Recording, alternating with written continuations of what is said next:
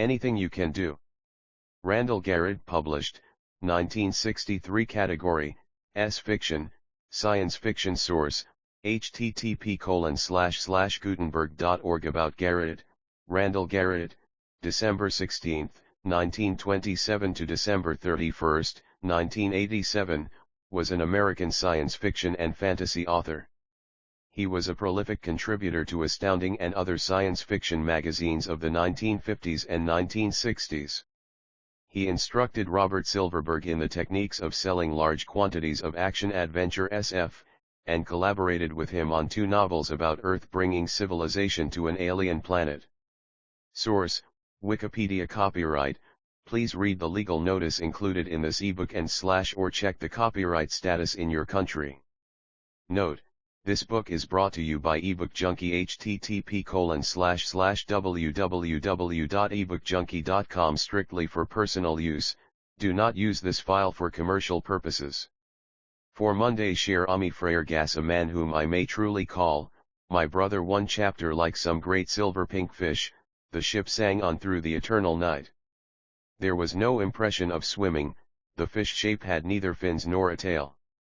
It was as though it were hovering in wait for a member of some smaller species to swoop suddenly down from nowhere, so that it, in turn, could pounce and kill. But still it moved and sang. Only a being who was thoroughly familiar with the type could have told that this particular fish was dying. In shape, the ship was rather like a narrow flounder, long, tapered, and oval in cross-section, but it showed none of the exterior markings one might expect of either a living thing or a spaceship.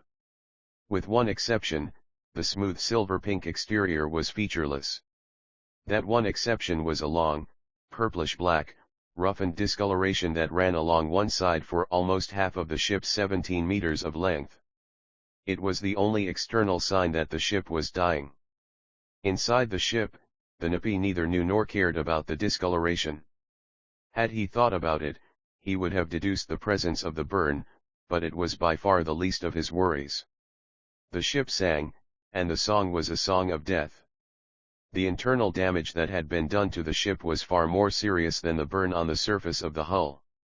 It was that internal damage which occupied the thoughts of the Napi, for it could, quite possibly, kill him. He had, of course, no intention of dying. Not out here. Not so far, so very far, from his own people. Not out here, where his death would be so very improper. He looked at the ball of the yellow-white sun ahead and wondered that such a relatively stable, inactive star could have produced such a tremendously energetic plasmoid, one that could still do such damage so far out. It had been a freak, of course. Such suns as this did not normally produce such energetic swirls of magneto-hydrodynamic force. But the thing had been there, nonetheless, and the ship had hit it at high velocity. Fortunately, the ship had only touched the edge of the swirling cloud, otherwise the ship would have vanished in a puff of incandescence. But it had done enough. The power plants that drove the ship at ultralight velocities through the depths of interstellar space had been so badly damaged that they could only be used in short bursts, and each burst brought them closer to the fusion point. Even when they were not being used, they sang away their energies in ululations of wavering vibration that would have been nerve-wracking to a human being. The Napi had heard the singing of the engines, recognized it for what it was, realized that he could do nothing about it, and dismissed it from his mind. Most of the instruments were powerless. The Napi was not even sure he could land the vessel. Any attempt to use the communicator to call home would have blown his ship to atoms. The Napi did not want to die, but, if die he must, he did not want to die foolishly.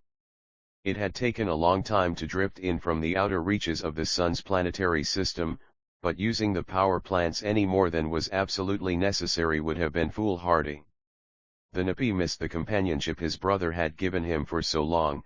His help would be invaluable now. But there had been no choice. There had not been enough supplies for two to survive the long inward fall toward the distant sun. The Napi, having discovered the fact first, had, out of his mercy and compassion, killed his brother while the other was not looking. Then, having disposed of his brother with all due ceremony, he had settled down to the long, lonely wait. Beings of another race might have cursed the accident that had disabled the ship, or regretted the necessity that one of them should die, but the Napi did neither, for, to him, the first notion would have been foolish and the second incomprehensible. But now, as the ship fell ever closer toward the yellow-white sun, he began to worry about his own fate. For a while, it had seemed almost certain that he would survive long enough to build a communicator, for the instruments had already told him and his brother that the system ahead was inhabited by creatures of reasoning power, if not true intelligence, and it would almost certainly be possible to get the equipment he needed from them. Now, though, it looked as if the ship would not survive a landing. He had had to steer it away from a great gas giant, which had seriously endangered the power plants. He did not want to die in space wasted, forever undevoured. At least, he must die on a planet, where there might be creatures with the compassion and wisdom to give his body the proper death rites. The thought of succumbing to inferior creatures was repugnant, but it was better than rotting to feed monocells or ectogenes, and far superior to wasting away in space. Even thoughts such as these did not occupy his mind often or for very long. Far better than any of those thoughts were thoughts connected with the desire and planning for survival. The outer orbits of the gas giants had been passed at last, and the Napi fell on through the asteroid belt without approaching any of the larger pieces of rock and metal. That he and his brother had originally elected to come into the system along its orbital plane had been a mixed blessing. To have come in at a different angle would have avoided all the debris from planetary size on down that is thickest in a star's equatorial plane, but it would also have meant a greater chance of missing a suitable planet unless too much reliance were placed on the already weakened power generators. As it was, the Napi had been fortunate in being able to use the gravitational field of the gas giant to swing his ship toward the precise spot where the third planet would be when the ship arrived in the third orbit. Moreover, the planet would be retreating from the Nip's line of flight, which would make the velocity difference that much the less. For a while the Napi had toyed with the idea of using the mining bases that the local lifeform had set up in the asteroid belt as bases for his own operations, but he had decided against it. Movement would be much freer and more productive on a planet than it would be in the belt. He would have preferred using the fourth planet for his base. Although much smaller, it had the same reddish, arid look as his own home planet, while the third planet was 3/4 drowned in water. But there were two factors that weighed so heavily against that choice that they rendered it impossible. In the first place, by far the greater proportion of the local inhabitants' commerce was between the asteroids and the third planet. Second, and even more important, the fourth world was at such a point in its orbit that the energy required to land would destroy the ship beyond any doubt. It would have to be the third world. As the ship fell inward, the Napi watched his pitifully inadequate instruments, doing his best to keep tabs on every one of the ships that the local life form used to move through space. He did not want to be spotted now, and even though the odds were against these beings having any instrument highly developed enough to spot his own craft, there was always the possibility that he might be observed optically. So he squatted there in his ship, a centipede-like thing about 5 feet in length and a little less than 18 inches in diameter, with 8 articulated limbs spaced in pairs along his body, each limb ending in a 5-fingered manipulatory organ that could be used equally well as hand or foot. His head, which was long and snout, displayed 2 pairs of violet eyes that kept a constant watch on the indicators and screens of the few instruments that were still functioning aboard the ship. And he waited as the ship fell toward its rendezvous with the third planet. 2 Chapter 1 Kolichenko pulled the collar of his uniform coat up closer around his ears and pulled the helmet and face mask down a bit. It was only early October, but here in the tundra country the wind had a tendency to be chill and biting in the morning, even at this time of year. Within a week or so, he'd have to start using the power pack on his horse to electrically warm his protective clothing and the horse's wrappings, but there was no necessity for that yet. He smiled a little, as he always did when he thought of his grandfather's remarks about such newfangled nonsense. "Your ancestors, son of my son," he would say, "conquered the tundra and lived upon it for thousands of years without the need of such womanish things. Are there no men any more? Are there none who can face nature alone and unafraid without the aid of artifices that bring softness? But Juan Kolichenko noticed, though out of politeness he never pointed it out, that the old man never failed to take advantage of the electric warmth of the house when the short days came and the snow blew across the country like fine white sand.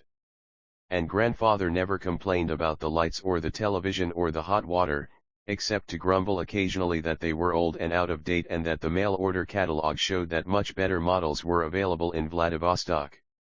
And Juan would remind the old man, very gently, that a paper forest ranger only made so much money, and that there would have to be more saving before such things could be bought. He did not ever remind the old man that he, Juan, was stretching a point to keep his grandfather on the payroll as an assistant. Juan Kolichenko patted his horse's rump and urged her softly to step up her pace just a bit. He had a certain amount of territory to cover, and although he wanted to be careful in his checking, he also wanted to get home early. Around him, the neatly planted forest of paper trees spread knotty, alien branches, trying to catch the rays of the winter waning sun. Whenever Juan thought of his grandfather's remarks about his ancestors, he always wondered, as a corollary, what those same ancestors would have thought about a forest growing up here, where no forest like this one had ever grown before. They were called paper trees because the bulk of their pulp was used to make paper. They were of no use whatever as lumber, but they weren't really trees, and the organic chemicals that were leached from them during the pulping process were of far more value than the paper pulp. They were mutations of a smaller plant that had been found in the temperate regions of Mars and purposely changed genetically to grow in the Siberian tundra country, where the conditions were similar to, but superior to, their natural habitat.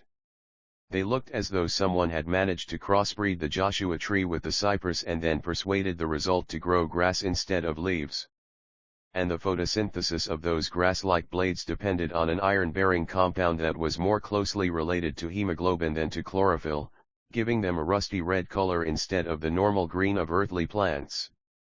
In the distance, Juan heard the whining of the wind increase, and he automatically pulled his coat a little tighter, even though he noticed no increase in the wind velocity around him. Then, as the whine became louder, he realized that it was not the wind. He turned his head toward the sound and looked up. For a long minute he watched the sky as the sound increased in volume, but he could see nothing at first. Then he caught a glimpse of motion, a dot that was hard to distinguish against the cloud-mottled gray sky. What was it? An air transport in trouble? There were 2 transpolar routes that passed within a few hundred miles of here, but no air transport he had ever seen made a noise like that.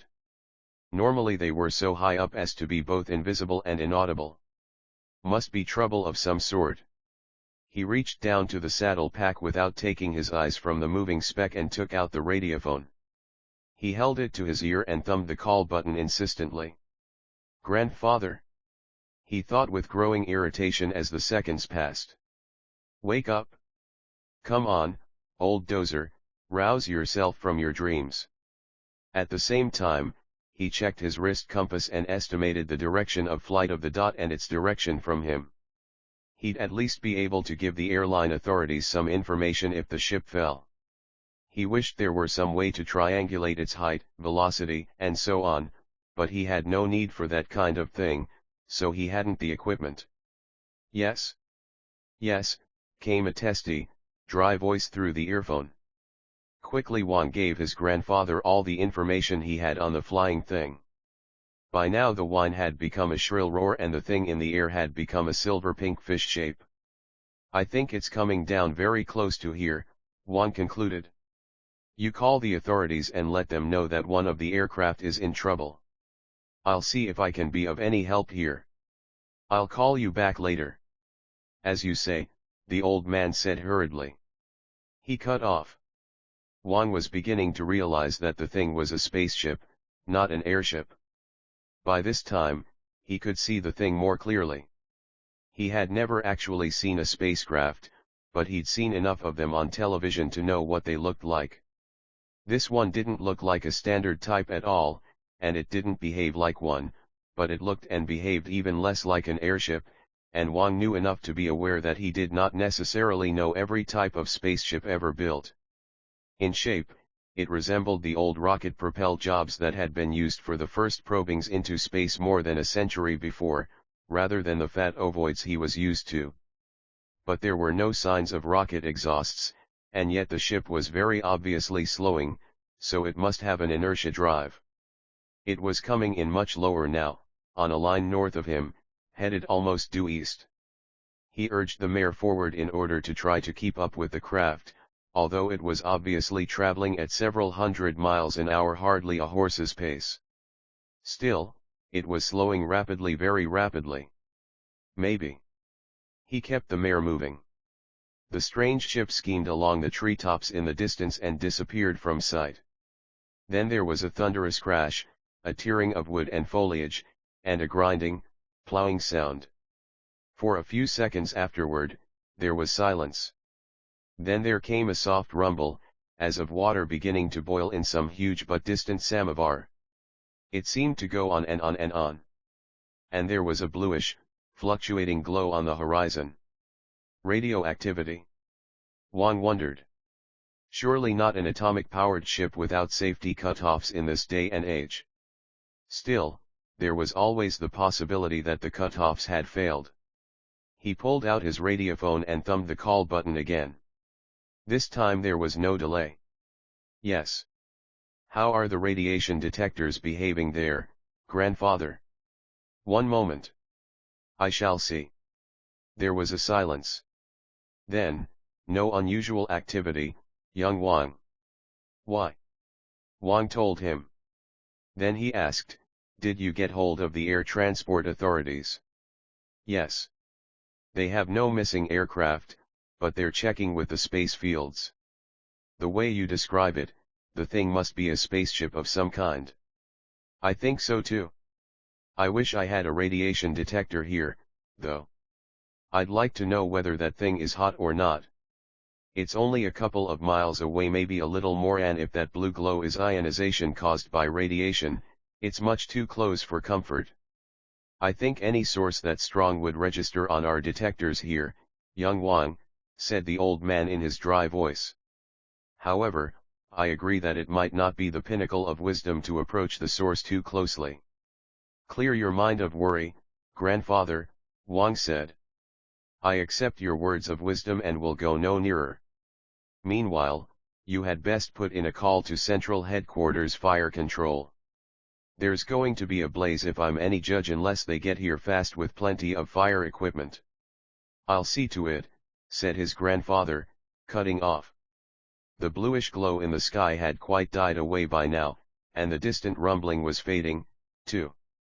And, oddly enough, there was not much smoke in the distance. There was a small cloud of gray vapor that rose, streamer-like, from where the glow had been, but even that was dissipated fairly rapidly in the chill breeze. Quite obviously there would be no fire. After several more minutes of watching, he was sure of it. There couldn't have been much heat produced in the explosion if it could really be called an explosion. Then Wang saw something moving in the trees between himself and the spot where the ship had come down. He couldn't see quite what it was, there in the dimness under the hanging, grass-like red strands from the trees, but it looked like someone crawling. "Hello, there," he called out. "Are you hurt?" There was no answer. Perhaps whoever it was did not understand Russian. Wang's command of English wasn't too good, but he called out in that language. Still there was no answer. Whoever it was had crawled out of sight. Then he realized it couldn't be anyone crawling. No one could even have run the distance between himself and the ship in the time since it had hit, much less crawled. He frowned. A wolf, then. Possibly. They weren't too common, but there were still some of them around. He unholstered the heavy pistol at his side. And as he slid the barrel free, he became the first human being ever to see the Nipi. For an instant, as the Nipi came out from behind a tree 15 feet away, Wang Kolichenko froze as he saw those four baleful violet eyes glaring at him from the snout head. Then he jerked up his pistol to fire. He was much too late. His reflexes were too slow by far. the Napi launched himself across the intervening space in a blur of speed that would have made a leopard seem slow. Two of the aliens' hands slapped aside the weapon with a violence that broke the man's wrist, while other hands slammed at the human's skull. Juan Kolichenko hardly had time to be surprised before he died. 3 Chapter The Napi stood quietly for a moment, looking down at the thing he had killed. His stomach churned with disgust. He ignored the fading hoofbeats of the slave animal from which he had knocked the thing that lay on the ground with a crushed skull. The slave animal was unintelligent and unimportant. This had been the intelligent one. But so slow. So incredibly slow. And so weak and soft. It seemed impossible that such a poorly equipped beast could have survived long enough on any world to become the dominant life form. Then again, perhaps it was not the dominant form. Perhaps it was merely a higher form of slave animal. He would have to do more investigating. He picked up the weapon the thing had been carrying and examined it carefully. The mechanism was unfamiliar, but a glance at the muzzle told him it was a projectile weapon of some sort. The spiraling grooves in the barrel were obviously intended to impart a spin to the projectile, to give it gyroscopic stability while in flight. He tossed the weapon aside. Now there was a certain compassion in his thoughts as he looked again at the dead thing. It must surely have thought it was faced with a wild animal, the Napi decided. Surely no being would carry a weapon for use against members of its own or another intelligent species. He examined the rest of the equipment on the thing. There was very little further information. The fabric in which it wrapped itself was crude, but ingeniously put together, and its presence indicated that the being needed some sort of protection against the temperature. It appeared to have a thermal insulating quality.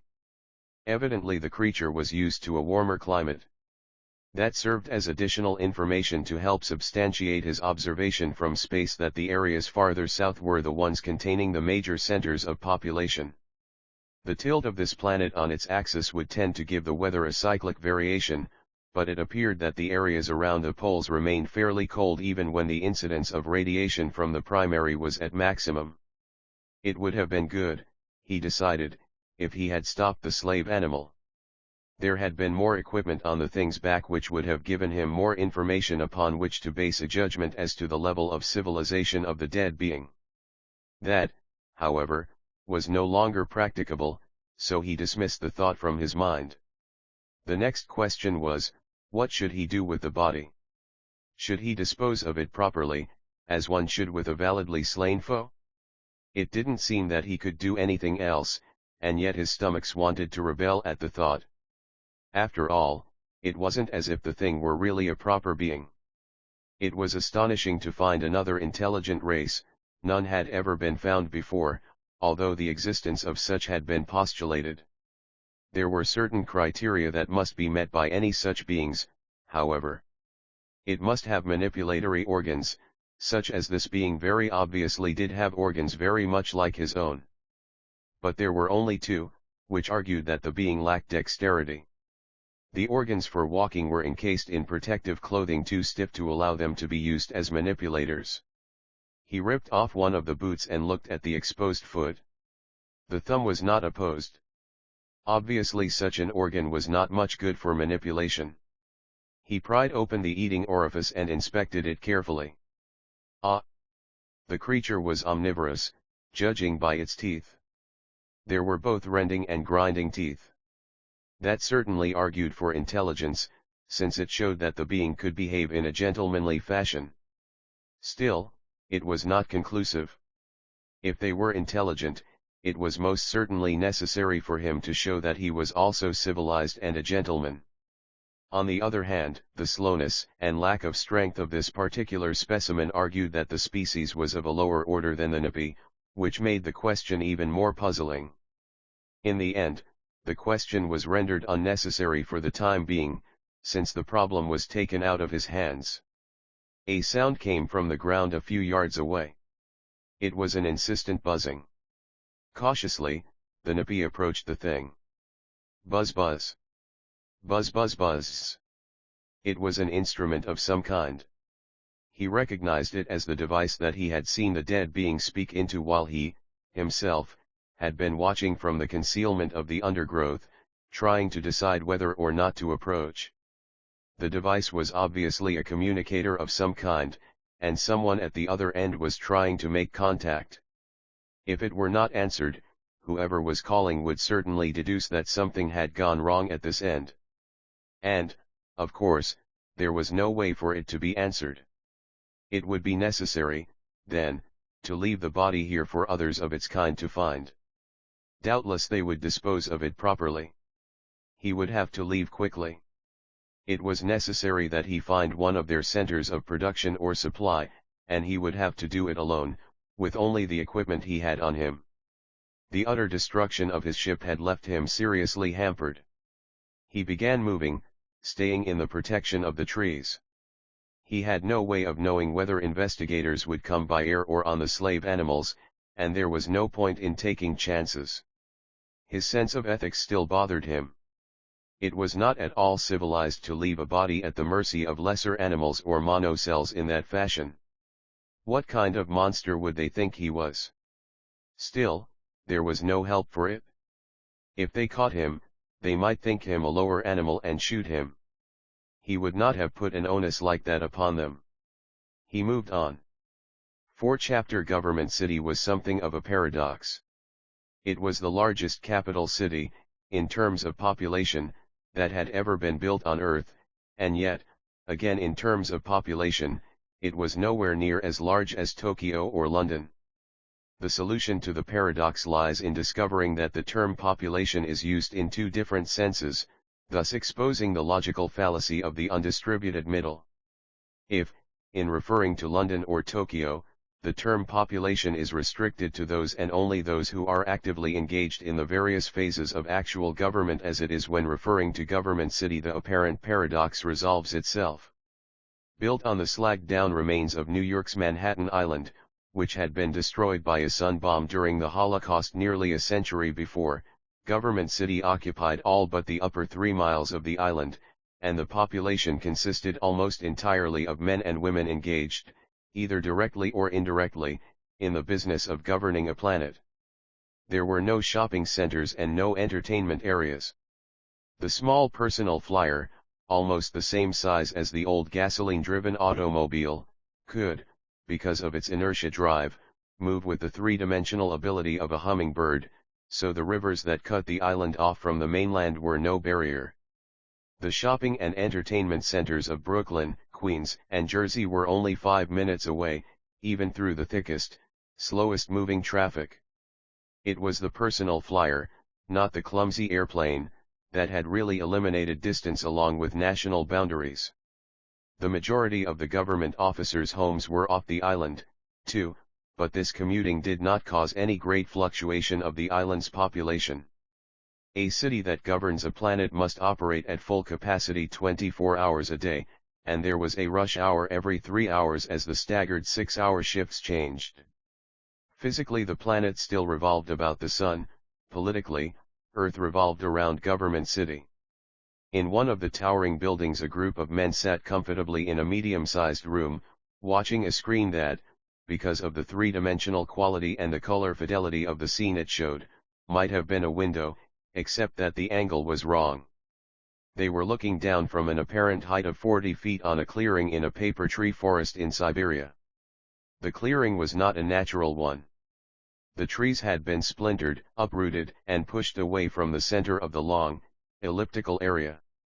The center of the area was apparently empty. One of the men, whose fingers were touching a control panel in the arm of his chair, said, "That is where the ship made its crash landing.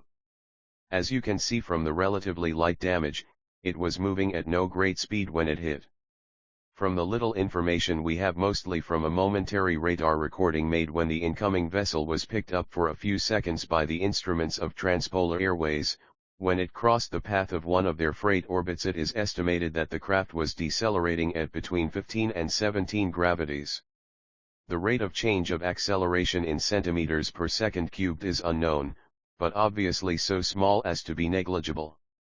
This picture was taken by the fire prevention flyers that came in response to an urgent call by the assistant of the forest ranger who was in charge of this section. There was no fire, asked one of the other men, looking closely at the image. None, said the speaker. We can't yet say what actually happened to the ship. We have only a couple of hints. One of our weather observers, orbiting at 400 miles, picked up a tremendous flash of hard ultraviolet radiation in the area around the 3000 angstrom band.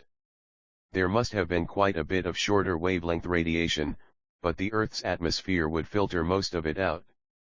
A recording of the radiophone discussion between the ranger and his assistant is the only other description we have. The ranger described a bluish glow over the site. Part of that may have been due to actual blue light given off by the well, call it burning, that word will do for now. But some of the blue glow was almost certainly due to ionization of the air by the hard ultraviolet. Look at this next picture. The scene remained the same, and yet there was a definite change. This was taken 3 days later. If you'll notice, the normal rust red of the foliage has darkened to a purplish brown in the area around the crash site. Now a Martian paper tree, even in the mutated form, is quite resistant to UV, since it evolved under the thin atmosphere of Mars, which gives much less protection from ultraviolet radiation than Earth's does. Nevertheless, those trees have a bad case of sunburn. And no heat, said a third man. Wow. Oh, there was some heat, but not anywhere near what you'd expect. The nearer trees were rather dry, as though they'd been baked, but only at the surface, and the temperature probably didn't rise much above 150 centigrade. How about X-rays? Asked still another man. Anything shorter than 100 angstroms detected? No. If there was any radiation that hard, there was no detector close enough to measure it. We doubt, frankly, whether there was any.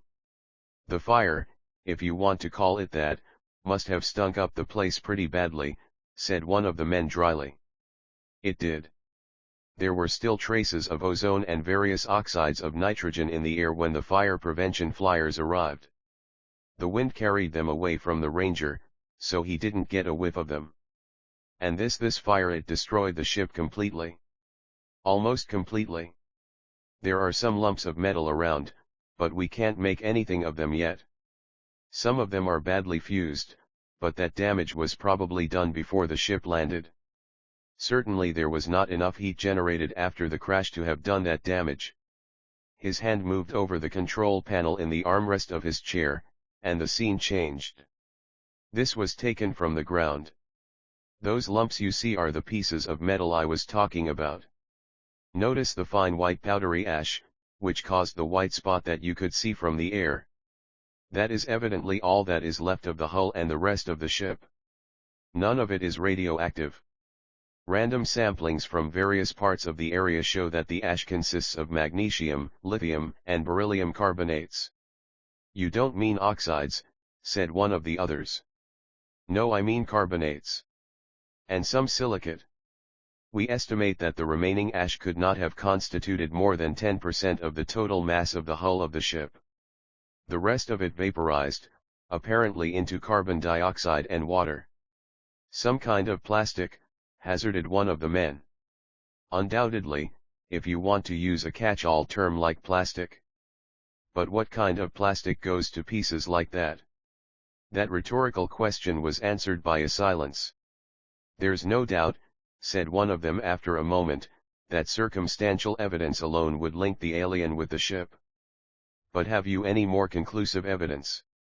The hand moved, and the scene changed again. It was not a pretty scene. That, as you can see, is a close-up of the late Juan Kolichenko, the forest ranger who was the only man ever to see the alien ship before it was destroyed. Notice the peculiar bruises on the cheek and ear, the whole side of the head. The pattern is quite similar on the other side of the head. It looks rather like a handprint. It is. Kolichenko was slapped hard, on both sides of his head. It crushed his skull. There was an intake of breath. This next picture, the scene changed. Shows the whole body. If you'll look closely, you'll see the same sort of prints on the ground around it. All very much like handprints. And that ties in very well with the photographs of the alien itself. "There's no doubt about it," said one of the others. "The connection is definitely there." The lecturer's hand moved over the control panel again, and suddenly the screen was filled with the image of an 8-limbed horror with 4 glaring violet eyes. In spite of themselves, a couple of the men gasped.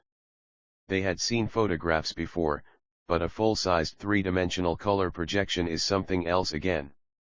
Until 3 weeks ago, we knew of no explanation for the peculiar happenings in northern Asia. After 8 months of investigation, we found ourselves up against a blank wall. Nothing could account for that peculiar fire nor for the queer circumstances surrounding the death of the forest ranger. The investigators suspected an intelligent alien life form, but well, the notion simply seemed too fantastic. Attempts to trail the being by means of those peculiar footprints failed. They ended at a riverbank and apparently never came out again. We know now that it swam downstream for over 100 miles. Little wonder it got away. Even those investigators who suspected something non-human pictured the being as humanoid, or, rather, anthropoid in form. The prints certainly suggest those of an ape. There appeared to be 4 of them, judging by the prints, although frequently there were only 3 and sometimes only 2. It all depended on how many of his feet he felt like walking on. And then the whole herd of them dived into a river and never came up again, remarked one of the listeners. Exactly. You can see why the investigators kept the whole thing quiet. Nothing more was seen, heard, or reported for 8 months. Then, 3 weeks ago, a non-vision phone call was received by the secretary of the Board of Regents of the Khrushchev Memorial Psychiatric Hospital in Leningrad. An odd, breathy voice, speaking very bad Russian, offered a meeting. It was the alien. He managed to explain, in spite of the language handicap, that he did not want to be mistaken for a wild animal, as had happened with the forest ranger. The secretary, Mr. Rogov, felt that the speaker was probably deranged, but, as he said later, there was something about that voice that didn't sound human. He said he would make arrangements, and asked the caller to contact him again the next day. The alien agreed. Rogov then "Excuse me," one of the men interrupted apologetically, "but did he learn Russian all by himself, or has it been established that someone taught him the language?" The evidence is that he learned it all by himself, from scratch, in those 8 months. I see. Excuse my interruption. Go on. Mr. Rogov was intrigued by the story he had heard. He decided to check on it. He made a few phone calls, asking questions about a mysterious crash in the paper forests, and the death of a forest ranger. Naturally, those who did know were curious about how Mr. Rogov had learned so much about the incident. He told them. By the time the alien made his second call, a meeting had been arranged. When he showed up, those of the board who were still of the opinion that the call had been made by a crank or a psychosis case changed their minds very rapidly. "I can see why," murmured someone. "The alien's ability to use Russian is limited," the speaker continued. "He picked up vocabulary and grammatical rules very rapidly, but he seemed completely unable to use the language beyond discussion of concrete objects and actions. His mind is evidently too alien to enable him to do more than touch the edges of human communication. For instance, he called himself Nepi or Neep, but we don't know whether that refers to him as an individual or as a member of his race. Since Russian lacks both definite and indefinite articles, it is possible that he was calling himself a Nepi or the Nepi. Certainly that's the impression he gave." In the discussions that followed, several peculiarities were noticed, as you can read in detail in the reports that the board and the government staff prepared. For instance, in discussing mathematics, the Nepi seemed to be completely at a loss. He apparently thought of mathematics as a spoken language rather than a written one and could not progress beyond simple diagrams. That's just one small example. I'm just trying to give you a brief outline now, you can read the reports for full information. He refused to allow any physical tests on his body, and, short of threatening him at gunpoint, there was no practicable way to force him to accede to our wishes. Naturally, threats were out of the question. Couldn't X-rays have been taken surreptitiously, asked one of the men. It was discussed and rejected. We have no way of knowing what his tolerance to radiation is, and we didn't want to harm him. The same applies to using any anesthetic gas or drug to render him unconscious. There was no way to study his metabolism without his cooperation unless we were willing to risk killing him. I see. Naturally we couldn't harm him. Exactly. The Napi had to be treated as an emissary from his home world wherever that may be. He has killed a man, yes. But that has to be allowed as justifiable homicide in self-defense, since the forester had drawn a gun and was ready to fire. Nobody can blame the late Juan Kolichenko for that, but nobody can blame the Napi, either. They all looked for a moment in silence at the violet eyes that gazed at them from the screen.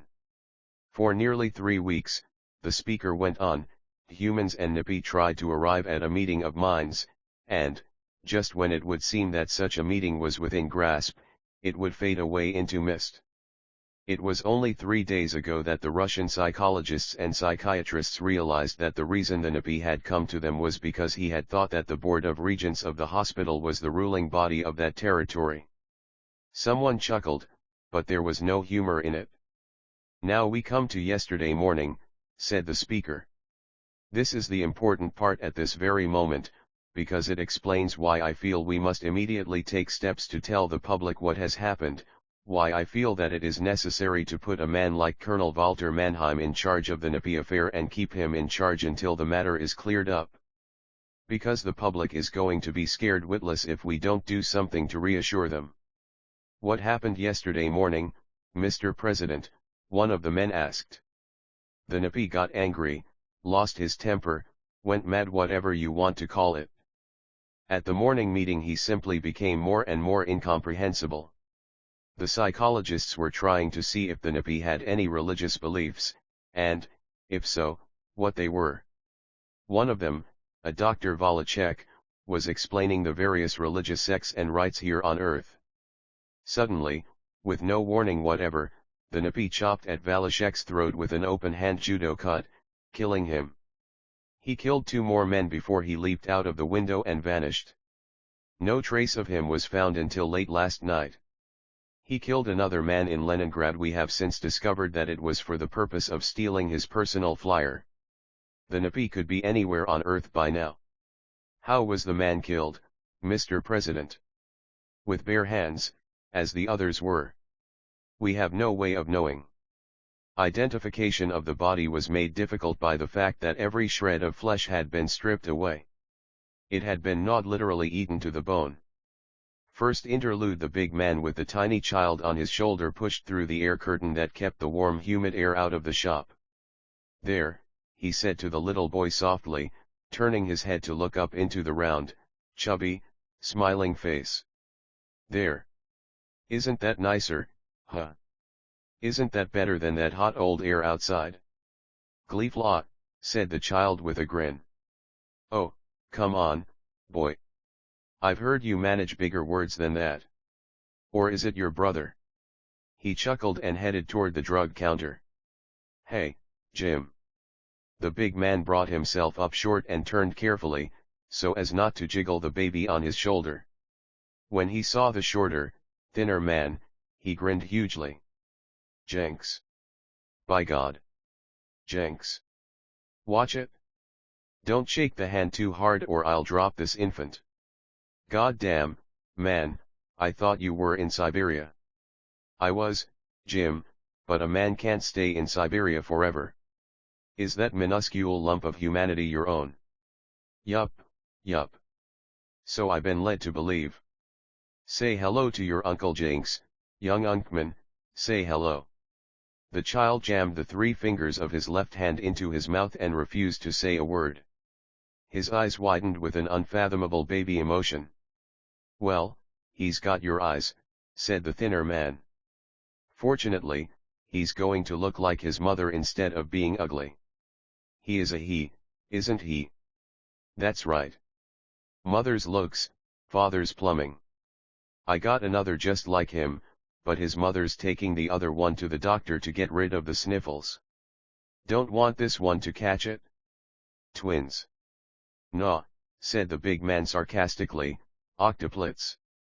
The government took 75% for taxes.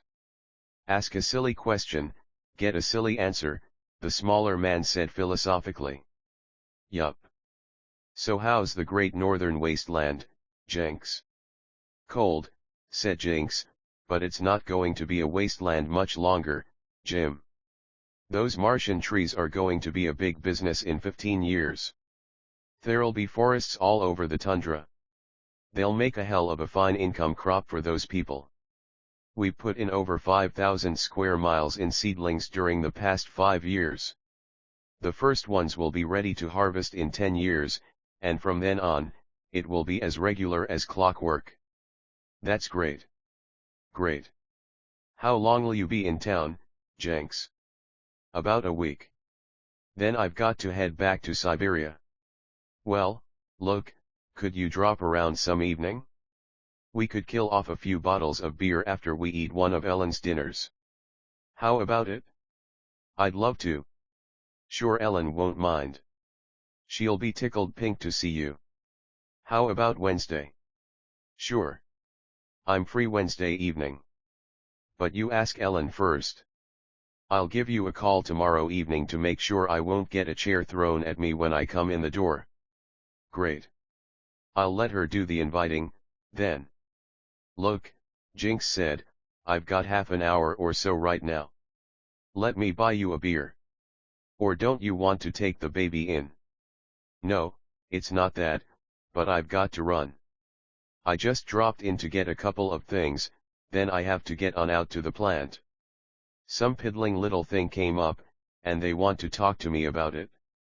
He patted the baby's leg. Nothing personal, pal, he said in a soft aside. You taking the baby into an atomic synthesis plant? Jinx asked. Why not? It's safe as houses. You've still got the Holocaust jitters, my friend. He'll be safer there than at home. Besides, I can't just leave him in a locker, can I? I guess not. Just don't let him get his genes irradiated, Jinx said, grinning. So long. I'll call tomorrow at 2000. Fine. See you then. So long. The big man adjusted the load on his shoulder and went on toward the counter. 5 Chapter 2/5 of a second. That was all the time Bart Stanton had from the first moment his supersensitive ears heard the first faint whisper of metal against leather. He made good use of the time. The noise had come from behind and slightly to the left of him, so he drew his left-hand weapon and spun to the left as he dropped to a crouch. He had turned almost completely around, drawn his gun, and fired 3 shots before the other man had even leveled his own weapon. The bullets from Stanton's gun made 3 round spots on the man's jacket, almost touching each other, and directly over the heart. The man blinked stupidly for a moment, looking down at the spots. My God, he said softly.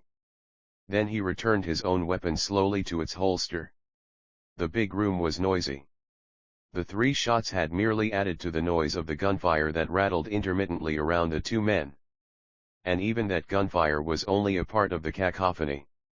The tortured molecules of the air in the room were so besieged by the beat of drums, the blare of trumpets, the crackle of lightning, the rumble of heavy machinery, the squawks and shrieks of horns and whistles, the rustle of autumn leaves, the machine gun snap of popping popcorn, the clink and jingle of falling coins, and the yelps, bellows, howls, roars, snarls, grunts, bleats, moos, purrs, cackles, quacks, chirps, buzzes, and hisses of a myriad of animals, that each molecule would have thought that it was being shoved in 100,000 different directions at once if it had had a mind to think with.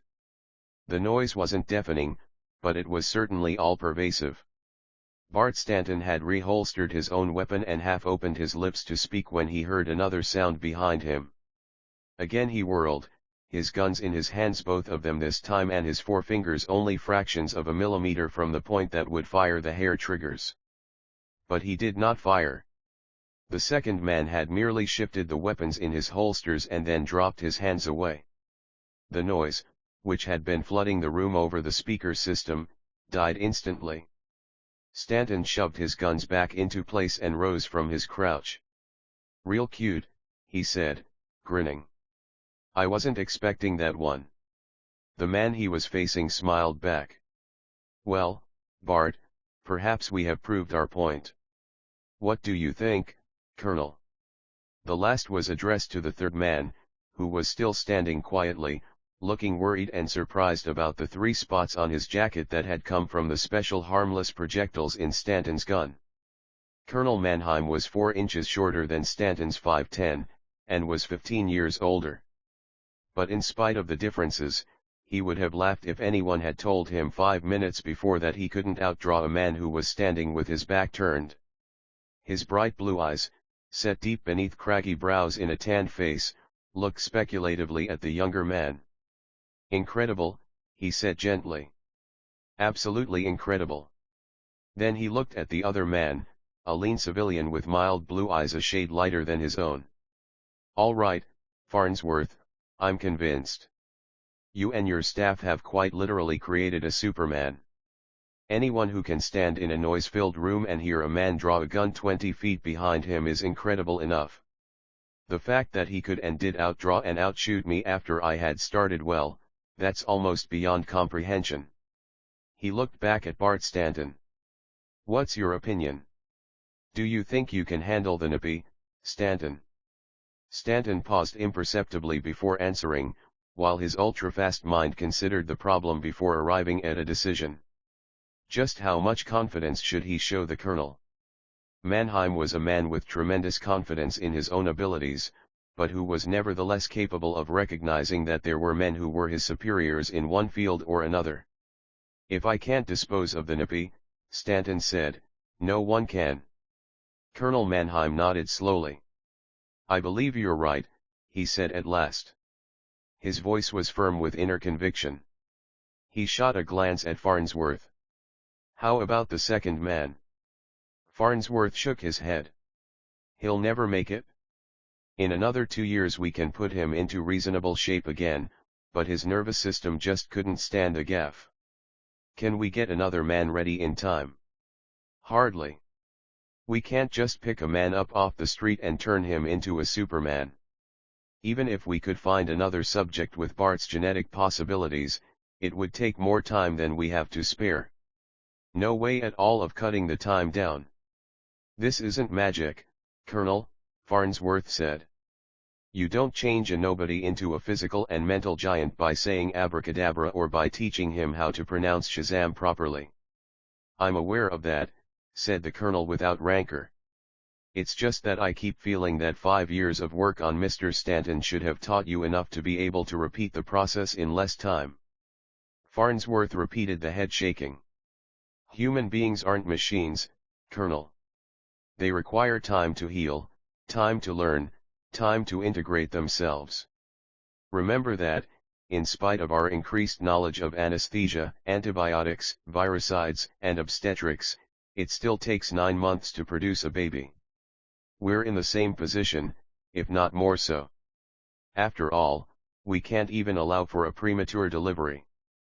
"I know," said Mannheim.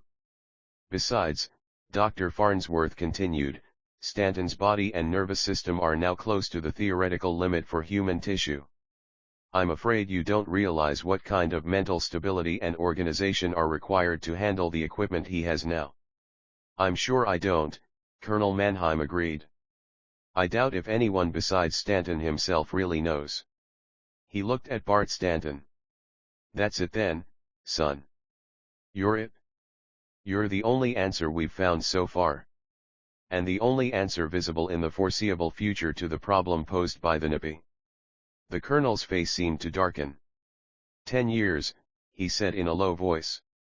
10 years that inhuman monster has been loose on Earth. He's become a legend.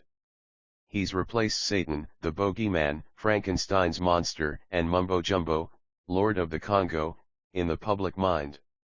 Read the news facts, watch the newscasts. Take a look at popular fiction. He's everywhere at once. He can do anything. He's taken on the attributes of the jinn, the vampire, the ghoul, the werewolf, and every other horror and hobgoblin that the mind of man has conjured up in the past 500,000 years. That's hardly surprising, Colonel, Bart Stanton said with a wry smile. If a human being had gone on a 10-year rampage of robbery and murder, showing himself as callously indifferent to human life and property as you and I would be to the life and property of a cockroach, and if, in addition, he proved impossible to catch, such a person would be looked upon as a demon too. And if you add to that the fact that the Napi is not human, that he is as frightening in appearance as he is in actions, what can you expect? I agree, said Dr. Farnsworth. Look at Jack the Ripper and consider how he terrorized London a couple of centuries ago. I know, said Colonel Mannheim. There have been human criminals whose actions could be described as inhuman, but the Napi has some touches that few human criminals have thought of and almost none would have the capacity to execute. If he has time to spare, his victims become an annoying problem in identification when they're found. He leaves nothing but well-gnawed bones. And by time to spare, I mean 20 or 30 minutes.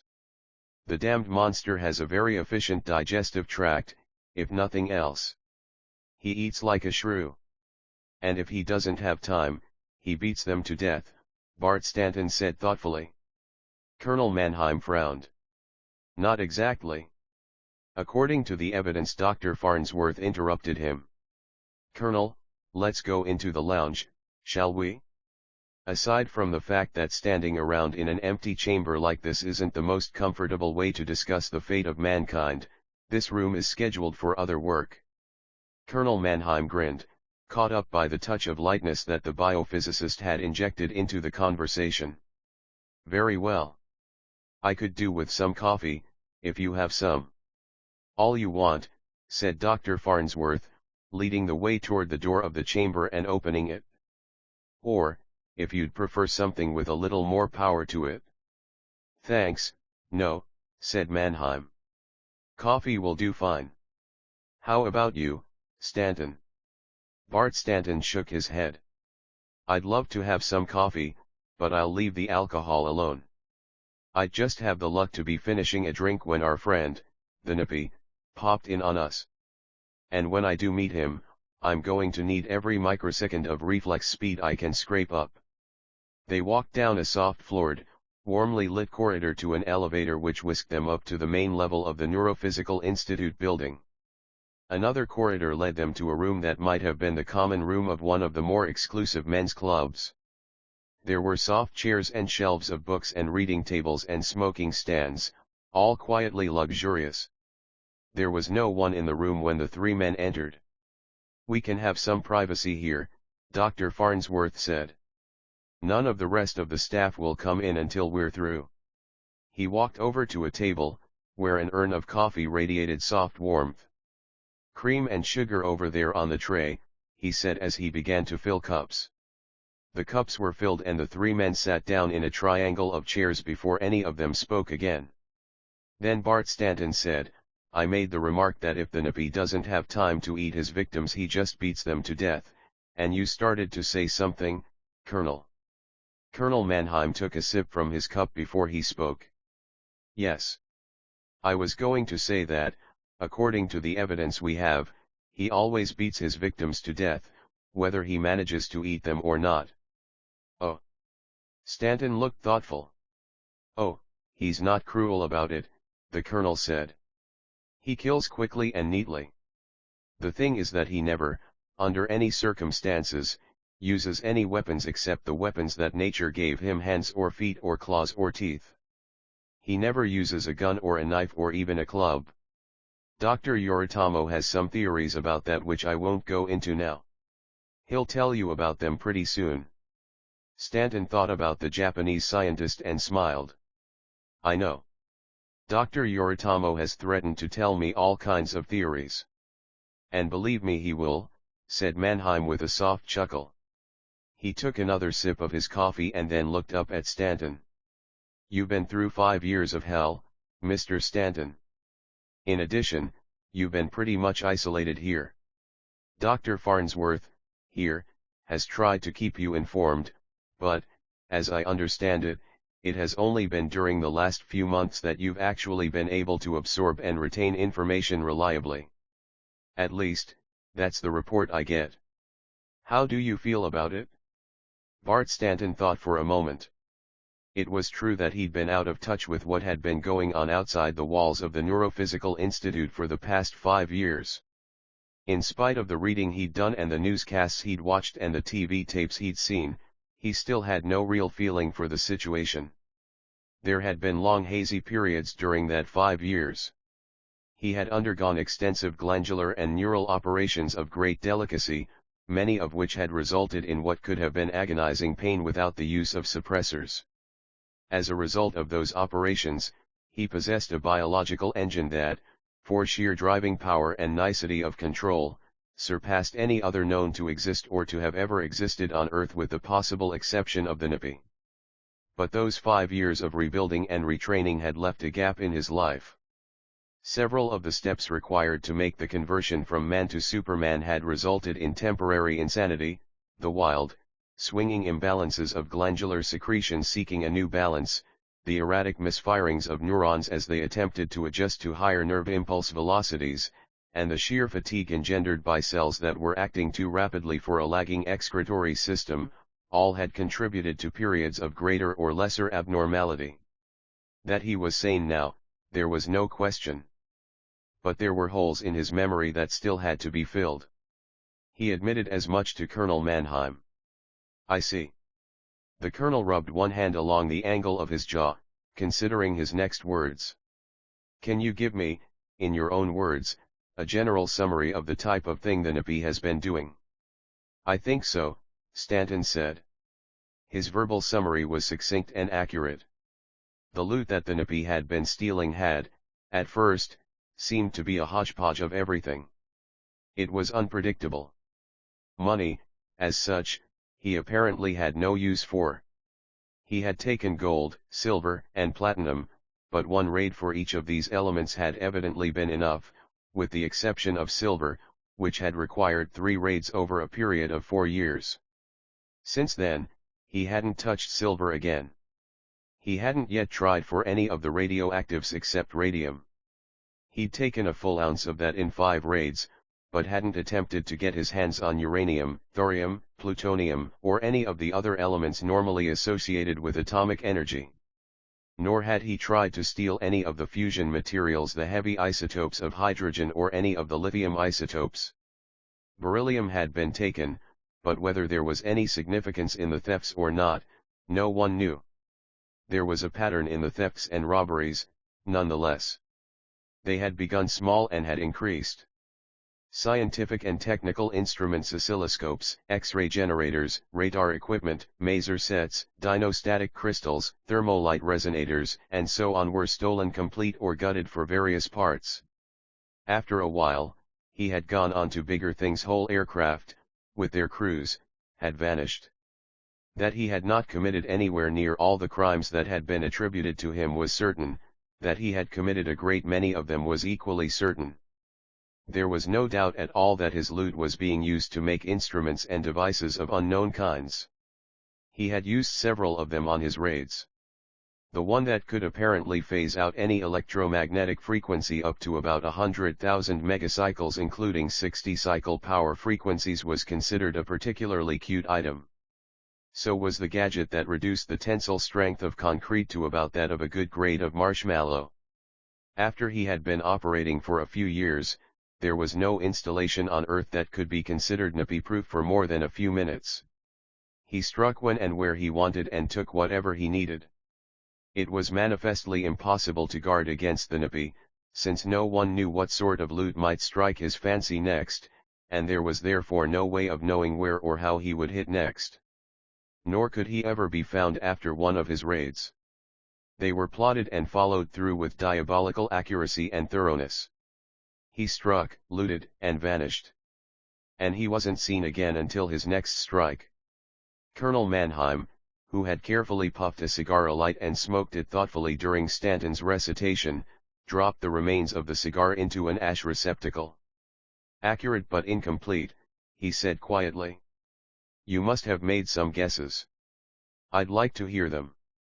Stanton finished the last of his coffee and glanced at Dr. Farnsworth. The biophysicist was thoughtfully looking down at his own cup, his expression unreadable. "All right," Stanton thought, "he's looking for something. I'll let him have both barrels and see if I hit the target." "I've thought about it," he admitted. He got up, went over to the coffee urn, and refilled his cup. "I've got a pet theory of my own. It's just a notion, really. I wouldn't dare reduce it to syllogistic form, because it might not hold much water, logically speaking. But the evidence seems conclusive enough to me." He walked back to his seat. Colonel Mannheim was watching him, a look of interest on his face, but he said nothing. "To me," Stanton said, "it seems incredible that the combined intelligence and organizational ability of the UN government is incapable of finding anything out about one single alien, no matter how competent he may be. Somehow, somewhere, someone must have gotten a line on the Nippy. He must have a base for his operations, and someone should have found it by this time. I may be faster and stronger and more sensitive than any other living human being, but that doesn't mean I have superhuman powers, or that I'm a magician. And I'm quite certain that you, Colonel, don't credit me with such abilities. You don't believe that I can do in a short time what the combined forces of the government couldn't do in 10.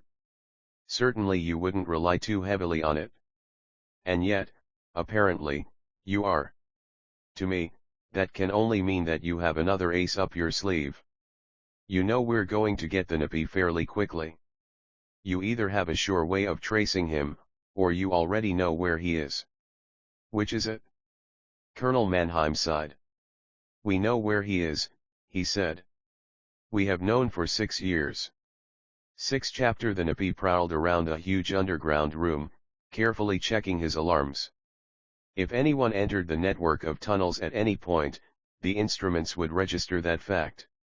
They had to be adjusted, of course, for the presence of the small, omnivorous quadrupeds that ran through the tunnels in such numbers, but anything larger than they would be noted immediately. He did not like to leave this place. Here, over a period of 10 revolutions of this planet about its primary, he had built himself a nest that was almost comfortable. Here, too, were his workshops and his storehouses. He had reason to believe that he was safe here, screened and protected as he was, but each time he left or entered he ran the chance of being observed. Still, there was no help for it. Thus far, he had been hampered by technical problems. There were things he needed that he could not make for himself. Even his own vast memory, with its every bit of information instantly available, could only contain what had been acquired over a lifetime, and even his long life had not been long enough to acquire every bit of knowledge he needed. His work had been long and tedious. There were many things that could neither be made in his workshops nor obtained from the natives, things he did not know how to make and which the local species had not yet evolved in their own technology. Or, more likely, which had not been allowed them. In such cases, he had had to make do with other, lesser techniques, which added to the complexity of his job. But now another problem had intruded itself into his schedule. He had a name. Colonel Walter Mannheim. The meaning of the verbal symbolism was unknown to him. The patterns of the symbolism were even more evasive than the patterns of the language itself. Colonel seemed simple enough. It indicated a certain socio-military class that was rigidly defined in one way and very hazy in another. But the meanings and relationships of both Walter and Mannheim were beyond him. What difference, for instance, was there between a Walter and a William? Did a Mannheim outrank a Mandeville, or the other way around? What functions differentiated a John Smith from a Peter Taylor? He knew what a John was and what a Smith was, but John Smith was not, apparently, necessarily associated with sanitary plumbing. The meaning of some other names eluded him entirely. But that made little difference at the moment. The meaning of Colonel Walter Mannheim's symbolic nomenclature was secondary in comparison with his known function. That required that the NAPI must eventually find and confront Colonel Walter Mannheim. It meant time lost, of course. It meant that precious time, which should be given to building his communicator, must be given over to what was merely a protective action. But there was nothing to do but go on. It would never have occurred to the NAPI to give up, for to quit meant to die. And to die here, now was unthinkable. His alarms were all functioning, his defenses all set. He could now leave his hideaway knowing that if it were broken into while he was away he would be warned in time. But he had no real fear of that. He had done everything he could do. And no intelligent creature, to the Knight's way of thinking, would waste time worrying about a situation he could not improve upon. Taking with him the equipment he needed for the job he had to do, he entered the tunnel that ran southward from his base of operations. Once, as he moved along, one of the little quadrupeds approached him, its teeth bared. With an almost negligent flip of one powerful, super-fast hand, he slammed it against a nearby wall. It dropped and lay still. Another of its kind approached it cautiously. The NAPI noticed the approach with approval. The quadrupeds had no real intelligence, but they had the proper instincts. At last the NAPI came to another of the many places where the tunnels met with others of the network. He crossed through several rooms, all very large and cluttered with the dusty, long-dead bones of hundreds of the local intelligent life form if, and he was not sure in his own mind of this, they could actually be called intelligent. But he moved carefully, stepping over the human bones and the empty, staring skulls. They had apparently been properly devoured, although he could not be sure whether it had been done by their own kind or by the little quadrupeds. Nonetheless, he would not willingly disturb their repose. He went on into the tunnel that led westward and followed it as it began to angle down. Finally he came to the water's edge. To a human being, the cold expanse of water that gleamed like ink in the light of the Knight's illuminator would have been a barricade as impenetrable as steel. But to the NAPI the tidal pool was simply another of his defenses, for it concealed the only entrance he ever used. He went in after adjusting his scuba mask and began swimming toward the opening that led to the estuary of the sea, his 8 strong limbs working in unison in a way that would have been the envy of a rowing team. At the jagged hole in the tunnel wall, the gap that led into open water, he paused to check his instruments. Only after he was certain that there were no sonar or other detector radiations did he propel himself onward, out into the estuary itself. An hour later, he was warily circling the spot where his little submarine was hidden. He pressed a button on a small device in his hand, and a signal was sent to the submarine. The various devices within it all responded properly. Nothing had been disturbed since the NAPI had set those devices weeks before. This was the touchiest part of any of his expeditions.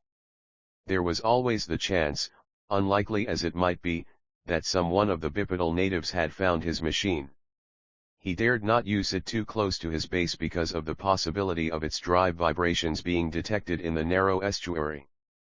Out here in the open sea there was far less likelihood of that, but leaving his submarine concealed out here increased the danger he exposed himself to every time he left his hidden nest. Satisfied that the machine was just as he had left it, he entered it and started its engines. He moved slowly and cautiously until he was well out to sea, well away from the continental shelf and over the ocean deeps. Then and only then did he accelerate to full cruising speed. The full moon was in the west, hiding behind an array of low, scudding clouds, revealing its radiance in fitful bursts of silvery splendor that died again as another clotted cloud moved before the face of the white disk. The shifting light, shining through the breeze-tossed leaves of the palm trees on the beach below, made strange shadows on the sand, ever-changing patterns of gray and black on a background of white, moonlit sand. But the strangest shadow of all was one that did not change as the others did, a great centipede-like shape that seemed to wash slowly ashore on the receding tide. For a short while, it remained at the water's edge, apparently unmoving in the wash of the waves. Then, keeping low and balancing himself on his third pair of limbs, the Napi moved in across the beach. The specially constructed sandals he wore left behind them a set of very human-looking prints that would remain unnoticed among the myriad of others that were already on the beach, left there by daytime bathers. It required more time yet to reach the city, and still more time to find the place he was looking for. It was almost dawn before he managed to find a storm sewer in which to hide for the day. It was partly his difficulty in finding a given spot in a city, almost any city, that had convinced the Napi that the pseudo-intelligence of the bipeds of this planet could not really be called true intelligence. There was no standardized method of orienting oneself in a city. Not only were no two cities alike in their orientation systems, but the same city would often vary from section to section. Their CO-ordinate systems meant almost nothing.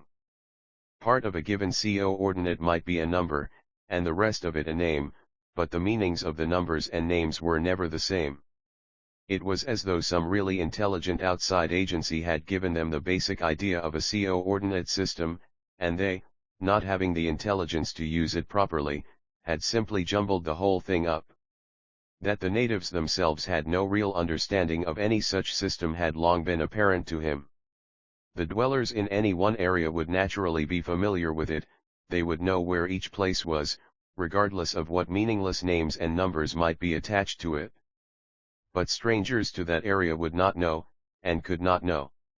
The only thing they could possibly do would be to ask directions of a local citizen, which, the Napi had learned, was exactly what they did. Unfortunately, it was not that simple for the Napi. There was no way for him to walk up to a native and inquire for an address. He had to prowl unseen through the alleys and sewers of a city, picking up a name here, a number there, by eavesdropping on street conversations. He had found that every city contained certain uniformed individuals whose duty it was to direct strangers, and by focusing a directional microphone on such men and listening, it was possible to glean little bits of knowledge that could eventually be coordinated into a whole understanding of the city's layout. It was a time-consuming process, but it was the only way the job could be done. Reconnaissance took a tremendous amount of time away from his serious work, but that work could not proceed without materials to work with, and to get those materials required reconnaissance. The dilemma was unavoidable. And, being what he was, the Napi accepted the unavoidable and pursued his course with phlegmatic equanimity. Overhead, the city was beginning to waken. The volume of sound began to increase. Police patrolman John Flanders relieved his fellow officer, patrolman Fred Pilsudski, at a few minutes of 8 in the morning. It was a beautiful day, even for Miami. In the east, the morning sun shone brightly through the hard, transparent pressure glass that covered the street, making the smooth, resilient surface of the street itself glow with warm light. Overhead, patrolman Flanders could see the aircars in their incessant motion, apparently random, unless one knew what the traffic pattern was and how to look for it. It was patrolman Flanders' immediate ambition to be promoted to traffic patrol, so that he could be in an aircar above the city instead of watching pedestrians down here on the streets. "Morning, Fred," he said to his brother officer. "How'd the night go?" "Hi, Johnny." "Pretty good. Not much excitement." He looked at his wristwatch. "You're a couple minutes early yet." "Yeah. The baby started singing for his breakfast at a god-awful hour. Harriet woke up to feed him, which woke me up, so here I am. If you want to give me the call button, I'll take over. You can go get yourself a cup of coffee." "I'm up to here with coffee," Pilsudski said, indicating a point just below his left ear. "I'll have a beer instead." He touched a switch at his belt and said, "Area 37 HQ, this is 13,392 Pilsudski." A voice in his helmet phone said, 37 HQ, go ahead, Pilsudski. Time, 0758 hours. I am being relieved by 14,278 Flanders. Right. Go ahead. Pilsudski took off the light, strong helmet, reached inside it, opened a small sliding panel, and took out an object the size and shape of an aspirin tablet, the sealed unit that permitted him to understand the conversation over the police wave band. Without it, the police calls would have been gibberish.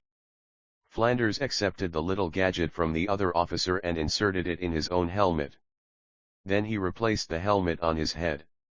Area 37 HQ, this is 14,278 Flanders. I am relieving 13,392 Pilsudski.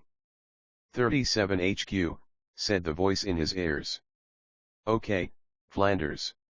Transfer recorded. Police Patrolman John Flanders, badge number 14,278, was now officially on duty. He looked up into the sky. Now there's the place to be on a day like this, Fred. Traffic patrol. Not me, said Pilsudski. Too damn dull. I was on it for 6 months. Damn near drove me nuts. Nobody to talk to but another cop, same cop, day after day. He was a nice guy, don't get me wrong, but Christ.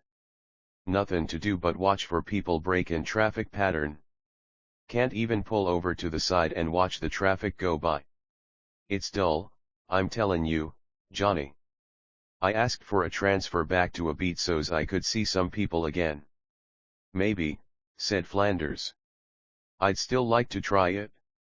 Everybody to their own taste, I guess. Mitchell and Warba were in luck last night, though. Excitement. He sounded as though he meant the word to be sarcastic. What happened? Flanders asked. Some boob was having a fight with his wife and his air intake was goofing off at the same time. So, while she's yelling at him, he puts his air car on hover. He pointed upward. Right up there, in level 2. He opens the window of his air car, mind you. His air intake ain't workin', like I said. Mitchell, in car 87, spots him and heads for him, figuring there's trouble. But no trouble, asked Flanders. Trouble enough. The driver's old lady throws a wrench at him, and it goes out the window. He chuckled. First I heard about it was when that damn wrench comes down and bounces off the pressure glass, then up to the side of the building there, and back to the pressure glass. Then it slides off into the rain gutter. Flanders looked up at the curve of hard, tough, almost invisible pressure glass that covered the street. With all the cars overhead that we got in the city, Flanders said philosophically, something like that's bound to happen every so often. That's why that glass is up there, besides for keeping the rain off your head. Yeah, Pilsudski said. Anyway, Mitchell and Warba got there just as she tossed the wrench. Arrested both of them. Now, wasn't that exciting? Flanders grinned. Fred, if the rest of their tour of duty was as dull as you say it was, then I reckon that must have been real exciting. Ha! Pilsudski shrugged. Well, I'm for that beer. See you tomorrow, Johnny. Right. Take care o' yourself. As Pilsudski walked away, Flanders put his hands behind his back, grasping the left in the right. He spread his feet slightly apart.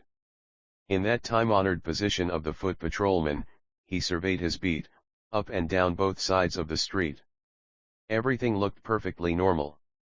Another working day had begun. He had no idea that he was standing only a few yards from the most hated and feared killer on the face of the earth. The only clue that he could possibly have had to that killer's presence was a small ovoid the size and shape of a match head, a dark, dull gray in color, which protruded slightly from a sewer grating 6 feet away, supported on a hair-thin stalk. In one end was a tiny dark opening, and that opening was pointed directly at Officer Flanders' head. When he began walking slowly down the street, the little ovoid moved, turning slowly on its stalk to keep that dark hole pointed steadily. It was so small, that ovoid, and so inconspicuous, that no one, even looking directly at it, would have noticed it. The Napi could see and hear without being either seen or heard himself. All morning long the tiny ovoid remained in place, watching, listening. At 11:24 a woman in a cherry pink dress walked up to Officer Flanders and said, "Pardon me, officer. Could you tell me where I could find the Donahue building?" And while the policeman told her, the NP listened carefully.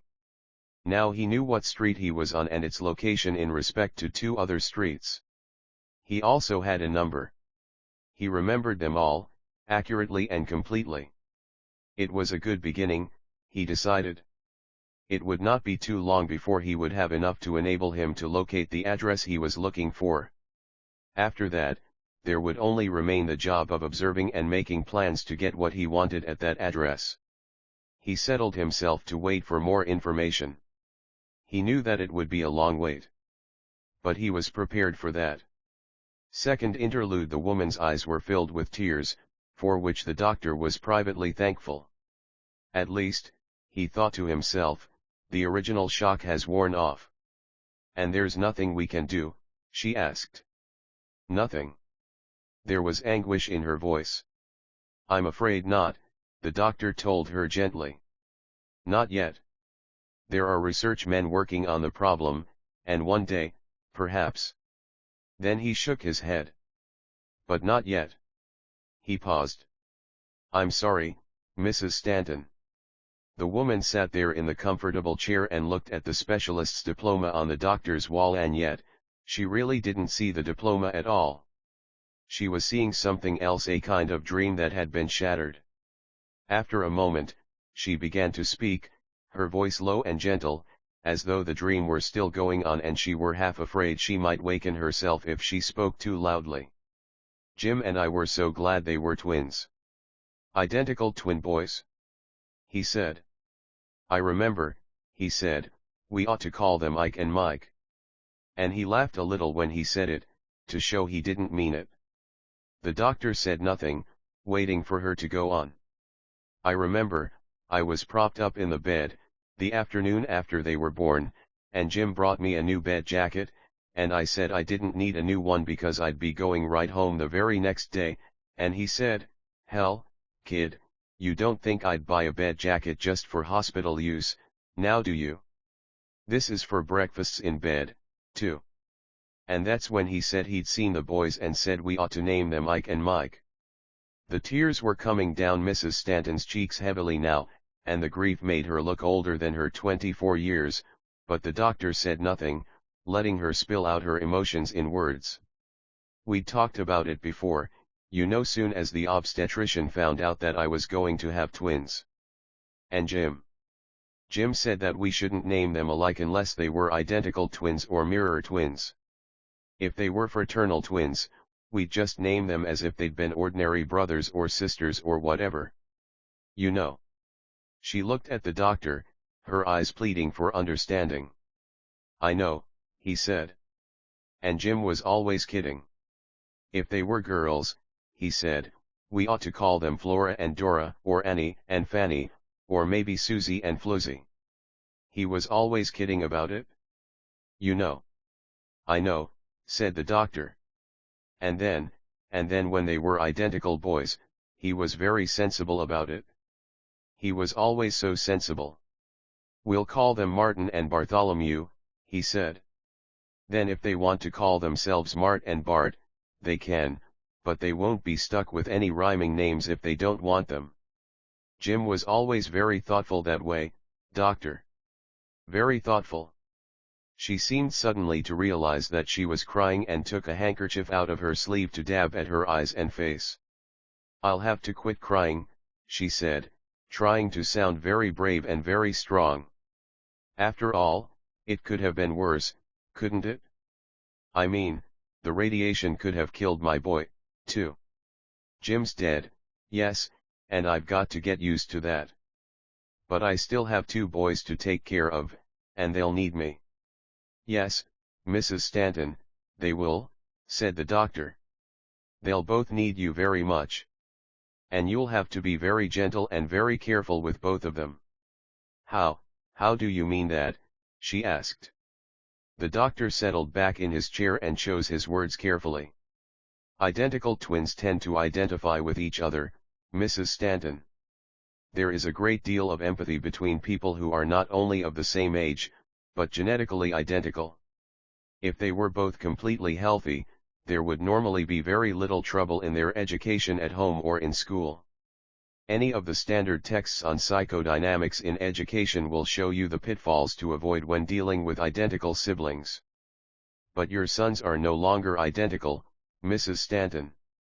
One is normal, healthy, and lively. The other is, well, as you know, he is slow, sluggish, and badly coordinated. The condition may improve with time, but, until we know more about such damage than we do now, he will remain an invalid. He had been watching her for further signs of emotional upset. But she seemed to be listening calmly enough. He went on. That's the trouble with radiation damage, Mrs. Stanton. Even when we can save the victim's life, we cannot always save his health. You can see, I think, what sort of psychic disturbances this might bring about in such a pair. The ill boy tends to identify with the well one, and, oddly enough, the reverse is also true. If they are not properly handled during their formative years, Mrs. Stanton, both can be badly damaged emotionally. I think I understand, Doctor, the young woman said. But what sort of things should I look out for? What sort of things should I avoid? First off, I suggest you get a good man in psychic development, the doctor said. I, myself, would hesitate to prescribe. It's out of my field. But I can say that, in general, most of your trouble will be caused by a tendency for the pair to swing into one of two extremes. At one extreme, you will have mutual antagonism. This arises when the ill child becomes jealous of the other's health, while, on the other hand, the healthy one becomes jealous of the extra consideration that is shown to his crippled brother. At the other extreme, the healthy boy may identify so closely with his brother that he feels every slight or hurt, real or imagined, which the ill boy is subjected to. He becomes extremely over-solicitous, overprotective. At the same time, the invalid brother may come to depend completely on his healthy twin. In both these situations there is a positive feedback that constantly worsens the condition. It requires a great deal of careful observation and careful application of the proper educational stimuli to keep the situation from developing toward either extreme. You'll need expert help if you want both boys to display the full abilities of which they are potentially capable. I see, the woman said. Could you give me the name of a good man, doctor? The doctor nodded and picked up a book on his desk. I'll give you the names of several. You can pick the one you like best, the one with whom you seem to be most comfortable. Try several or all of them before you decide. They're all good men. There are many good women in the field, too, but in this case I think a man would be best. Of course, if one of them thinks a woman is indicated, that's up to him. As I said, that isn't my field. He opened the small book and riffled through it to find the names he wanted. 7 Chapter The image of the nippy on the glowing screen was clear and finely detailed. It was, Stanton thought, as though one were looking through a window into the nip's nest itself. Only the tremendous depth of focus of the lens that had caught the picture gave the illusion a feeling of unreality. Everything background and foreground alike was sharply in focus. Like some horrendous dream monster, the nippy moved in slow motion, giving Stanton the eerie feeling that the alien was moving through a thicker, heavier medium than air, in a place where the gravity was much less than that of Earth. With ponderous deliberation, the fingers of one of his hands closed upon the handle of an oddly shaped tool and lifted it slowly from the surface upon which he worked. That's our best placed camera, said Colonel Mannheim, but some of the others can always get details that this one doesn't. The trouble is that we'll never really have enough cameras in there, not unless we stud the walls, ceilings, and floors with them, and even then I'm not so sure we'd get everything. It isn't the same as having a trained expert on camera who is trying to demonstrate what he's doing. An expert plays to the camera and never obstructs any of his own movements. But the nippy. He left the sentence unfinished and shook his head sadly. Stanton narrowed his eyes at the image. To his own speeded-up perceptive processes, the motion seemed intolerably slow. "Would you mind speeding it up a little?" he asked the colonel. "I want to get an idea of the way he moves, and I can't really get the feeling of it at this speed." "Certainly." The colonel turned to the technician at the controls. "Speed the tape up to normal. If there's anything Mr. Stanton wants to look at more closely, we can run it through again." As if in obedience to the colonel's command, the Napi seemed to shake himself a little and go about his business more briskly, and the air and gravity seemed to revert to those of Earth. "What's he doing?" Stanton asked. The Napi was performing some sort of operation on an odd-looking box that sat on the floor in front of him. The colonel pointed. "He's got a screwdriver that he's modified to give it a head with an L-shaped cross-section, and he's wiggling it around inside that hole in the box. But what he's doing is a secret between God and the Napi at this point," Colonel Mannheim said glumly. Stanton glanced away from the screen for a moment to look at the other men who were there. Some of them were watching the screen, but most of them seemed to be watching Stanton, although they looked away as soon as they saw his eyes on them. All, that is, except Dr. George Yoritomo, who simply gave him a smile of confidence. Trying to see what kind of a bloke this touted Superman is, Stanton thought. Well, I can't say I blame him. He brought his attention back to the screen. So this was the Knipes hideaway. He wondered if it were furnished in the fashion that a Knipes living quarters would be furnished on whatever planet the multi-legged horror had come from. Probably it had the same similarity as Robinson Crusoe's island home had to a middle-class 19th century English home. There was no furniture in it at all, as such. Low-slung as he was, the Napi needed no tables or workbenches. All his work was spread out on the floor, with a neatness and tidiness that would have surprised many human technicians. For the same reason, he needed no chairs, and, since true sleep was a form of metabolic rest he evidently found unnecessary, he needed no bed. The closest thing he did that might be called sleep was his habit of stopping whatever he was doing and remaining quiet for periods of time that ranged from a few minutes to a couple of hours. Sometimes his eyes remained open during these periods, sometimes they were closed. It was difficult to tell whether he was sleeping or just thinking. The difficulty was in getting cameras in there in the first place, Colonel Mannheim was saying. That's why we missed so much of his early work. There. Look at that. His finger jabbed at the image. The attachment he's making. That's right. Now, it looks as though it's a meter of some kind, but we don't know whether it's a test instrument or an integral and necessary part of the machine he's making. The whole machine might even be only a test instrument for something else he's building. Or perhaps a machine to make parts for some other machine.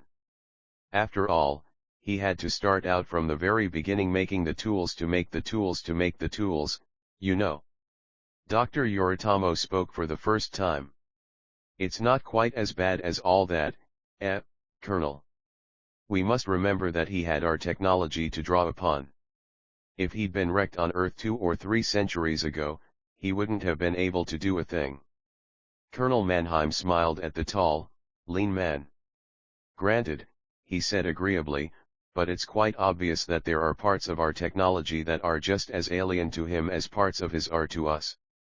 Remember how he went to all the trouble of building a pentode vacuum tube for a job that could have been done by transistors he already had had a chance to get and didn't. His knowledge of solid-state physics seems to be about a century and a half behind ours. Stanton listened. Dr. Yoritomo was, in effect, one of his training instructors. Advanced Alien Psychology, Stanton thought, seminar course. The mental whys and wherefores of the Napi, or how to outthink the enemy in 12 dozen easy lessons. Instructor, Dr. George Yoritomo. The smile on Yoritomo's face was beatific, but he held up a warning finger. Colonel. We mustn't fall into a trap like that so easily. Remember that gimmick he built last year? The one that blinded those people in Baghdad. It had 5 perfect emeralds in it, connected in series with silver wire. That's true, the colonel admitted. But they weren't used the way we'd use semiconducting materials. Indeed not. But the thing worked, didn't it? He has a knowledge of solid-state physics that we don't have, and vice versa. Which one would you say was ahead of the other? Stanton asked. I don't mean just in solid-state physics, but in science as a whole. That's a difficult question to answer, Dr. Yoritomo said thoughtfully. Frankly, I'd put my money on his technology as encompassing more than ours at least, insofar as the physical sciences are concerned. I agree, said Colonel Mannheim. He's got things in that little nest of his that he stopped and shook his head slowly, as though he couldn't find words. I will say this, Yoritomo continued. Whatever his great technological abilities, our friend the Nippy has plenty of good, solid guts. And patience. He smiled a little, and then amended his statement. From our own point of view. Stanton looked at him quizzically. How do you mean? I was just about to agree with you until you tacked that last phrase on. What does point of view have to do with it? Everything, I should say, said Yoritomo. It all depends on the equipment an individual has.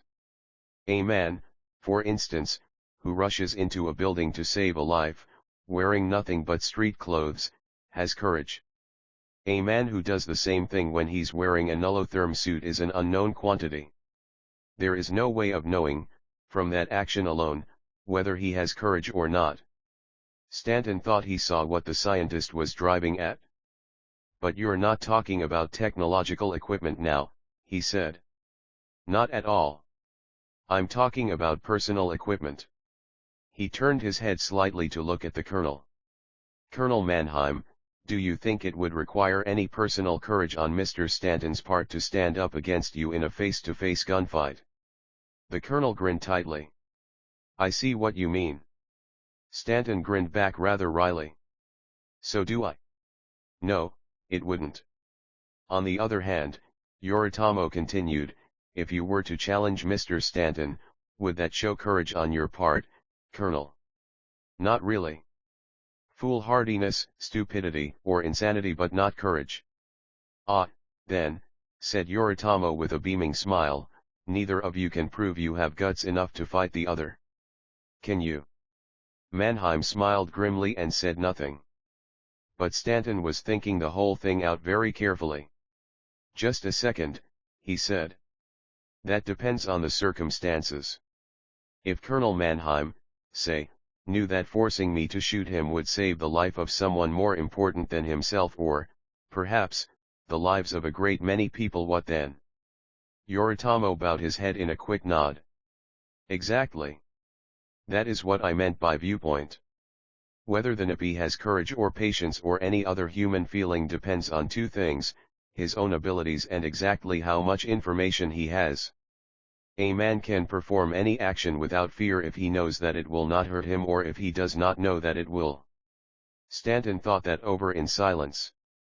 The image of the Nippy was no longer moving. He had settled down into his sleeping position, unmoving, although the baleful violet eyes were still open. Cut that off, Colonel Mannheim said to the operator. There's not much to learn from the rest of that tape. As the image blanked out, Stanton said, have you actually managed to build any of the devices he's constructed, Colonel? Some, said Colonel Mannheim. We have specialists all over the world studying those tapes. We have the advantage of being able to watch every step the Nippy makes, and we know the materials he's been using to work with. But, even so, the scientists are baffled by many of them. Can you imagine the time James Clerk Maxwell would have had trying to build a modern television set from tapes like this? I can imagine, Stanton said. You can see, then, why we're depending on you, Mannheim said. Stanton merely nodded. The knowledge that he was actually a focal point in human history, that the whole future of the human race depended to a tremendous extent on him, was a realization that weighed heavily and, at the same time, was immensely bracing.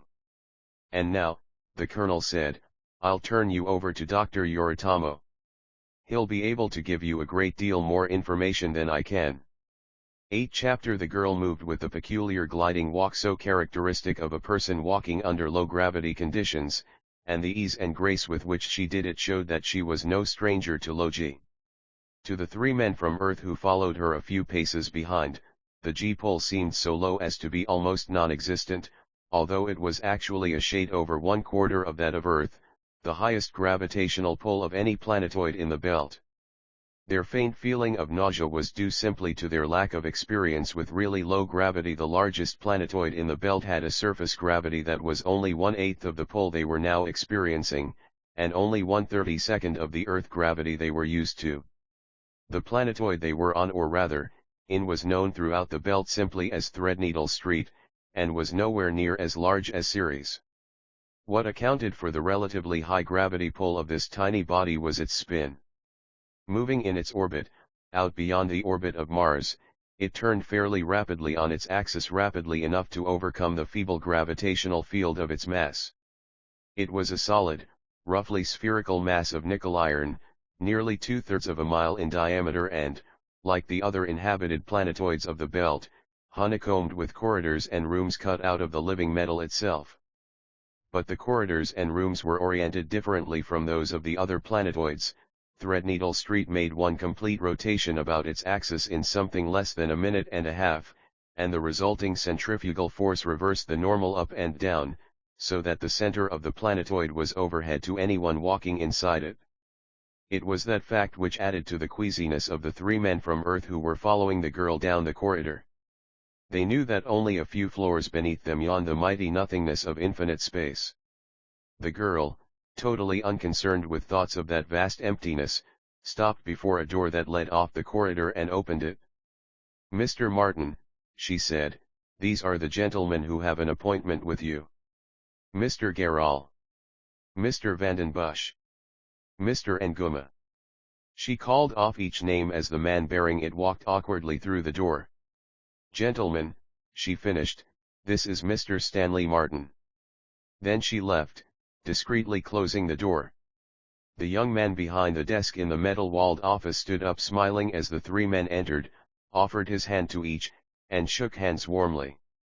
"Sit down, gentlemen," he said, gesturing toward 3 solidly built chairs that had been anchored magnetically to the nickel-iron floor of the room. "Well," he said genially when the 3 had seated themselves, "how was the trip out?" He watched them closely, without appearing to do so, as they made their polite responses to his question. He was acquainted with them only through correspondence, now was his first chance to evaluate them in person. Barnabas Nguma, a very tall man whose dark brown skin and eyes made a sharp contrast with the white of the mass of tiny, crisp curls on his head, smiled when he spoke, but there were lines of worry etched around his eyes. "Pleasant enough, Mr. Martin. I'm afraid that steady 1G acceleration has left me unprepared for this low gravity." "Well," said Stefan Vandenbush, "it really isn't so bad, once you get used to it. As long as it's steady, I don't mind it." He was a rather chubby man of average height, with blonde hair that was beginning to gray at the temples and pale blue eyes that gave his face an expression of almost childlike innocence. Arthur Garral, the 3rd man, was almost as light-complexioned as Vandenbush. His thinning hair was light brown, and his eyes were a deep gray blue, and the lines in his hard, blocky face gave him a look of grim determination. "I agree, Stefan. It isn't the low gravity per se. It's the doggone surges. We went from 1G to 0 when the ship came in for a landing at the pole of Threadneedle Street. Then, as we came back down here, the gravity kept going up, and that, what do you call it? Coriolis force? Yeah, that's it. It made my head feel as though the whole room was spinning." Then, realizing what he'd said, he laughed sharply. The man behind the desk laughed with him. "Yes, it is a bit disconcerting at first, but the spin gives enough G-pull to make a man feel comfortable, once he's used to it. That's one of the reasons why Threadneedle Street was picked. As the financial center of the belt, we have a great many visitors from Earth, and 1/4 G is a lot easier to get used to than a 50th. Then he looked quickly at the others and said, "Now, gentlemen, how can Lloyd's of London help you?" He had phrased it that way on purpose, deliberately making it awkward for them to bring up the subject they had on their minds. It was Nguma who broke the short silence. "Quite simply, Mr. Martin, we have come to put our case before you in person. It is not Lloyd's we want, it is you. You refer to our correspondence on the Napi case, Mr. Nguma." "Exactly." "We feel," the man behind the desk interrupted him. "Mr. Nguma, do you have any further information?" He looked as though such news would be welcome, but that it would not change his mind in the least. "That's just it, Mr. Martin," said Nguma, "we don't know whether our little bits and dribbles of information are worth anything." The man behind the desk leaned back in his chair again. "I see," he said softly. "Well, just what is it you want of me, Mr. Nguma?" Nguma looked surprised. "Why, just what I've written, sir. You are acknowledged as the greatest detective in the solar system bar none. We need you, Mr. Martin. Earth needs you. That inhuman monster has been killing and robbing for 10 years. Men, women, and children have been slaughtered and eaten as though they were cattle. You've got to help us find that god-awful thing." Before there could be any answer, Arthur Garral leaned forward earnestly and said, "Mr. Martin, we don't just represent businessmen who have been robbed. We also represent hundreds and hundreds of people who have had friends and relatives murdered by that horror. Little people, Mr. Martin. Ordinary people who are helpless against the terror of a superhuman evil. This isn't just a matter of money and goods lost, it's a matter of lives lost. Human lives, Mr. Martin. They're not the only ones who are concerned, either," Vanden Bosch broke in. "If that hellish thing isn't destroyed, more will die. Who knows how long a beast like that may live? What is its lifespan? Nobody knows." He waved a hand in the air. "For all we know, it could go on for another century, maybe more, killing, killing, killing." The detective looked at them for a moment in silence. These three men represented more than just a group of businessmen who had grown uneasy about the government's ability to catch the Napi. They represented more than a few hundred or even a few thousand people who had been directly affected by the monster's depredations. They represented the growing feeling of unrest that was making itself known all over Earth. It was even making itself felt out here in the belt, although the Napi had not, in the past decade, shown any desire to leave Earth.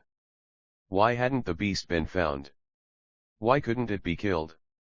Why were its raids always so fantastically successful? For every tooth mark that inhuman thing had left on a human bone, it had left 1,000 on human minds, marks of a fear that was more than a fear. It was a deep-seated terror of the unknown. The number of people killed in ordinary accidents in a single week was greater than the total number killed by the Napi in the last decade, but nowhere were men banding together to put a stop to that sort of death. Accidental death was a known factor, almost a friend. The Napi was stark horror. The detective said, "Gentlemen, I'm sorry, but what I said in my last letter still goes. I can't take the job. I will not go to Earth." Every one of the three men could sense the determination in his voice, the utter finality of his words. There was no mistaking the iron-hard will of the man. They knew that nothing could shake him, nothing, at least, that they could do. But they couldn't admit defeat. No matter how futile they knew it to be, they still had to try. Nguma took a billfold from his jacket pocket, opened it, and took out an engraved sheet of paper with an embossed seal in one corner. He put it on the desk in front of the detective. "Would you look at that, Mr. Martin?" he asked. The detective picked it up and looked at it. The expression on his face did not change. 250,000, he said, in a voice that showed only polite interest. "A cool $250,000. That's a lot of money, Mr. Nguma." "It is," said Nguma. "As you can see, that sum has just been deposited here, in the Belt branch of the Bank of England. It will be transferred to your account immediately, as soon as you agree to come to Earth to find and kill the Nippy. The detective looked up from his inspection of the certificate. He had known that the three men had made a visit to the bank's offices, and he had been fairly sure of their purpose when he had received the information. He had not known the sum would be quite so large. $250,000, just to take the job, he asked. And what if I don't catch him? We have faith in you, Mr. Martin, Nguma said. We know your reputation. We know what you've done in the past. The government police haven't been able to do anything. They're completely baffled, and have been for 10 years. They will continue to be so. This alien's mind is too devilishly sharp for the kind of men in government service. We know that when you take this job, the finest brain in the solar system will be searching for that horror. If you can't find him. He spread his hands in a gesture that was partly a dismissal of all hope and partly an appeal to the man whose services he wanted so desperately. The detective put the certificate down on the desktop and pushed it toward Nguma. That's very flattering, sir. Really? And I wish there were some more diplomatic way of saying no, but that's all I can say. There will be a like sum deposited to your account as soon as you either kill or capture the Nippy, or, discovering his hideout, enable the government officials to kill or capture him, said Nguma. That's $500,000 in all, Geral put in. We've worked hard to raise that money, Mr. Martin. It should be enough. The detective kept his temper under icy control, allowing just enough of his anger to show to make his point. Mr. Geral, it is not a question of money. Your offer is more than generous. It's our final offer, Geral said flatly. I hope it is, Mr. Geral, the detective said coldly. I sincerely hope it is. For the past 6 months, you and your organization have been trying to get me to take this job. I appreciate the sincerity of your efforts, believe me. And, as I said, I am honored and flattered that you should think so highly of me. On the other hand, your method of going about it is hardly flattering. I turned down your first offer of $20,000 6 months ago. Since then, you have been going up and up and up until you have finally reached 25 times the original amount. You seem to think I have been holding out for more money. I have attempted to disabuse you of that notion, but you would not read what I put down in my communications, evidently. If I had wanted more money than you offered at first, I would have said so. I would have quoted you a price. I did not. I gave you an unqualified refusal. I give it to you still. No. Flatly, absolutely, and finally, no. Nguma was the only one of the three who could find his tongue immediately. I should think, he said somewhat acidly, that you would consider it your duty to. The detective cut him off. My duty, Mr. Nguma, is, at this moment, to my employers. I am a paid investigator for Lloyd's of London, Belt Branch. I draw a salary that is more than adequate for my needs and almost adequate for my taste in the little luxuries of life. I am, for the time being at least, satisfied with my work.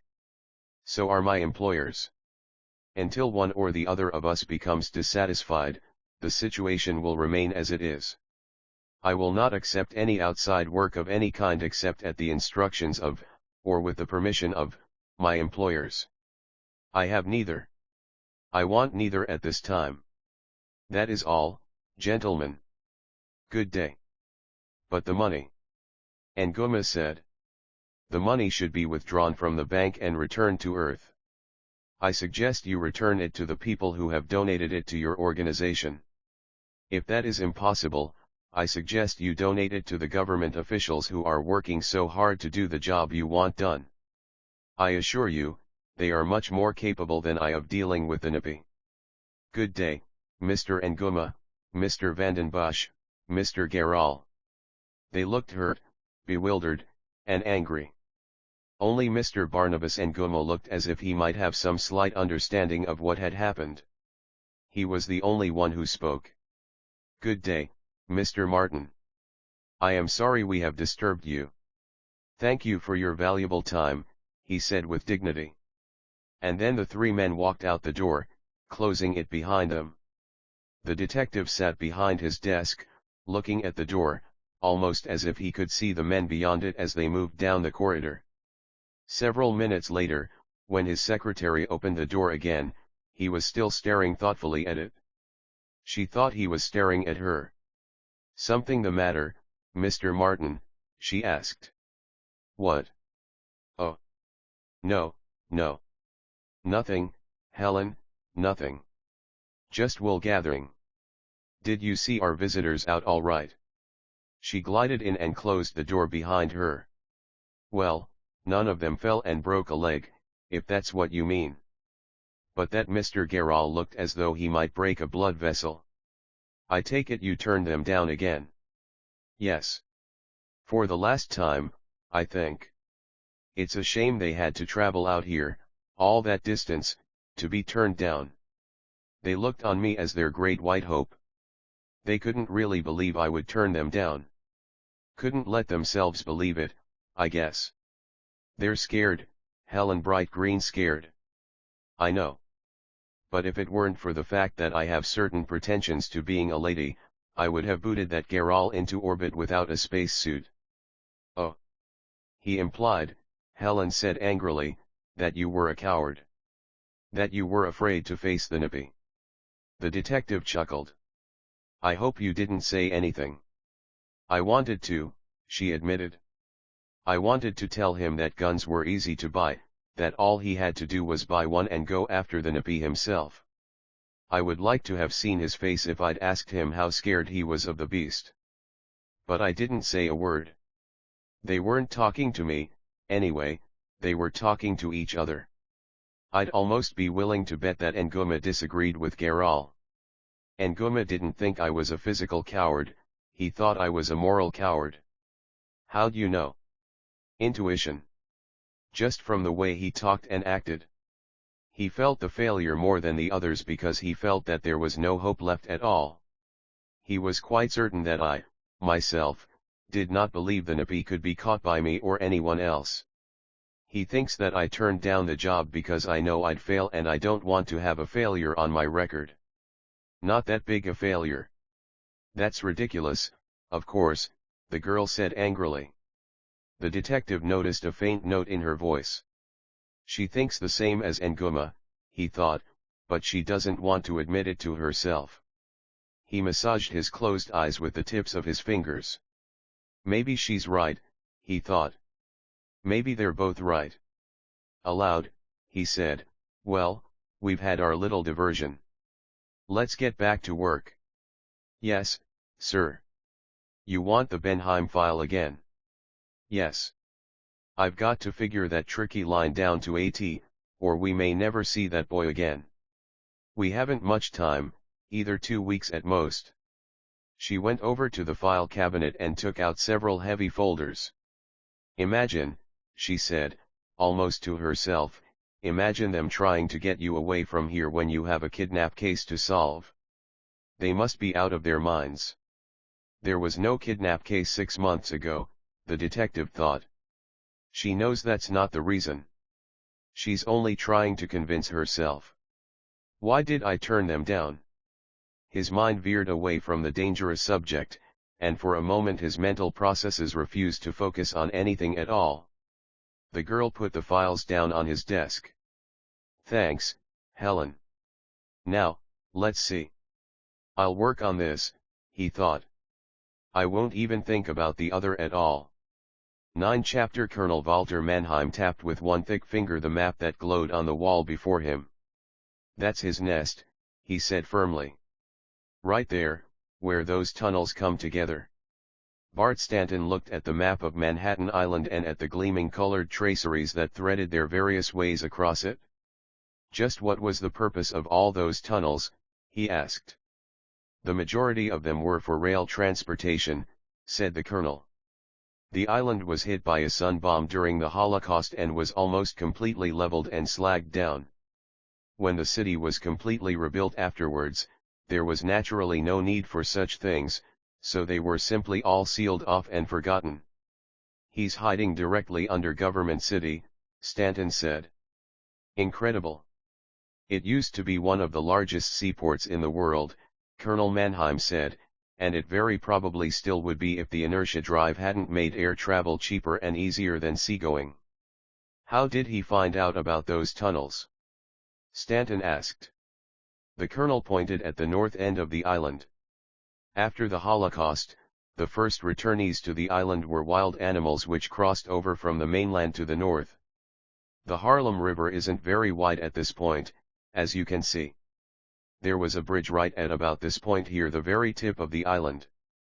It had collapsed into the water, but there was enough of it to allow animals to cross. Because of the rocky hills at this end of the island, there were places which were spared the direct effects of the bomb, and grasses and trees began growing there. That's why it was decided that section should be left as a game preserve when the government built the capital on the southern part of the island. His finger moved down the map. The upper 3 miles of the island, down to here, where it begins to widen, are all game preserve. There's a high wall at this point which separates it from the city, which keeps the animals penned in, and the ruins of the bridges which connected with the mainland have been removed, so animals can't get across anymore. 2 years after he arrived, the Napi was almost caught. He had managed to get here from Asia by stealing a flyer in Leningrad. According to Dr. Yoritomo and the other psychologists who have been studying the Napi, he apparently does not believe that human beings are anything more than trained animals. He was looking then, as he is apparently still looking, for the real rulers of Earth. He expected to find them, of course, in Government City. Needless to say, said the colonel with a touch of irony, he failed. But he was seen, asked Stanton. He was seen. And pursued. But he got away easily, heading north. The whole island was searched, from the southern tip to the wall, and the police were ready to start an inch-by-inch combing of the game preserve by the end of the 3rd day after he was seen. But he hit and robbed a chemical supply house in northern Pennsylvania, killing 2 men, so the search was called off. It wasn't until 2 years later, after an exhaustive analysis of the pattern of his raids had given us enough material to work with, that we determined that he must have found an opening into one of the tunnels up here in the game preserve. He gestured again at the map. Very likely he immediately saw that no human being had been down there in a long time, and that there wasn't much chance of a man coming down there in the foreseeable future. It was a perfect place for his base. How does he move in and out? Stanton asked. This way. The colonel traced a finger down one of the red lines on the map, southward, until he came to a spot only a little over 2 miles from the southernmost tip of the island. The line turned abruptly toward the western shore of the island, where it stopped. There are tunnels that go underneath the Hudson River at this point and emerge on the other side, over here, in New Jersey. The one he uses is only one of several, but it has one distinct advantage that the others do not. All of them are flooded now. The sun bomb caved them in when the primary shock wave hit the surface of the water. The tunnel he uses has a hole in it big enough for him to swim through. In spite of his high rate of metabolism, the Napi can store a tremendous amount of oxygen in his body and can stay underwater for as long as half an hour without breathing apparatus, if he conserves his energy. When he's wearing his scuba mask, he's practically a self-contained submarine. The pressure doesn't seem to bother him much. He's a tough cookie. I'll remember that, said Stanton somberly. I won't try to race him underwater. No, said Colonel Mannheim. No, I wouldn't do that if I were you. They both knew that there was a great deal more to it than that. In spite of the near miracle that the staff of the Neurophysical Institute had wrought upon Stanton's nerves and muscles and glands, they could only go so far. They could only improve the functioning of the equipment that Stanton already had, they could not add more. His lungs could be, and had been, increased tremendously in efficiency of operation, but the amount of air they could actually hold could only be increased slightly. There was no way to add much extra volume to them without doing so at the expense of other organs. In a breath-holding contest, the Napi would win easily, since his body had evolved organs for oxygen storage, while the human body had not. You cannot make a silk purse out of a sow's ear if you are limited to the structures and compounds found in sow's ears. The best you can do is make a finer, stronger, more sensitive sow's ear. I understand that the Napi has his hideout pretty well bugged with all kinds of alarms, Stanton said. How did you get your own bugs in there without setting off his? Well, at first we didn't know for sure what he was up to, we weren't even sure he was actually down in those tunnels.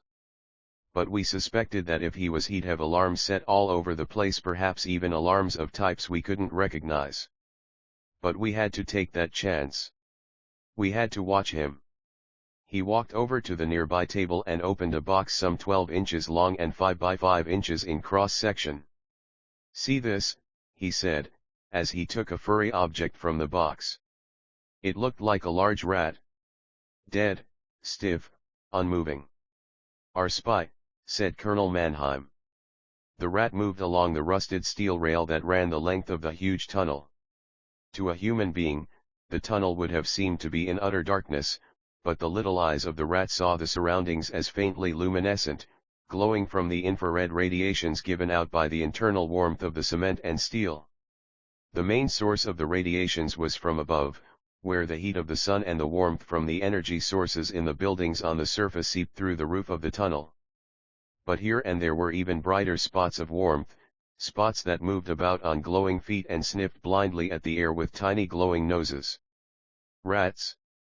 On and on moved the rat, its little pinkish feet pattering almost silently on the oxidized metal surface of the rails. Its sensitive ears picked up the movements and the squeals of other rats, but it paid them no heed. Several times it met other rats on the rail, but most of them sensed the alienness of this rat and scuttled out of its way. Once, it met a rat who did not give way. Hungry, perhaps, or perhaps merely yielding to the paranoid fury that was a normal component of the ratish mind, it squealed its defiance to the rat that was not a rat. It advanced, baring its rodent teeth in a yellow-daggered snarl of hate. The rat that was not a rat became suddenly motionless, its sharp little nose pointed directly at the oncoming enemy. There came a noise, a tiny popping hiss, like that of a very small drop of water striking hot metal. From the left nostril of the not rat, a tiny, glass-like needle snapped out at bullet speed. It struck the advancing rat in the center of the pink tongue that was visible in the open mouth. Then the not rat scuttled backward faster than any real rat could have moved. For a second the real rat hesitated, and it may be that the realization penetrated into its dim brain that rats did not fight this way. Then, as the tiny needle dissolved in its bloodstream, it closed its eyes and collapsed, rolling limply off the rail to the rotted wooden tie beneath. The rat might come to before it was found and devoured by its fellows, or it might not. The not rat moved on, not caring either way. The human intelligence that looked out from the eyes of the not rat was only concerned with getting to the Napi. That's how we found the Napi, Colonel Mannheim said, and that's how we keep tabs on him now. We have over 700 of these remote control robots hidden in strategic spots throughout those tunnels now, and we can put more in whenever we want, but it took time to get everything set up this way. Now we can follow the Napi wherever he goes, so long as he stays in those tunnels. If he went out through the one open-air exit up in the northern part of the island, we could have him followed by bird robots. But he shrugged wryly, I'm afraid the underwater problem still has us stumped. We can't get the carrier wave for the remote control impulses to go very far underwater.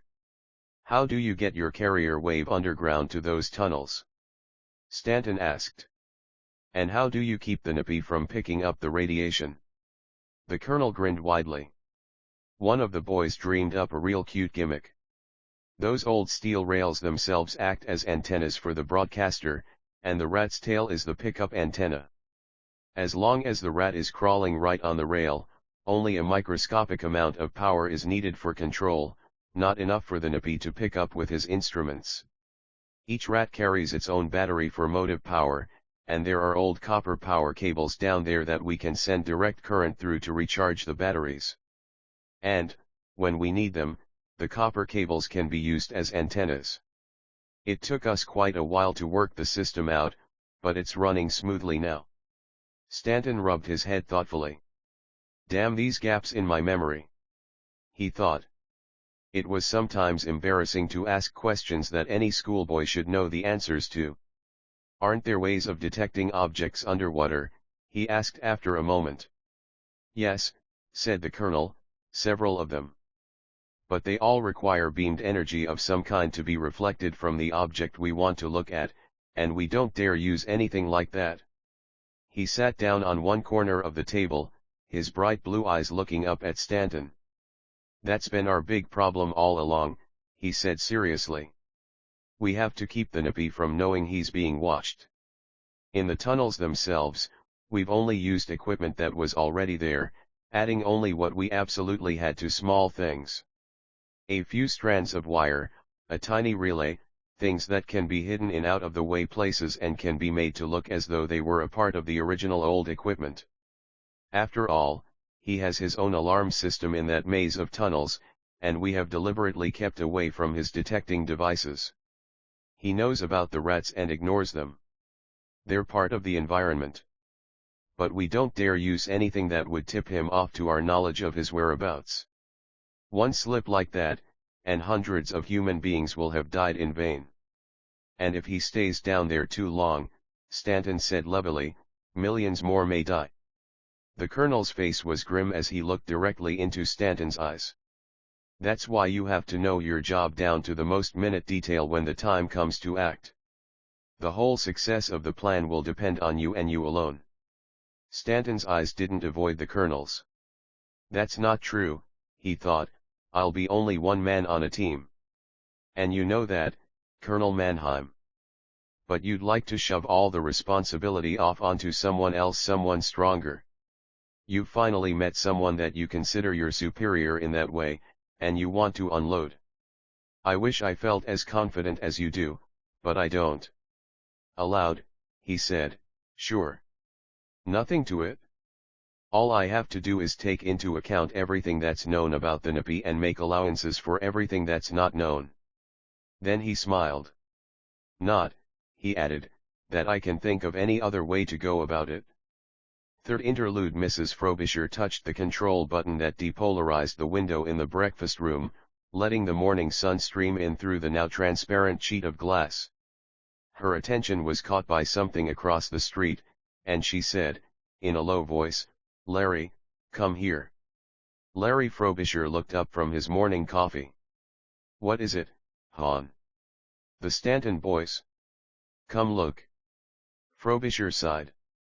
Who are the Stanton boys, and why should I come look? But he got up and came over to the window. See over there on the walkway toward the play area, his wife said. I see a boy pushing a wheeled contraption and 3 girls playing with a skip rope, Frobisher said. Or do you mean that the Stanford boys are dressed up as girls? Stanton, she corrected him. They just moved into the apartment on the first floor. Who? The 3 girls. No, silly. The 2 Stanton boys and their mother. One of them is in that wheeled contraption. It's called a therapeutic chair. Oh. So the poor kid's been hurt. What's so interesting about that, aside from morbid curiosity? The boy pushing the chair went around a bend in the walkway, out of sight, and Frobisher went back to his coffee while his wife spoke. Their names are Mart and Bart, she said. They're twins. I should think, Frobisher said, applying himself to his breakfast, that the mother would get a self-powered chair for the boy instead of making the other boy push it. The poor boy can't control the chair, dear, said Mrs. Frobisher, still looking out the window after the vanished twins. There's something wrong with his nervous system. I understand that he was exposed to some kind of radiation when he was only 2 years old. That's why the chair has to have all those funny instruments built into it. Even his heartbeat has to be controlled electronically. Shame, said Frobisher, spearing a bit of sausage. Kind of rough on both of 'em, I'd guess. How do you mean, dear? Well, I mean, like, Well, for instance, why are they going over to the play area? Play games, right? So the one that's well has got to push his brother over there. Can't just get out and go, has to take the brother along, too. Kind of a burden, see. Mrs. Frobisher turned away from the window. Why, Larry? I'm surprised at you. Really? Don't you think the boy should take care of his brother? Oh, now, honey, I didn't mean that. It's hard on both of 'em. The kid in the chair has to sit there and watch his brother play baseball or JLI or whatever, while he can't do anything himself. Like I say, kind of rough on both of 'em. Well, yes, I suppose it must be. Want some more coffee? Thanks, honey. And another slice of toast, hun. 10 Chapter Like some horrendous, watchful gargoyle, the Napi crouched motionlessly on the shadowed roof of the low building. A short projection from the air conditioning intake was wide enough to keep him from being seen from the air, and the darkness of the roof prevented anyone on the street from seeing the four violet eyes that kept a careful account of all that went on in the store across the way from his observation post. The lights were still on inside the shop, shedding their glareless brightness through the transparent display windows to fall upon the street outside in large luminous pools. The Napi knew exactly what each man remaining inside was doing, and approximately what each would be doing for the next few minutes, and he watched with the expectation that his prophecies would be fulfilled. He had watched long and made a thorough study of this establishment, and tonight he expected to attain the goal for which he had worked so patiently. This raid was important in two ways. There were pieces of equipment he had to get, and they were in that shop. On the other hand, this raid was, and would be, basically a diversionary tactic. Now that he had located his real target, it was time to create a diversion that would draw his enemy's attention away from his immediate surroundings. This would be a raid that Colonel Walter Mannheim could not ignore. Two men came out the front door. They spoke to someone still inside. So long. See you tomorrow. Then they walked down the street together, conversing in low tones. The Napi waited. Not until a fifth man stopped after he opened the door and flipped a switch on the inside did the Napi make any motion. Then he flexed his 4 pairs of limbs in anticipation, but it wasn't quite time to act yet.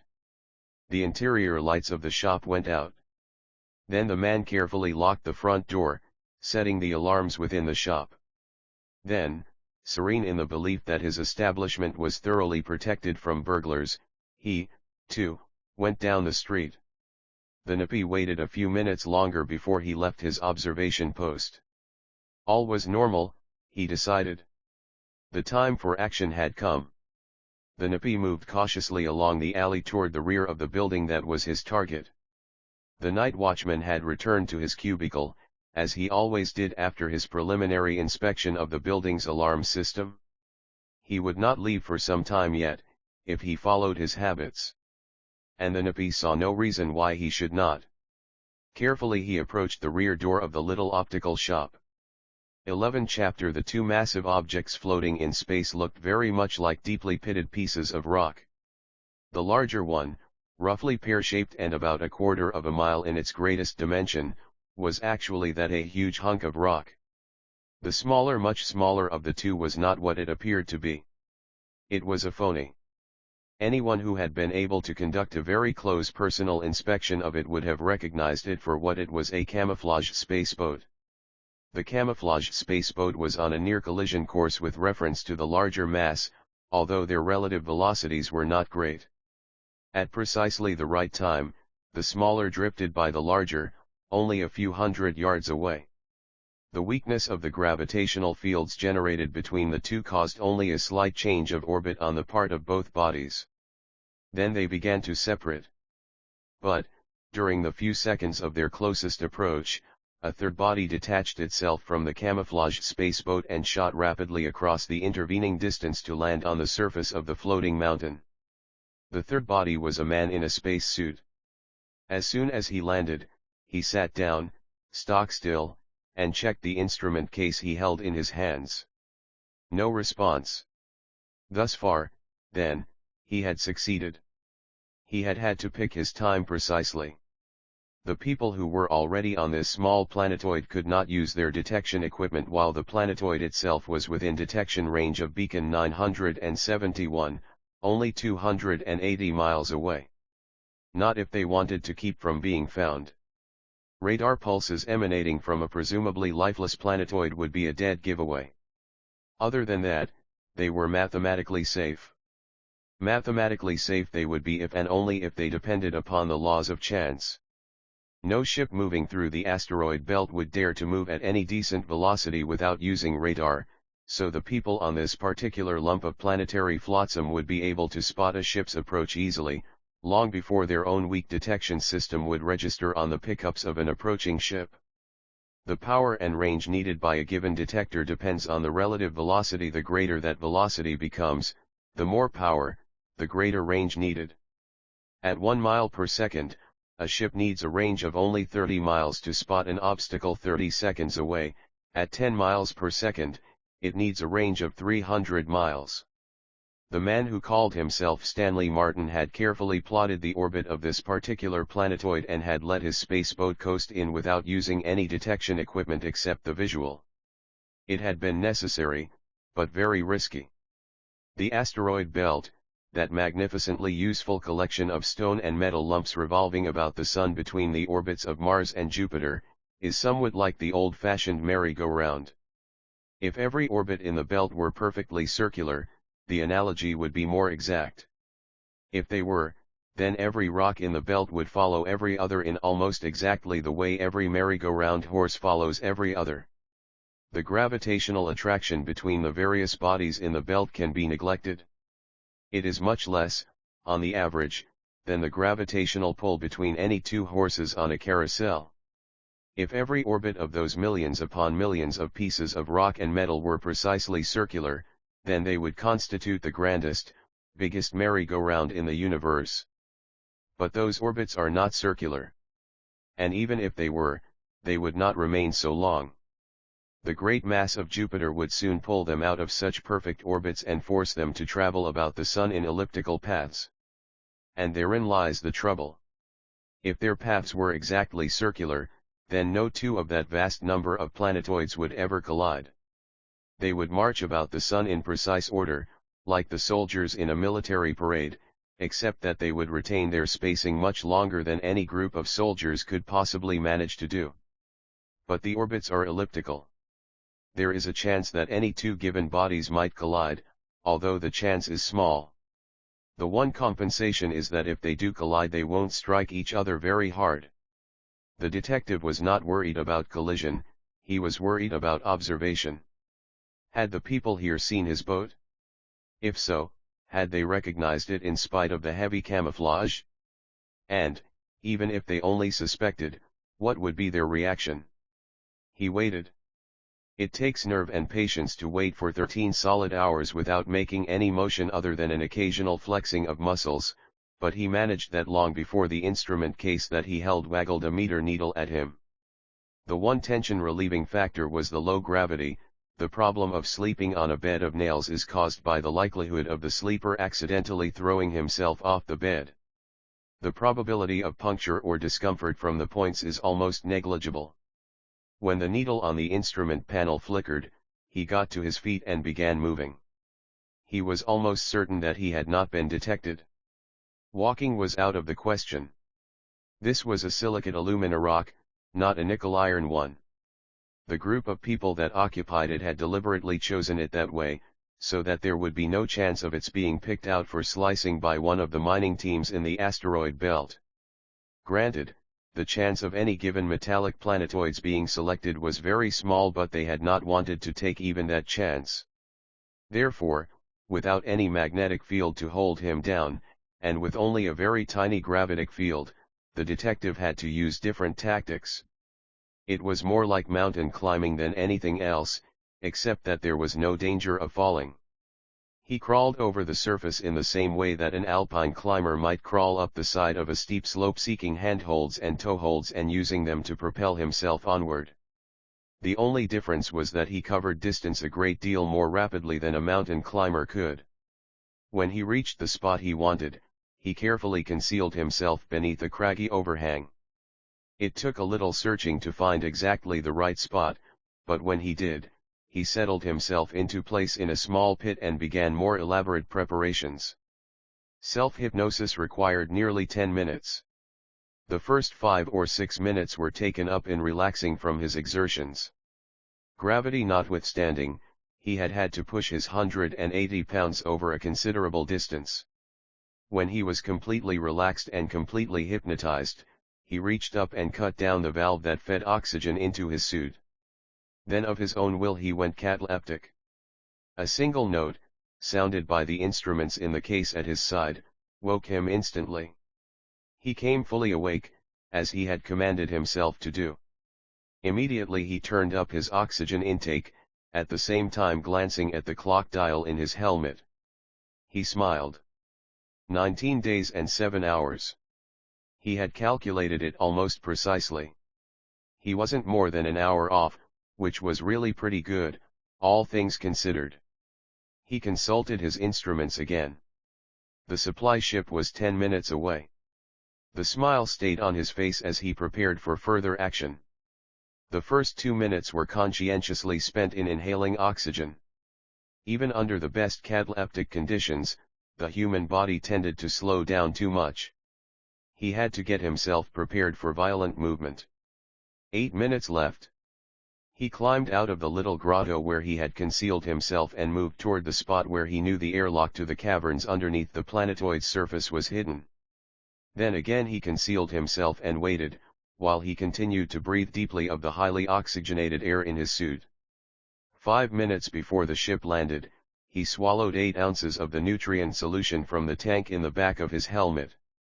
The solution of amino acids, vitamins, and honey sugar also contained a small amount of stimulant of the dexedrine type and 1% ethanol. He waited for another minute for the solution to take effect, then he unholstered his gun.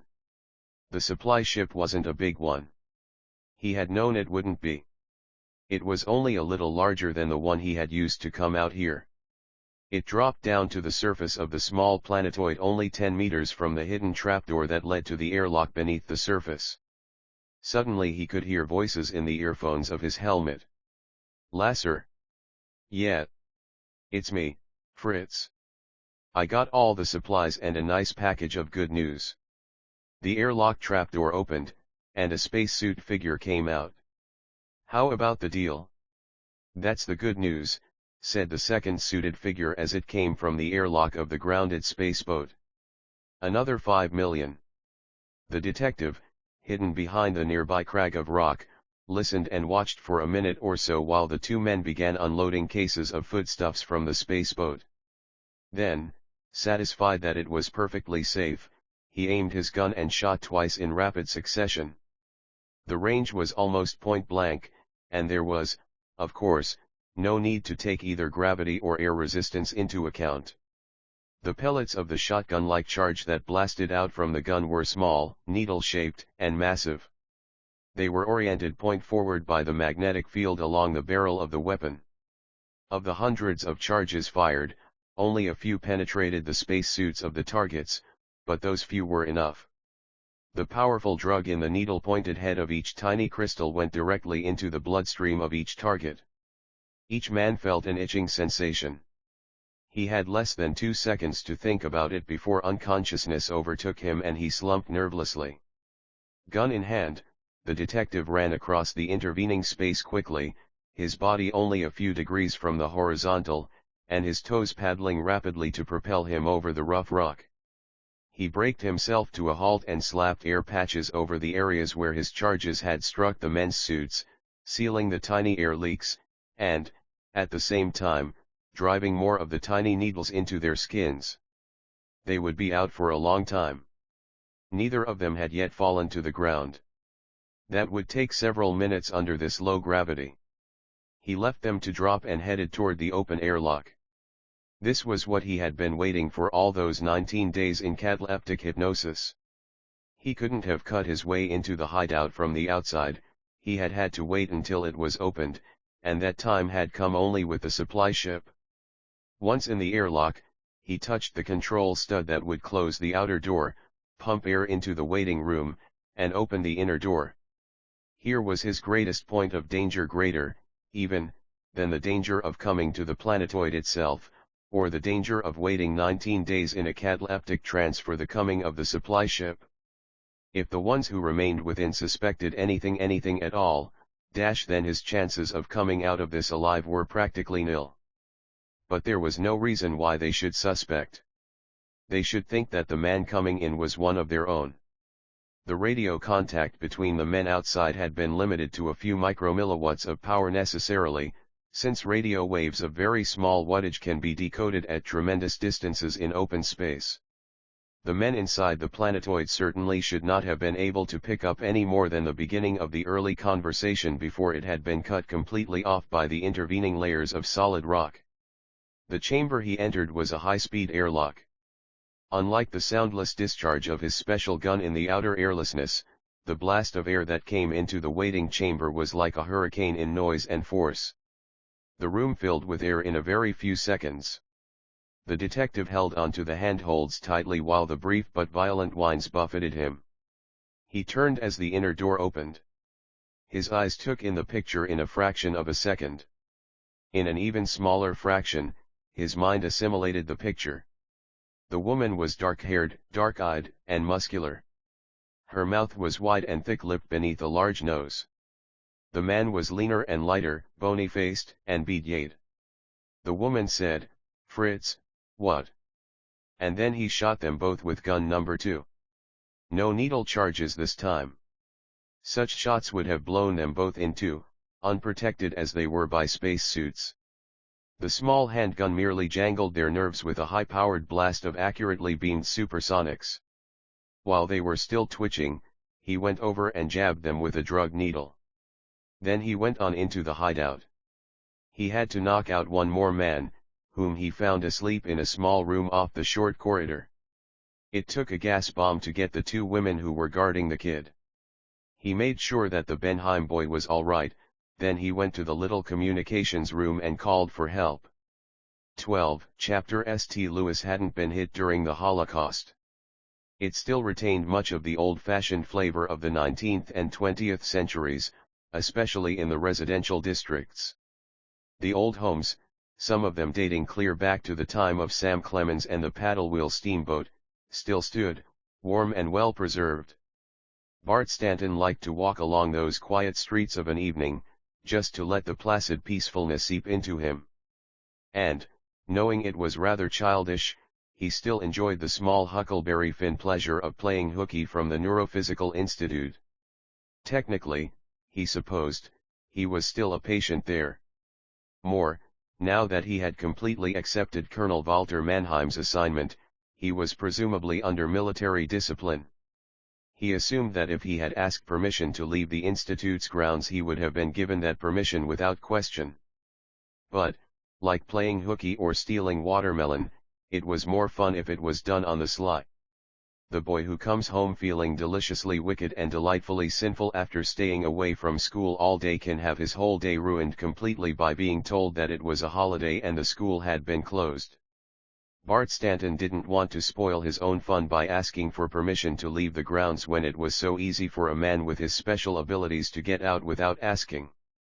Besides, there was a chance, a small one, he thought that permission might be refused for one reason or another, and Stanton was fully aware that he would not disobey a direct request, to say nothing of a direct order that he stay within the walls of the Institute. He didn't want to run any risk of losing his freedom, small though it was. After 5 years of mental and physical hell, he felt a need to get out into the world of normal, ordinary, everyday people. His legs moved smoothly, surely, and unhurriedly, carrying him aimlessly along the resilient walkway, under the warm glow of the streetlights. The people around him walked as casually and with seemingly as little purpose as he did. There was none of the brisk sense of urgency that he felt inside the walls of the Institute. But he knew he could never get away from that sense of urgency completely, even out here.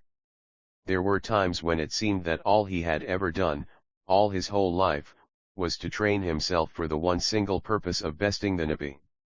If he wasn't training physically, he was listening to lectures from Dr. George Yoritomo or from Colonel Mannheim.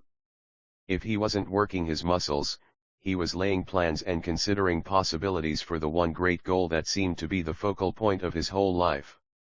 What would happen if he failed?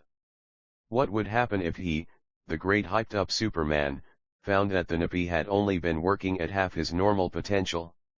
What would happen if that alien horror simply slashed out with one ultra-fast hand and showed Colonel Mannheim and all his watching technicians that they had completely underestimated his alien ability? What would happen? Why, Bart Stanton would die, of course, just as hundreds of other human beings had died in the past 10 years. Stanton would become another statistic. And then Mannheim's Plan Beta would go into effect. The Napi would be killed eventually. But what if he, Stanton, won? Then what? The people around him were not a part of his world, really. Their thoughts, their motions, their reactions, were slow and clumsy in comparison with his own. Once the Napi had been conquered, what purpose would there be in the life of Bartholomew Stanton? He was surrounded by people, but he was not one of them. He was immersed in a society that was not his own because it was not, could not be, geared to his abilities and potentials. But there was no other society to turn to, either. He was not a man alone, afraid in a world he had never made. He was a man who had been made for a world, a society, that did not exist. Women. A wife? A family life? Where? With whom? He pushed the thoughts from his mind, the questions unanswered and perhaps unanswerable. In spite of the apparent bleakness of the future, he had no desire to die, and there was, psychologically, the possibility that too much brooding of that kind would evoke a subconscious reaction that could slow him down or cause a wrong decision at a vital moment. A feeling of futility could operate to bring on his death in spite of his conscious determination to win the coming battle with the Napi. The Napi was his first duty. When that job was finished, he would consider the problem of himself. Just because he could not now see the answer to that problem did not mean that no answer existed. He suddenly realized that he was hungry. He had been walking through Memorial Park, past the museum, an old, worn edifice that was still called the Missouri Pacific Building. There was a small restaurant only a block away. He reached into his pocket and took out the few coins that were there. Not much, but enough to buy a sandwich and a glass of milk. Because of the trust fund that had been set up when he had started the treatment at the Neurophysical Institute, he was already well off, but he didn't have much cash. What good was cash at the institute, where everything was provided? He stopped at a news vendor, dropped in a coin, and waited for the reproducing mechanism to turn out a fresh paper. Then he took the folded sheets and went on to the restaurant. He rarely read a news sheet. Mostly, his information about the world that existed outside the walls of the institute came from the televised newscasts. But, occasionally, he liked to read the small, relatively unimportant little stories about people who had done small, relatively unimportant things, stories that didn't appear in the headlines or the newscasts. The last important news story that he had heard had come 2 nights before. The Napi had robbed an optical products company in Miami. The camera had shown the shop on the screen. Whatever had been used to blow open the vault had been more effective than necessary. It had taken the whole front door of the shop and both windows, too. The bent and twisted paraglass that had lain on the pavement showed how much force had been applied from within. And yet, the results had not been those of an explosion. It was more as though some tremendous force had pushed outward from within. It had not been the shattering shock of high explosive, but some great thrust that had unhurriedly, but irresistibly, moved everything out of its way. Nothing had been moved very far, as it would have been by a blast.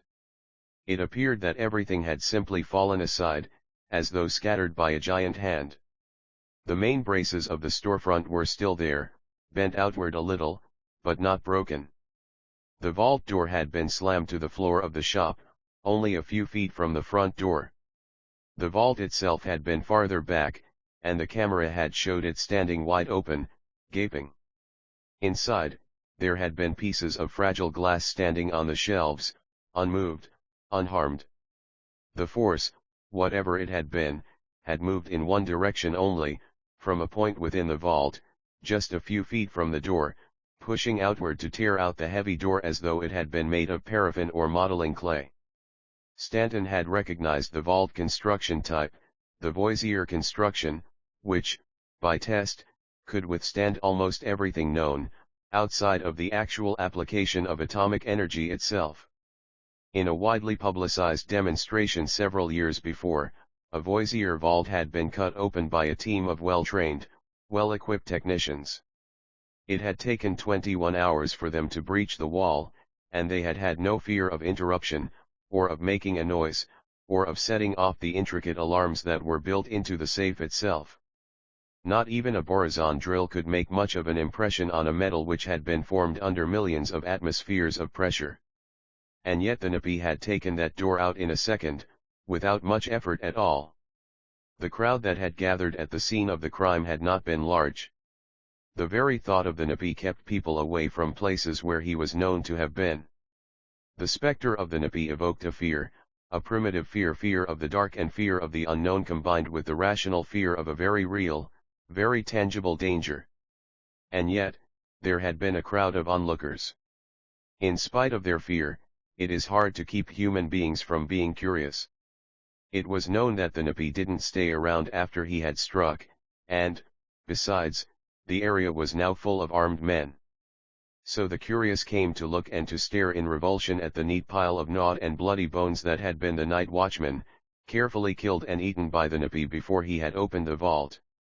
Thus curiosity does make fools of us all, and the native hue of caution is crimsoned o'er by the bright red of morbid fascination. Stanton went through the door of the automatic restaurant and walked over to the vending wall. The big dining room was only about 3/4 full of people, and there were plenty of seats available. He fed coins into the proper slots, took his sandwich and milk over to a seat in one corner and made himself comfortable. He flipped open the newspaper and looked at the front page. And, for a moment, his brain seemed to freeze. The story itself was straightforward enough: Benchame kidnappers nabbed. Stan Martin does it again. Series, June 3, Interplanetary News Service, the 3 men and 3 women who allegedly kidnapped 10-year-old Shmuel Benheim were brought to justice today through the single-handed efforts of Stanley Martin, famed investigator for Lloyd's of London. The boy, held prisoner for more than 10 weeks on a small planetoid, was reported in good health. According to Lieutenant John Vale of the Planetoid Police, the kidnap gang could not have been taken by direct assault on their hideout because of fear that the boy might be killed. The operation required a carefully planned one-man infiltration of their hideout, Lieutenant Vale said. Mr. Martin was the man for the job. Labeled the most outrageous kidnapping in history, the affair was conceived as a long-term method of gaining control of Heavy Metals Incorporated, controlled by Moishe Benheim, the boy's father. The details. But Bart Stanton wasn't interested in the details.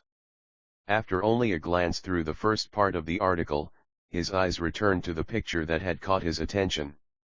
The line of print beneath it identified the picture as being that of a man named Stanley Martin. But a voice in Bart Stanton's brain said, "Not Stan Martin. The name is Mart Stanton." And Bartholomew felt a roar of confusion in his mind because he didn't know who Mart Stanton was, and because the face in the picture was his own. 13 chapter He was walking again. He didn't quite remember how he had left the automat, and he really didn't even try to remember. He was trying to remember other things further back before he had. Before he had what? Before the institute. Before the beginning of the operations. The memories were there, all right. He could sense them, floating in some sort of mental limbo, just beyond the grasp of his conscious mind, like the memories of a dream after one has awakened. Each time he would try to reach into the darkness to grasp one of the pieces, it would shatter into smaller bits. The big patterns were too fragile to withstand the direct probing of his conscious mind, and even the resulting fragments did not want to hold still long enough to be analyzed. And, while a part of his mind probed frantically after the elusive particles of memory, another part of it watched the process with semi-detached amusement. He had always known there were holes in his memory, always. Don't kid yourself, pal, but it was disconcerting to find an area that was as full of holes as a used machine gun target. The whole fabric had been punched to bits. No man's memory is completely available at any given time. Whatever the recording process is, however completely every bit of data may be recorded during a lifetime, much of it is unavailable. It may be incompletely cross-indexed, or, in some instances, labeled Do Not Scan. Or, metaphorically, the file drawer may be locked.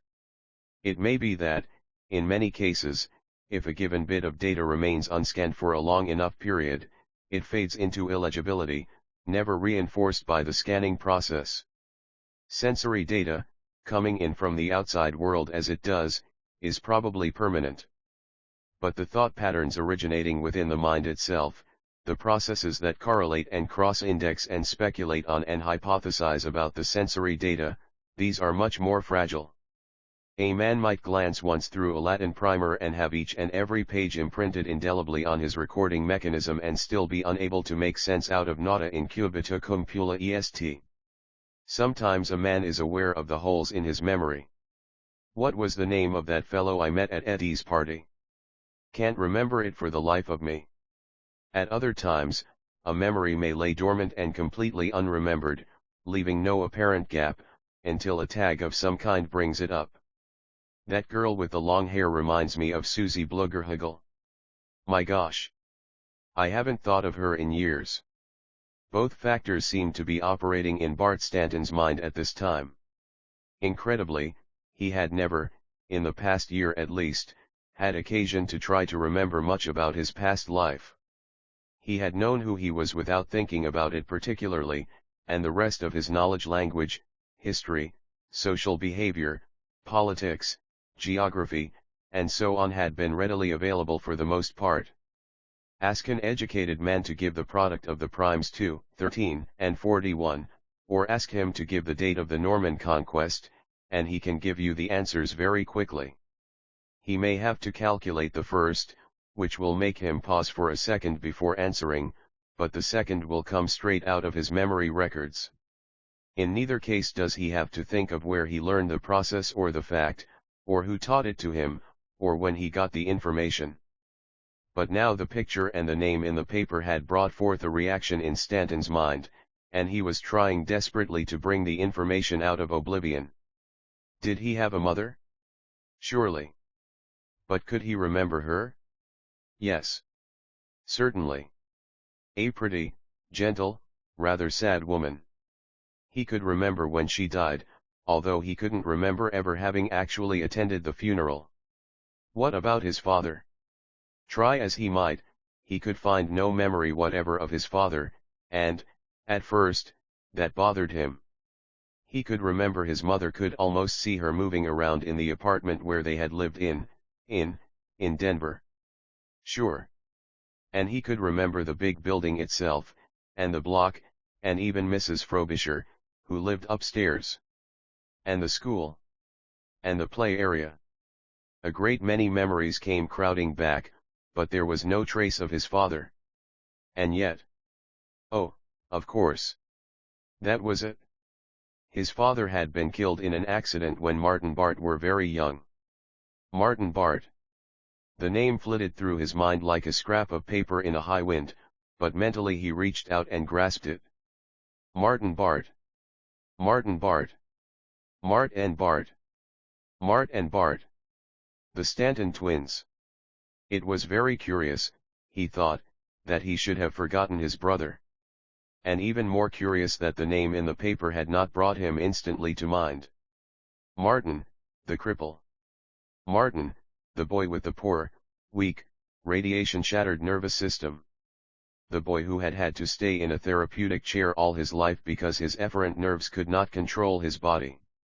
The boy who couldn't speak. Or, rather, wouldn't speak because he was ashamed of the gibberish that resulted. Martin. The nonentity. The nothing. The nobody. The one who watched and listened and thought, but could do nothing. Bart Stanton stopped suddenly and unfolded the newspaper again under the glow of the street lamp. His memories certainly didn't jibe with this. His eyes ran down the column of type. Mr. Martin has, in the years since he has been in the belt, run up an enviable record, both as an insurance investigator and as a police detective, although his connection with the planetoid police is, necessarily, an unofficial one. Probably not since Sherlock Holmes has there been such mutual respect and cooperation between the official police and a private investigator. There was only one explanation, Stanton thought. Martin, too, had been treated by the Institute. His memory was still blurry and incomplete, he knew, but he did suddenly remember that a decision had been made for Martin to take the treatment. He chuckled a little at the irony of it. It looked as though they hadn't been able to make a Superman of Martin, but they had been able to make a normal and extraordinarily capable human being of him, he thought. Now it was Bart who was the freak, the odd one. Turnabout is fair play, he thought. But somehow it didn't seem quite fair. He crumpled the newspaper, dropped it into a nearby waste chute, and walked on through the night toward the Neurophysical Institute. Fourth interlude. You understand, Mrs. Stanton, said the psychiatrist, that a great part of Martin's trouble is mental as well as physical. Because of the nature of his ailment, he has withdrawn, pulled himself away from communication with others. If these symptoms had been brought to my attention earlier, the mental disturbance might have been more easily analyzed and treated. I suppose so. I'm sorry, doctor, said Mrs. Stanton. Her manner betrayed weariness and pain. It was so difficult. Martin could never talk very well, you know, and he just talked less and less as the years went by. It was so slow and so gradual that I never really noticed it. Poor woman, the doctor thought. She's not well, herself. She should have married again, years ago, rather than force herself to carry the whole burden alone. Her role as a doting mother hasn't helped either of the boys to overcome the handicaps that were already present. I've honestly tried to do my very best with Martin, Mrs. Stanton went on unhappily. And so has Bart, I know. When they were younger, Bart used to take him out all the time. They went everywhere together. Of course, I don't expect Bart to do that so much anymore. He has his own life to live. He can't take Martin out on dates or things like that. He has interests outside the home now, like other boys his age. That's only normal. But when he's at home, Bart helps me with Martin all the time. I understand, said the psychiatrist. This is no time to tell her that Bartholomew's tests indicate that he has subconsciously resented Martin's presence for a long time, he thought.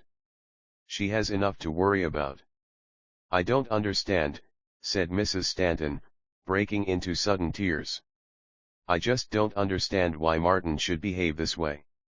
Why should he just sit there with his eyes closed and ignore everybody?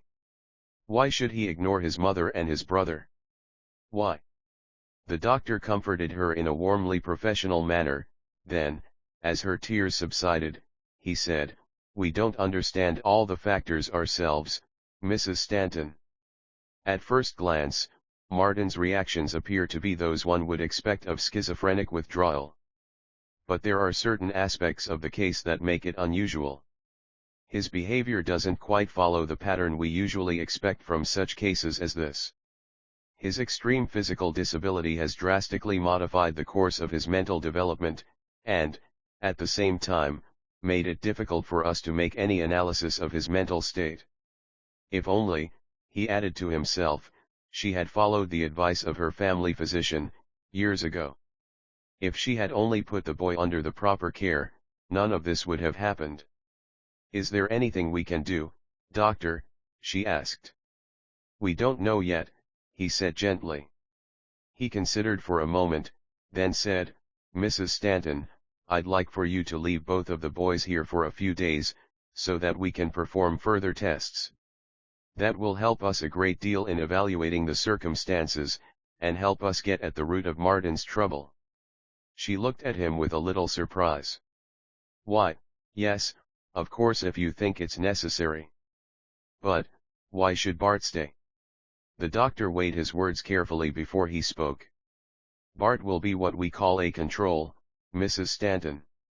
Since the boys are genetically identical, they should have been a great deal alike, in personality as well as in body, if it hadn't been for Martin's accident. In other words, our tests of Bart will tell us what Martin should be like. That way, we can tell just how much and in what way Martin deviates from what he should ideally be. Do you understand? Yes. Yes, I see. All right, doctor, whatever you say. After Mrs. Stanton had left, the psychiatrist sat quietly in his chair and stared thoughtfully at his desktop for several minutes. Then, making his decision, he picked up a small book that lay on his desk and looked up a number in Arlington, Virginia. He punched out the number on his phone, and when the face appeared on his screen he said, "Hello, Sydney. Busy right now?" "Not particularly. Not for a few minutes." "What's up?"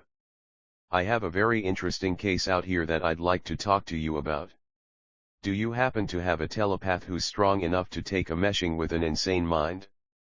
If my suspicions are correct, I will need a man with an absolutely impregnable sense of identity, because he's going to get into the weirdest situation I've ever come across." 14 Chapter The Napi squatted, brooding, in his underground nest, waiting for the special crystallization process to take place in the sodium gold alloy that was forming in the reactor. How long? He wondered. He was not thinking of the complex crystallization reaction, he knew the timing of that to a fraction of a second. His dark thoughts were, instead, focused inwardly, upon himself. How long would it be before he would be able to construct the communicator that would span the light years of intervening distance and put him in touch with his own race again? How long would it be before he could again hold discourse with reasonable beings? How much longer would he have to be stranded on this planet, surrounded by an insane society composed of degraded, insane beings? The work was going incredibly slowly. He had known at the beginning that his knowledge of the basic arts required to build a communicator was incomplete, but he had not realized just how painfully inadequate it was. Time after time, his instruments had simply refused to function because of some basic flaw in their manufacture, some flaw that an expert in that field could have pointed out at once. Time after time, equipment had had to be rebuilt almost from the beginning. And, time after time, only cut and try methods were available for correcting his errors. Not even his prodigious and accurate memory could hold all the information that was necessary for the work, and there were no reference tapes available, of course. They had all been destroyed when his ship had crashed. He had long since given up any attempt to understand the functioning of the mad pseudo-civilization that surrounded him. He was quite certain that the beings he had seen could not possibly be the real rulers of this society, but he had no inkling, as yet, as to who the real rulers were. As to where they were, that question seemed a little easier to answer. It was highly probable that they were out in space, on the asteroids that his instruments had detected when he was dropping in toward this planet so many years before. He had made an error then in not landing in the belt, but at no time since had he experienced the emotion of regret or wished he had done differently. Both thoughts would have been incomprehensible to the Napi. He had made an error, the circumstances had been checked and noted, he would not make that error again. What further action could be taken by a logical mind? None. The past was immutable and unchangeable. It existed only as a memory in his own mind, and there was no way to change that indelible record, even had the Napi wished to do so insane a thing. Surely, he thought, the real rulers must know of his existence. He had tried, by his every action, to show that he was a reasoning, intelligent, and civilized being. Why, then, had they taken no action? There was, of course, the possibility that the rulers cared very little for their subjects here on Earth, that they ignored what went on most of the time. Still, it would seem that they would recognize the actions of one of their own kind and take steps to investigate. he was still not absolutely certain about Colonel Walter Mannheim. Was he a real person or merely an underling? The information on the man was pitifully small. It would, of course, be possible to wait, to see how Colonel Walter Mannheim behaved if and when he discovered the Knife's nest. But if he had not discovered it after all these years and the information indicated that he had been looking almost since the first, then it was unlikely that he was a real person. In which case, it would be dangerous to allow him to find the nest. No, the best plan of action would be to go to Colonel Walter Mannheim first. 15 Chapter Pock. Pock. Ping. Pock. Pock. Ping. Pock. Pock. Ping. Pock. Pock. Ping. The action around a handball court was beautiful to watch. The robot mechanism behind Bart Stanton would fire out a ball at random intervals ranging from a tenth to a quarter of a second, bouncing them off the wall in a random pattern. Stanton would retrieve the ball before it hit the ground and bounce it off the wall again to strike the target on the moving robot. Stanton had to work against a machine. No ordinary human being could have given him any competition. Pock. Pock. Ping. Pock. Pock. Ping. Pock. Pock. Plunk. One miss, Stanton said to himself. But he fielded the next one nicely and slammed it home. Pock. Pock. Ping. The physical therapist, who was standing to one side, well out of the way of those hard-slammed, fast-moving drives, glanced at his watch. It was almost time. Pock. Pock. Ping. The machine, having delivered its last ball, shut itself off with a smug click. Stanton turned away from the handball court and walked toward the physical therapist, who was holding out a robe for him. "That was good, Bart," he said. "Real good." "One miss," Stanton said as he shrugged into the robe. "Yeah. Your timing was off a shade there, I guess. It's hard for me to tell till I look at the slow-motion photographs. Your arms and hands are just blurs to me when they're moving that fast. But you managed to chop another 10 seconds off your previous record, anyway." Stanton looked at him. "You reset the timer again," he said accusingly. But there was a grin on his face. The PT man grinned back. "Yup. Come on, step into the mummy case." He waved toward the narrow niche in the wall of the court, a niche just big enough to hold a standing man. Stanton stepped in, and various instrument pickups came out of the walls and touched him at various points on his body. Hidden machines recorded his heartbeat, his blood pressure, his brain activity, his muscular tension, his breathing, and several other factors. After a minute the PT man said, "Okay, Bart, that's it. Let's hit the steam box." Stanton stepped out of the niche and accompanied the therapist to another room, where he took off the robe again and sat down on the small stool inside an ordinary steam box. The box closed, leaving his head free, and the box began to fill with steam. "Did I ever tell you just what it is that I don't like about that machine?" Stanton asked as the therapist draped a heavy towel around his head. "Nope. Didn't know you had any gripe." "What is it?" "You can't gloat after you beat it. You can't walk over and pat it on the shoulder and say, 'Well, better luck next time, old man.' It isn't a good loser, and it isn't a bad loser. The damn thing doesn't even know it lost, and even if it did, it wouldn't care." "Yeah, I see what you mean," said the PT man, chuckling. "You beat the pants off it and what do you get? Nothing. Not even a case of the sulks out of it?" "Exactly. And what's worse, I know perfectly good and well that it's only half trying. The stupid gadget could beat me easily if you just turned that knob over a little more." "Yeah, sure. But you're not competing against the machine, anyway," the therapist said.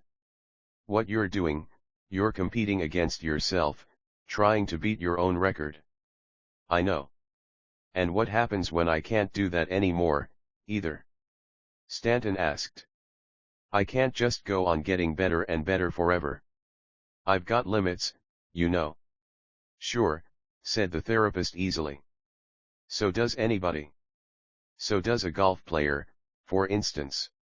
You take a golf player, he goes out and practices by himself to try to beat his own record. Bunk. Hogwash. The real fun in any game is beating someone else.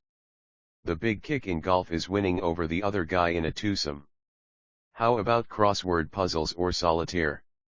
When you solve a crossword puzzle, you've beaten the guy who made up the puzzle. When you play solitaire, you're playing against the laws of chance, and that can become pretty boring unless there's money on it. And, in that case, you're actually trying to beat the guy who's betting against you. What I'd like to do is get out on the golf course with someone else and do my best and then lose. Honestly. With a handicap. The therapist began. Then he grinned weakly and stopped. On the golf course, Stanton was impossibly good. It had taken him a little while to get the knack of it, but as soon as he got control of his club and knew the reactions of the ball, his score started plummeting. Now it was so low as to be almost ridiculous. One long drive to the green and one putt to the cup. An easy 36 strokes for 18 holes. An occasional hole-in-one sometimes brought his score down below that, an occasional worm cast or stray wind sometimes brought it up. Sure, said Stanton. A handicap. What kind of a handicap do you want me to give you to induce you to make a $50 bet on a handball game with me? The physical therapist could imagine himself trying to get under one of Stanton's lightning-like returns. The thought of what would happen to his hand if he were accidentally to catch one made him wince. We wouldn't even be playing the same game, said Stanton. The therapist stepped back and looked at Stanton. You know, he said puzzledly, you sound bitter. Sure, I'm bitter, Stanton said. All I ever get is just exercise. All the fun has gone out of it. He sighed and grinned. There was no point in upsetting the PT man. I guess I'll just have to stick to cards and chess if I want competition. Speed and strength don't help anything if I'm holding two pair against three of a kind. Before the therapist could say anything, the door opened and a tall, lean man stepped into the foggy air of the room. You are broiling a lobster, he asked the PT man blandly. Steaming a clam, the therapist corrected. When he's done, I'll pound him to chowder. Excellent. I came for a clam bake. You're early, then, George, Stanton said. He didn't feel much in the mood for lightness, and the appearance of Dr. Yoritomo did nothing to improve his humor. George Yoritomo beamed broadly, crinkling up his narrow, heavy-lidded eyes. Ah! A talking clam. Excellent. How much longer does this fine specimen of clamhood have to cook? He asked the PT man. About 23 more minutes. Excellent, said Dr. Yoritomo. Would you be so good as to return at the end of that time? The therapist opened his mouth, closed it, then opened it again, and said, Sure, Doc. I can get some other stuff done. I'll see you in 23 minutes. But don't let him out of there till I get back. He went out through the far door. After the door closed, Dr. Yoritomo pulled up a chair and sat down. There have been new developments, he said, as you may have surmised. The physical therapist, like many other of the personnel around the institute, knew of Stanton's abilities, but he didn't know the purpose of the long series of operations that had made him what he was. Such persons knew about Stanton himself, but they knew nothing of any connection with the NIPI, although they might suspect. And all of them kept their knowledge and their suspicions to themselves. I guessed, Stanton said. What is it, George? He flexed his muscles under the caress of the hot, moist currents in the box. He wondered why it was so important that the psychologist interrupt him while he was relaxing after strenuous exercise. Yoritomo looked excited in spite of his attempt to be calm. And yet Stanton knew that, whatever it was, It wasn't anything tremendously urgent, or Dr. Yoritomo would be acting a great deal differently. Yoritomo leaned forward in his chair, his thin lips in an excited smile, his black irised eyes sparkling. I had to come tell you. The sheer, utter beauty of it is too much to contain. 3 times in a row was almost absolute, Bart. The probability that our hypotheses were correct was computed as straight 9s to 7 decimals. But now, the 4th time, straight 9s to 12 decimals. Stanton lifted an eyebrow. Your oriental calm is deserting you, George. I'm not reading you. Yoritomo's smile became broader. Ah. Sorry. I refer to the theory we have been discussing. About the peculiar mentality of our friend, the Nippy. You remember? Stanton remembered. After 6 years of watching the recorded actions of the Nippy, Dr. Yoritomo had evolved a theory about the kind of mentality that lay behind the 4 baleful violet eyes in that snout alien head. In order that his theory be validated, it was necessary that the theory be able to predict, in broad terms, the future actions of the Nippy. Evidently that proof had now come. The psychologist was smiling and rubbing his long, bony hands together. For Dr. George Yoritomo, that was almost the equivalent of hysterical excitement. We have been able to predict the behavior of the Nippy, he said. For the 4th time in succession. Great, Stanton said. Congratulations, George. But how does that fit in with the rule you once told me about? You know, the one about experimental animals. Ah, yes, Yoritomo said, nodding his head agreeably. The Harvard Law of Animal Behavior. A genetically standardized strain, under precisely controlled laboratory conditions, when subjected to carefully calibrated stimuli, will behave as it damned well pleases. Yes. Very true. He held up a cautionary finger. But an animal could not do otherwise, could it? Only as it pleases. Could it do anything else? It could not please to behave as something it is not, could it? Draw me a picture, Stanton said. What I mean, Yoritomo said, is that any organism is limited in its choice of behavior. A hamster, for example, cannot choose to behave in the manner of a rhesus monkey. A dog cannot choose to react as a mouse would react. If I prick a white mouse with a needle, it may squeal or bite or jump, but it will not bark. Never. Nor will it, under any circumstances, leap to a trapeze, hang by its tail, and chatter curses at me. Never. Stanton chuckled, but he didn't comment. By observing an organism's reactions, the psychologist continued, one can begin to see a pattern. After long enough observation, the pattern almost approaches certainty. If, for instance, I tell you that I put an armful of hay into a certain animal's enclosure, and that the animal trotted over, ate the hay, and brayed, then you will be able to tell me with reasonable certainty whether or not the animal had long ears. Do you see? Sure. But you haven't been able to pinpoint the Nippy's activities that easily yet, have you? Stanton asked. Ah, no, said Yoritomo. Not at all. That was merely an analogy, and we must not make the mistake of carrying an analogy too far. The more intelligent a creature is, the greater, in general, is its scope of action. The Nippy is far from being so simple as a monkey or a hamster. On the other hand, he smiled widely, showing bright, white teeth. He is not so bright as a human being. What? Stanton looked at him skeptically. I wouldn't say he was exactly stupid, George. What about all those prize gadgets of his? He blinked. Wipe the sweat off my forehead, will you? It's running into my eyes. Dr. Yoritomo wiped with the towel as he continued. Ah, yes. He is quite capable in that respect, my friend. Quite capable. That is because of his great memory, at once his finest asset and his greatest curse. He draped the towel around Stanton's head again and stepped back, his face unsmiling. Imagine having a near-perfect memory, Bart. Stanton's jaw muscles tightened a little before he spoke. I think I'd like it, he said. Yoritomo shrugged slightly. Perhaps you would. But it would most certainly not be the asset you think. Look at it very soberly, my friend. The most difficult teaching job in the world is the attempt to teach an organism something that that organism already knows. True. Yes.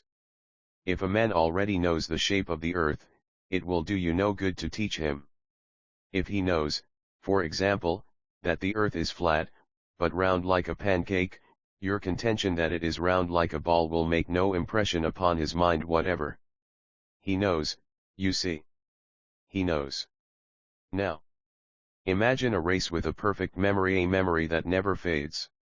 A memory in which each bit of data is as bright and as fresh as the moment it was imprinted, and as readily available as the data stored in a robot's mind. It is, in effect, a robotic memory. If you put false data into the memory banks of a mathematical computer, such as telling it that the square of 2 is 5, you cannot correct that error simply by telling it the true fact that the square of 2 is 4. No. First you must remove the erroneous data. Not so. Agreed, Stanton said. Very good. Then let us look at the Napi race, wherever it was spawned in this universe. Let us look at the race a long time back, way back when they first became Napi sapiens. Back when they first developed a true language. Each little Napi child, as it is born or hatched or budded, whatever it is they do, is taught as rapidly as possible all the things it must know in order to survive. And once a little Napelet is taught a thing, it knows.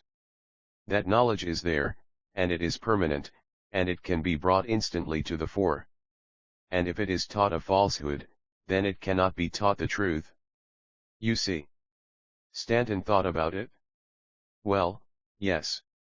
But eventually there are going to be cases where reality doesn't jive with what he's been taught, aren't there? And wouldn't cold reality force a change? Ah. In some cases, yes. In most, no, said Yoritomo. Look, suppose one of these primordial nips runs across a tiger or whatever large carnivore passes for a tiger on their home planet. This nippy, let us say, has never seen a tiger before, so he does not observe that this particular tiger is old, ill, and weak. It is, as a matter of fact, on its last legs. Our primordial nippy hits it on the head, and it drops dead. He drags the body home for the family to feed upon. How did you kill it, Papa? Why, it was the simplest thing in the world, my child. I walked up to it, bashed it firmly on the noggin, and it died. That is the way to kill tigers. Yoritomo smiled. It is also a good way to kill nips. He took the towel and wiped Stanton's brow again. The error, he continued, was made when Papa Napi made the generalization from one tiger to all tigers. If tigers were rare, this erroneous bit of lore might be passed on for many generations unchecked and spread through the Napi community as time passed. Those who did learn that most tigers are not conquered by walking up to them and hitting them on the noggin undoubtedly died before they could pass this new bit of information on. Then, perhaps, one day a Napi survived the ordeal. His mind now contained conflicting information which must be resolved.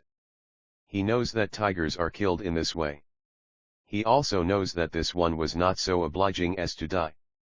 What is wrong? He has the solution. Plainly, this particular beast was not a tiger. How does he explain that to the others? Stanton asked. What does he tell his children? Yoritomo asked rhetorically. Why, first he tells them how tigers are killed. You walk up to one and bash it on the head. But then he warns his little Napellets that there is an animal around that looks just like a tiger, but it is not a tiger. One should not make the mistake of thinking it is a tiger or one will get oneself badly hurt. Now, since the only way to tell the true tiger from the false is to give it a hit on the head, and since that test may prove rather injurious, if not absolutely fatal, to the Napi who tries it, it follows that one is better off if one scrupulously avoids all animals that look like tigers. You see? Yeah, said Stanton. Some snarks are boojums. Exactly. Thank you for that allusion, Yoritomo said with a smile. I must remember to use it in my report. It seems to me to follow, Stanton said musingly, that there would inevitably be some things that they'd never learn the truth about, once they had gotten the wrong idea into their heads. Ah. Indeed. Absolutely true. It is precisely that which led me to formulate my theory in the first place. How else are we to explain that the Napi, for all his tremendous technical knowledge, is nonetheless a member of a society that is still in the ancient ritual taboo stage of development? A savage. Yoritomo laughed softly. As to his savagery, I think no one on earth would disagree. But they are not the same thing. What I do mean is that the Napi is undoubtedly the most superstitious and bigoted being on the face of this planet. There was a knock on the door of the steam room. Yes, said Dr. Yoritomo. The physical therapist stuck his head in. Sorry to interrupt, but the clam is done. I'll have to give him a rub-down, document. Perfectly all right, Yoritomo said. We had almost finished. Think over what I have said, Bart. Yeah, sure, George, Stanton said abstractedly. Yoritomo left, and Stanton got up on the rub-down table and lay prone. The therapist, seeing that his patient was in no mood for conversation, proceeded with the massage in silence. Stanton lay on the table, his head pillowed in his arms, while the therapist rubbed and kneaded his muscles. The pleasant sensation formed a background for his thoughts. For the first time, Stanton was seeing the Napi as an individual, as a person, as a thinking, feeling being. We have a great deal in common, you and I, he thought. Except that you're a lot worse off than I am. I'm actually feeling sorry for the poor guy, Stanton thought. Which, I suppose, is a hell of a lot better than feeling sorry for myself. The only real, basic difference between us freaks is that you're more of a freak than I am. Molly O'Grady and the Colonel's lady are sisters under the skin. Where'd that come from? Something I learned in school, no doubt, like the snarks and the boojums. He would answer to hi. Or to any loud cry, such as fry me. Or fritter my wig. Who was that? The snark? No. The snark had a flavor like that of will-o'-the-wisp. And I must remember to distinguish those that have feathers, and bite, from those that have whiskers, and scratch. Damn this memory of mine. Or can I even call it mine when I can't even use it? For now we see through a glass, darkly, but then face to face. Now I know in part, but then shall I know even as also I am known. Another jack-in-the-box thought popping up from nowhere. The only way I'll ever get all of this stuff straightened out in my mind is to get more information. And it doesn't look as though anyone is going to give it to me on a platter, either. The Institute men seem to be awfully chary about giving information away, even to me. George even had to chase away old Rub and Pound, that feels good, before he would talk about the Napi. Can't blame em for that, of course. There'd be hell to pay for everyone around if the general public ever found out that the Napi has been kept as a pet for 6 years. How many people has he killed in that time? 20. 30. How much blood does Colonel Mannheim have on his hands? Though they know not why, or for what they give, still, the few must die, that the many may live. I wonder whether I read all that stuff complete or just browsed through a copy of Bartlett's quotations. Fragments. We've got to get organized around here, brother. Colonel Mannheim's puppet is going to have to cut his strings and do a Pinocchio. 16 Chapter Colonel Walter Mannheim unlocked the door of his small suite of rooms in the officers' barracks. God. He was tired. It wasn't so much physical exhaustion as mental and emotional release from the tension he had been under for the preceding few hours. Or had it been years? He dropped his heavy briefcase on a nearby chair, took off his cap and dropped it on the briefcase. He stood there for a moment, looking tiredly around. Everything was in order, as usual. He seldom came to Government City anymore. 20 or so visits in the last 10 years, and only a dozen of them had been long enough to force him to spend the night in his old suite at the World Police headquarters at the southern end of the island.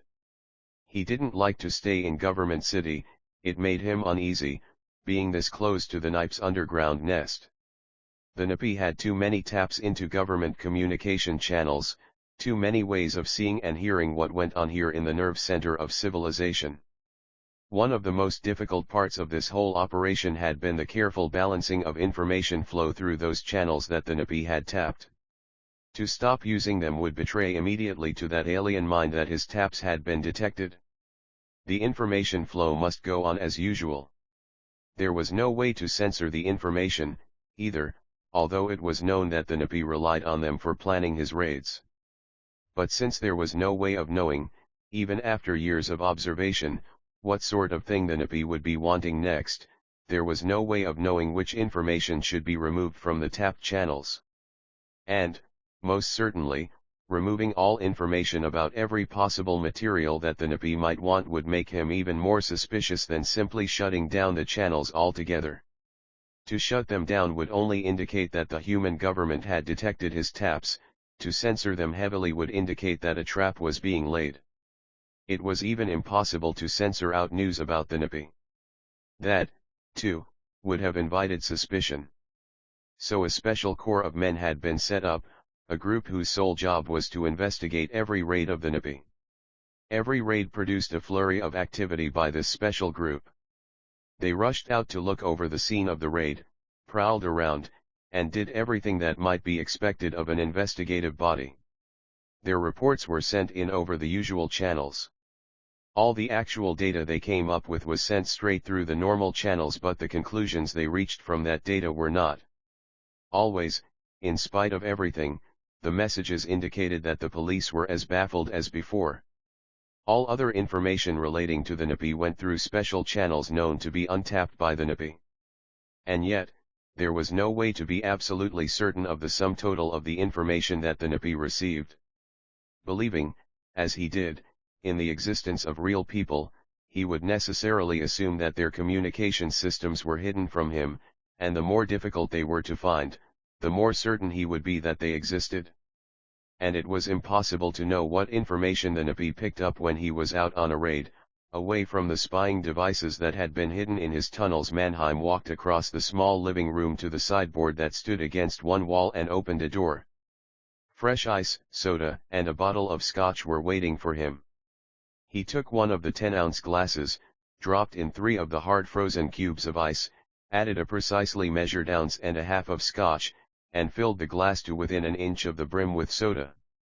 Holding the glass in one hand, he walked around the little apartment, checking everything with a sort of automatic abstractedness. The air conditioner was pouring sweet, cool, fresh air into the room, the windows heavy, thick slabs of paraglass welded directly into the wall admitted the light from the courtyard outside, but admitted nothing else. There was no need for them to open, because of the air conditioning. A century before, some buildings still had fire escapes running down their outsides, but modern fireproofing had rendered such anachronisms unnecessary. But his mind was only partly on his surroundings. He went into the bedroom, sat down on the edge of the bed, took a long drink from the cold glass in his hand, and then put it on the nightstand. Absently he began pulling off his boots. His thoughts were on the executive session he had attended that afternoon. How much longer, do you think, Colonel? A few weeks, sir. Perhaps less. There was another raid in Miami, Colonel. Another man died. We could have prevented that death, Colonel. We could have prevented a great many deaths in the past 6 years. And what answer was there to that? The Executive Council knew that the deaths were preventable in only one way, by killing the NPI. And they had long ago agreed that the knowledge in that alien mind was worth the sacrifice. But, as he had known would happen when they made the decision 6 years before, there were some of them who had, inevitably, weakened. Not even a majority but a minority that was becoming stronger.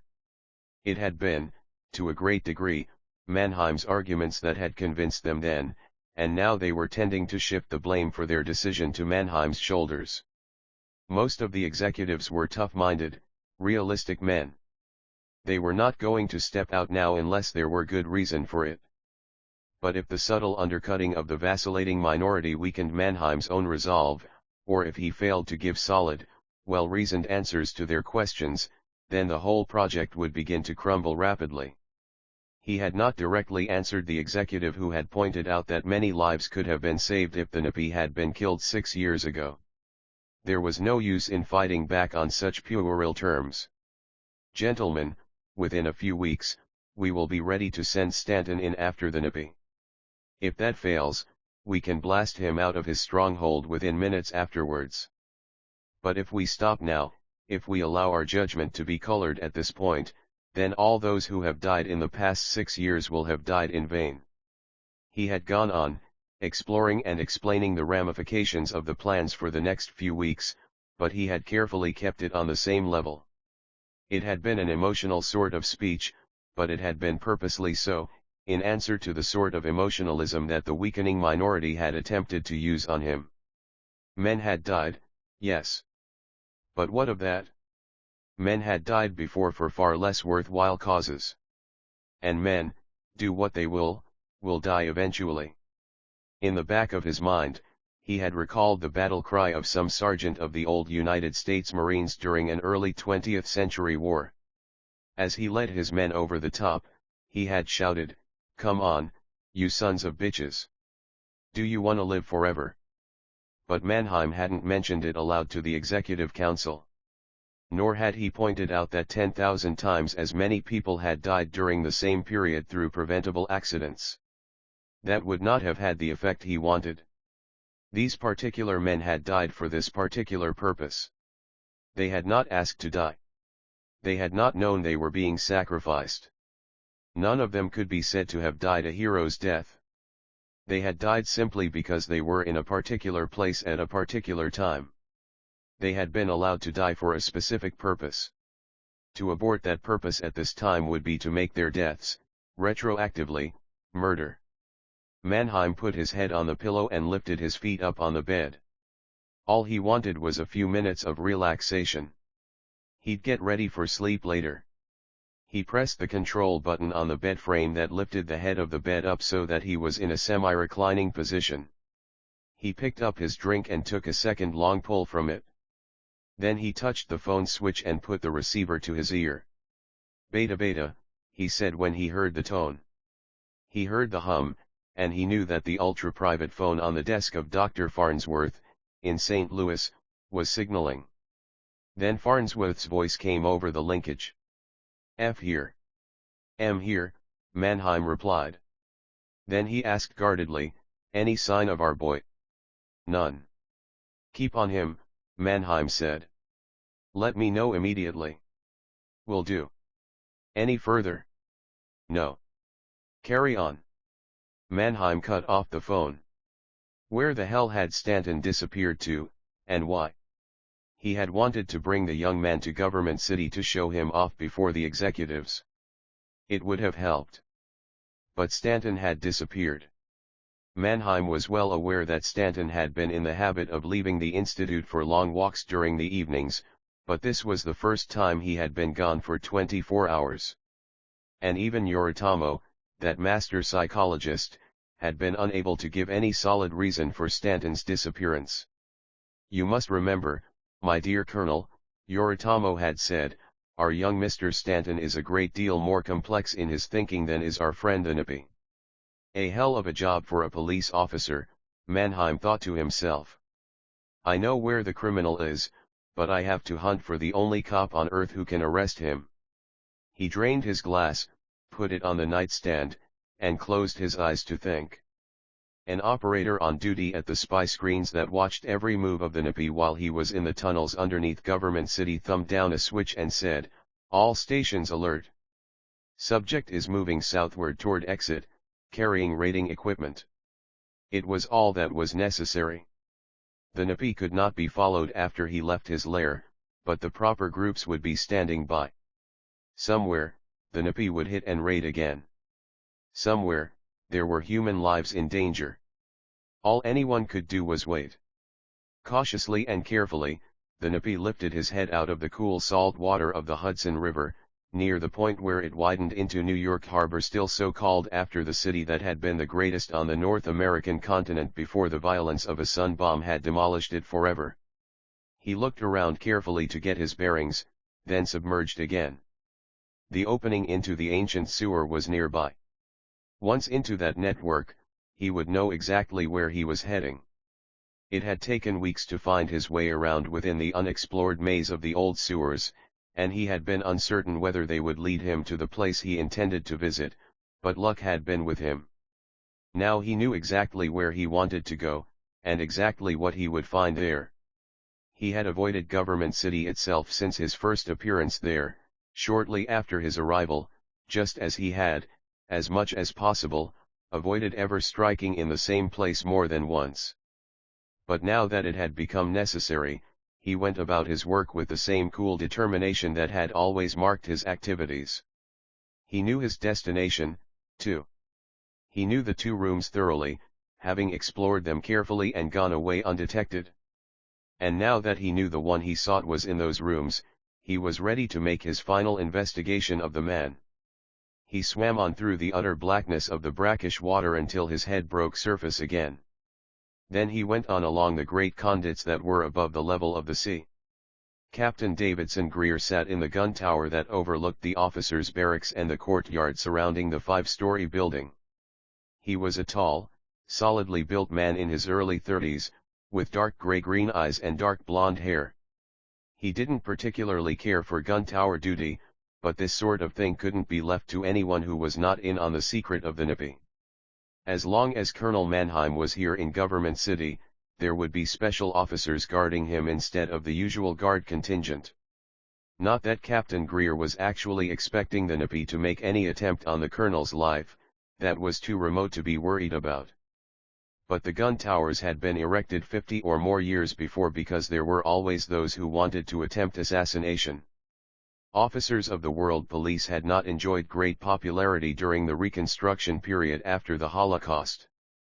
The petty potentates who had set themselves up as autocratic rulers in various spots over the earth had quite often decided that the best way to get the WP off their backs was to kill someone, and quite often that someone was a police officer. Disgruntled nationalists and fanatics of all kinds had tried at various times to kill one officer or another. The protection was needed then. Even now there were occasional assassins who attempted to invade World Police headquarters, but they were usually stopped long before they got into the enclosure itself.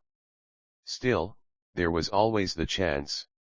There had been, in the past few years, an undercurrent of rebellion all over Earth because of the Napi. The monster hadn't been killed, and there were those who screamed that the failure was due to the inefficiency of the police. One attempt had already been made on the life of a Major Thorensen because he had failed to get the Napi after a raid in Leopoldville. The would-be assassin had been cut down just before he threw a grenade that would have killed half a dozen men. Captain Greer had been assigned to make sure that no such attempt would succeed with Colonel Mannheim. He could see the length of the hallway that led to Colonel Mannheim's suite. The hallway had been purposely designed for watching from the gun tower. To one who was inside, it looked like an ordinary hallway, stretching down the length of the building. But it was walled with a special plastic that, while opaque to visible light, was perfectly transparent to infrared. To the ordinary unaided eye, the walls of the building presented a blank face to the gun tower, but to the eye of an infrared scope, the hallways of all 5 floors looked as though they were long, glass-enclosed terraces. And those walls were neither the ferroconcrete of the main building nor the pressure glass of the windows, but ordinary heavy-gauge plastic. To the bullets that could be spewed forth from the muzzle of the heavy-caliber, high-powered machine gun in the tower, those walls were practically non-existent. Captain Greer surveyed the hallways with his infrared binoculars. Nothing. The halls were empty. He lowered the binoculars and lit a cigarette. Then he put his eyes to the aiming scope of the gun and swiveled the muzzle a little. The aiming scope showed nothing either. He leaned back and exhaled a cloud of smoke. Colonel Mannheim blinked and looked at the ceiling. It took him a minute to reorient himself. Then he grinned rather sheepishly, realizing that he had dozed off with his clothes on. Even worse, the pressure at his hip told him that he hadn't even bothered to take his sidearm off. He sat up and swung his feet to the floor, then glanced at his wrist. 3 in the morning. And the moral of that, my dear Walter, he told himself, is that a tired man should put on his pajamas first, before he lies down and drinks a scotch. He stood up. Might as well put his pajamas on and get to bed. He would have to be back in St. Louis by 10 in the morning, so he ought to get as much sleep as possible. The phone chimed. He scooped it up and became instantly awake as he heard the voice of Captain Greer from the gun tower that faced the outer wall. Colonel, the Napi is just outside the wall of your apartment, in the hallway. I have him in my sights. He was trying to stay calm, Mannheim could tell by his voice, but he rattled the words off with machine gun rapidity. Mannheim thought rapidly. Whatever the Napi was up to, it wouldn't include planting a bomb or anything that might kill anyone accidentally. If there was a life in danger, it was his own, and the danger would come from the Nipe's hands, not from any device or weapon. He was thankful that it was Captain Greer up in that tower, not an ordinary guard who would have fired the instant he saw the alien through the infrared transparent walls. Even so, he knew that the captain's fingers must be tightening on those triggers. No human being could do otherwise with that monster in his sights. Mannheim spoke very calmly and deliberately.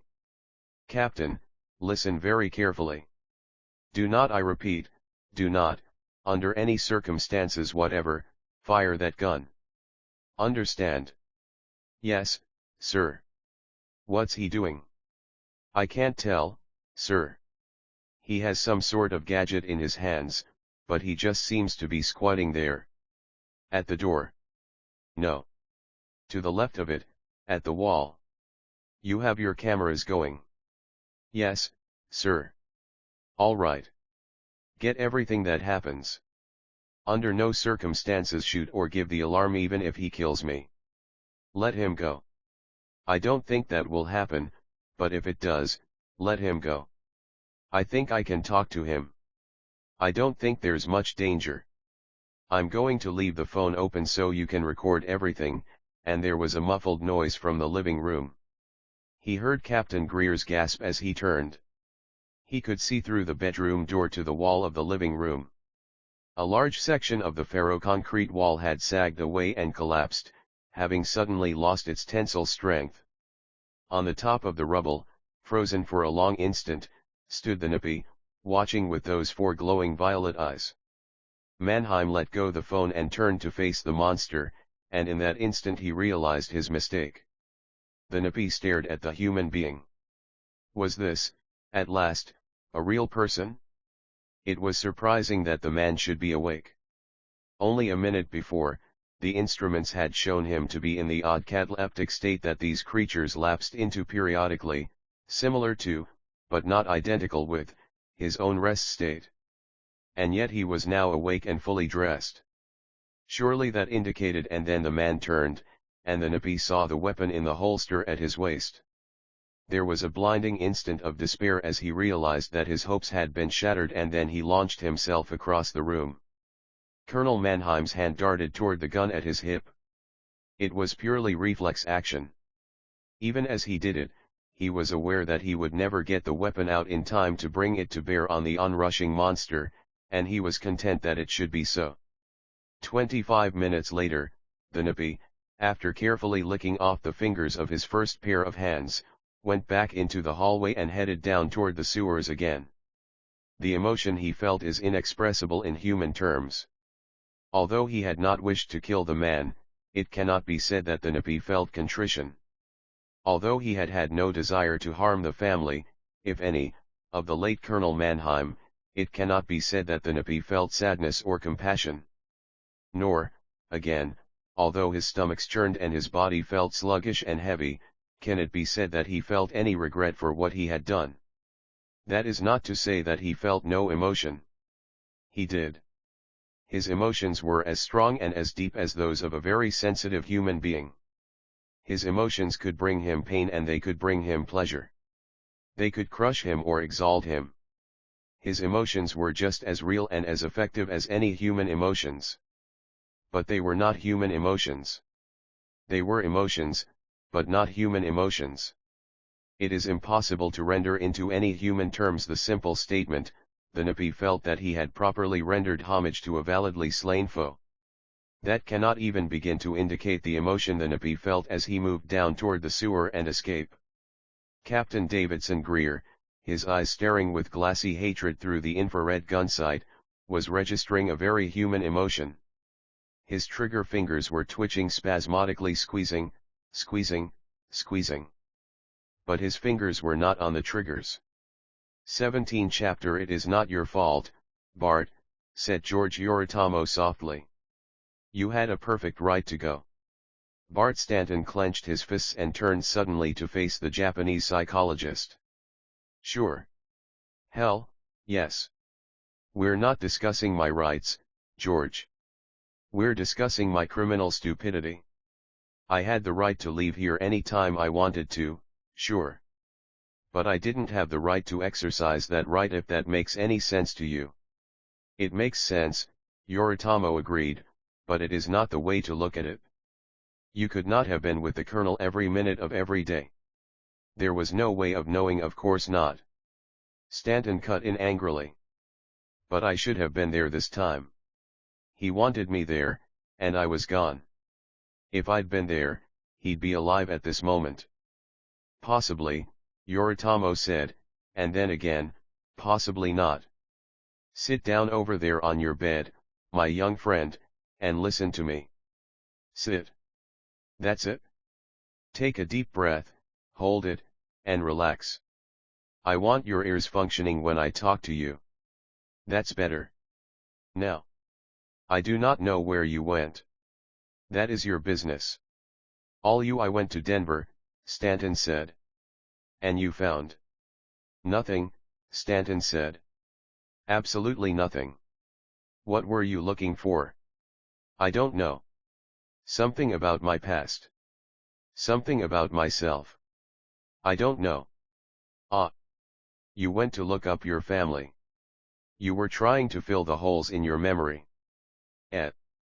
Yes. And you did not succeed? No. No. There wasn't anything there that I didn't remember.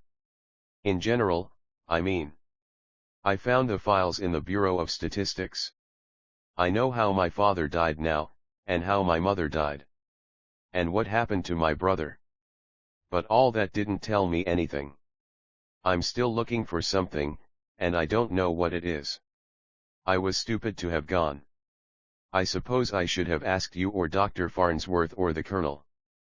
But you thought we wouldn't answer, Yoritomo said. I guess that's about it. I should have asked you. Yoritomo shook his head. Not necessarily. It was actually better that you looked for yourself. Besides, we could not have given you any answer if you yourself do not know the question. We still can't. I have a feeling, Stanton said, that you know the question as well as the answer. Perhaps. Perhaps not. But there are some things that every man must find out for himself. You were right to do as you did. If you had asked Colonel Mannheim for permission, he would have let you go. He would not have asked you to go to Government City with him. That's the whole damn trouble. Stanton snapped. I'm the starboarder around here, the indispensable man. So I'm babed and I'm coddled, and when I goof off I'm patted on the back. And just how did you goof off? Yoritomo asked. I should have been here, ready to go with the colonel. Very well. Suppose you had gone. Do you think you could have saved his life? He could have saved his own life if he'd wanted to. Instead, he specifically ordered the guard not to shoot under any circumstances. If you had been there, the results would have been the same. he would have forbidden you to do anything at all. The time is not yet ripe for you to face the Nippy. You would not have been able to protect him without disobeying his orders. I might have done just that, said Stanton. Yoritomo was suddenly angry. Then it is better that you were in Denver, young fool. Colonel Walter Mannheim believed that no single human life is worth the loss of the knowledge in that alien's mind. He proved that by sacrificing his own life when that became necessary. I like to think that I would have done the same thing myself. I am certain Dr. Farnsworth would. We would rather all be dead than allow that fund of data to be lost to the rest of humanity. But who will carry on, with him dead? Stanton asked. He was the one who coordinated everything. You and Farnsworth aren't cut out for that sort of thing. Nor am I. No, Yoritomo said. But that has already been taken care of. Mannheim had a replacement ready. A message is being sent out in Mannheim's name, since we are keeping the colonel's death secret for the time being. You are the only indispensable man, Stanton. The rest of us can easily be replaced. The lives of dozens of human beings have been sacrificed. 5 years of your own life have been sacrificed to put you in the right place at the right time. And the job you are to do does not and never has included acting as bodyguard for Colonel Mannheim or anyone else. Understand? Stanton nodded slowly. I understand, George. I understand. 18 Chapter The detective pushed his way out of the crowded courtroom before the rest of the crowd started to move. The members of the jury were still filing in, and he knew that no one else would leave the room until the verdict was in. He didn't care. He knew what the verdict ought to be. He knew also that juries had occasionally been swayed by histrionics on the part of the defense counsel, and had been persuaded to free guilty men. He knew, too, that prosecutors had railroaded innocent men. But such things as that didn't happen often in the belt. A man doesn't live too long in the belt unless he's capable of recognizing truth when he sees it. But even if the wrong verdict had been brought in, there would have been nothing he could do about it now. He had done his part. He had done everything he could. He had brought them in. He had testified. All the rest of it was up to the jury and the court, those two enigmatic halves of justice and judgment. The point was that this was the perfect time to leave the courtroom. When he reached his office, he could, if he wanted, and, he thought ruefully, he probably would want to, in spite of his pretended indifference, call up to find out what the verdict had been. But, during these few moments, all eyes were on the jury box. No one was watching who left quietly by the side door of the big courtroom. He moved silently and with assurance in the fractional G field of the planetoid. One of the uniformed guards looked at him and smiled, throwing him an informal salute. The detective returned both. If any of those news reporters ask which way I went, he said amiably, tell 'em I went that-a-way. He gestured over his shoulder with a thumb. I ain't even seen you, Mr. Martin, said the guard. The detective waved his thanks and kept going. It wasn't that he disliked newsmen. Most of them were fairly intelligent, pleasant people. But he didn't want to be asked any questions right now. He had given them interviews aplenty during the trial, and they could use those, now that the end of the trial had lifted the news ban. They had plenty of quotations from Stan Martin without asking him what he thought of the verdict itself. 10 minutes later, he was in his own office in the Lloyd's area. Helen, his secretary, was just cutting off the phone as he walked into the outer office. She flashed him a big smile. They just gave the verdict, Mr. Martin. Guilty all the way down the line: conspiracy, extortion, kidnapping, and all the others. The only not guilty verdict was a minor one.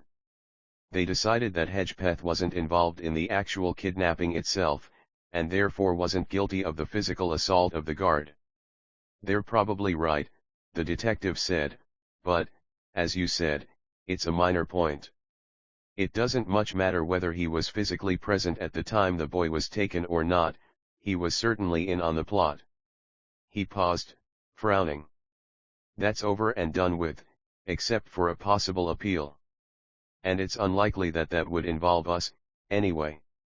Get Mr. Pelham on the phone, will you? I'll take it in my office. The Morton case, she asked. Yeah. There's something fishy about the wreck of the spaceship Morton, and I want Pelham to let me work on it. He went on into his office and had barely sat down when the phone hummed. Yes, he said, depressing the switch. Mr. Benheim would like to speak to you, sir, Helen said formally. Oh. In order to have gotten here so quickly, Benheim, too, must have left before the verdict was delivered. He was hardly more than a minute behind the detective. And that was unusual in a man who was waiting at the trial of the kidnappers of his own son. Still, Moishe Benheim was an unusual man. Tell him to come right on in, the detective said. Oh, and Helen, hold off on that Pelham call for a little while. He didn't want to be talking business while Benheim was in the office. Yes, sir, she said. A few seconds later, the door opened, and Moishe Benheim came in. He was not a big man, but he was broad of shoulder and broad of girth, built like a wrestler. He had a heavy, graying beard, and wore it with a patriarchal air. He was breathing rather heavily as he came through the door, and he stopped suddenly to pull a handkerchief from his pocket. He began coughing harsh, racking, painful coughs that shook his heavy frame. Sorry, he said after a moment. Damn lungs. Shouldn't try to move so fast. He wiped his lips and put the handkerchief away. The detective didn't say anything. He knew that Moishe Benheim had injured his lungs 18 years before.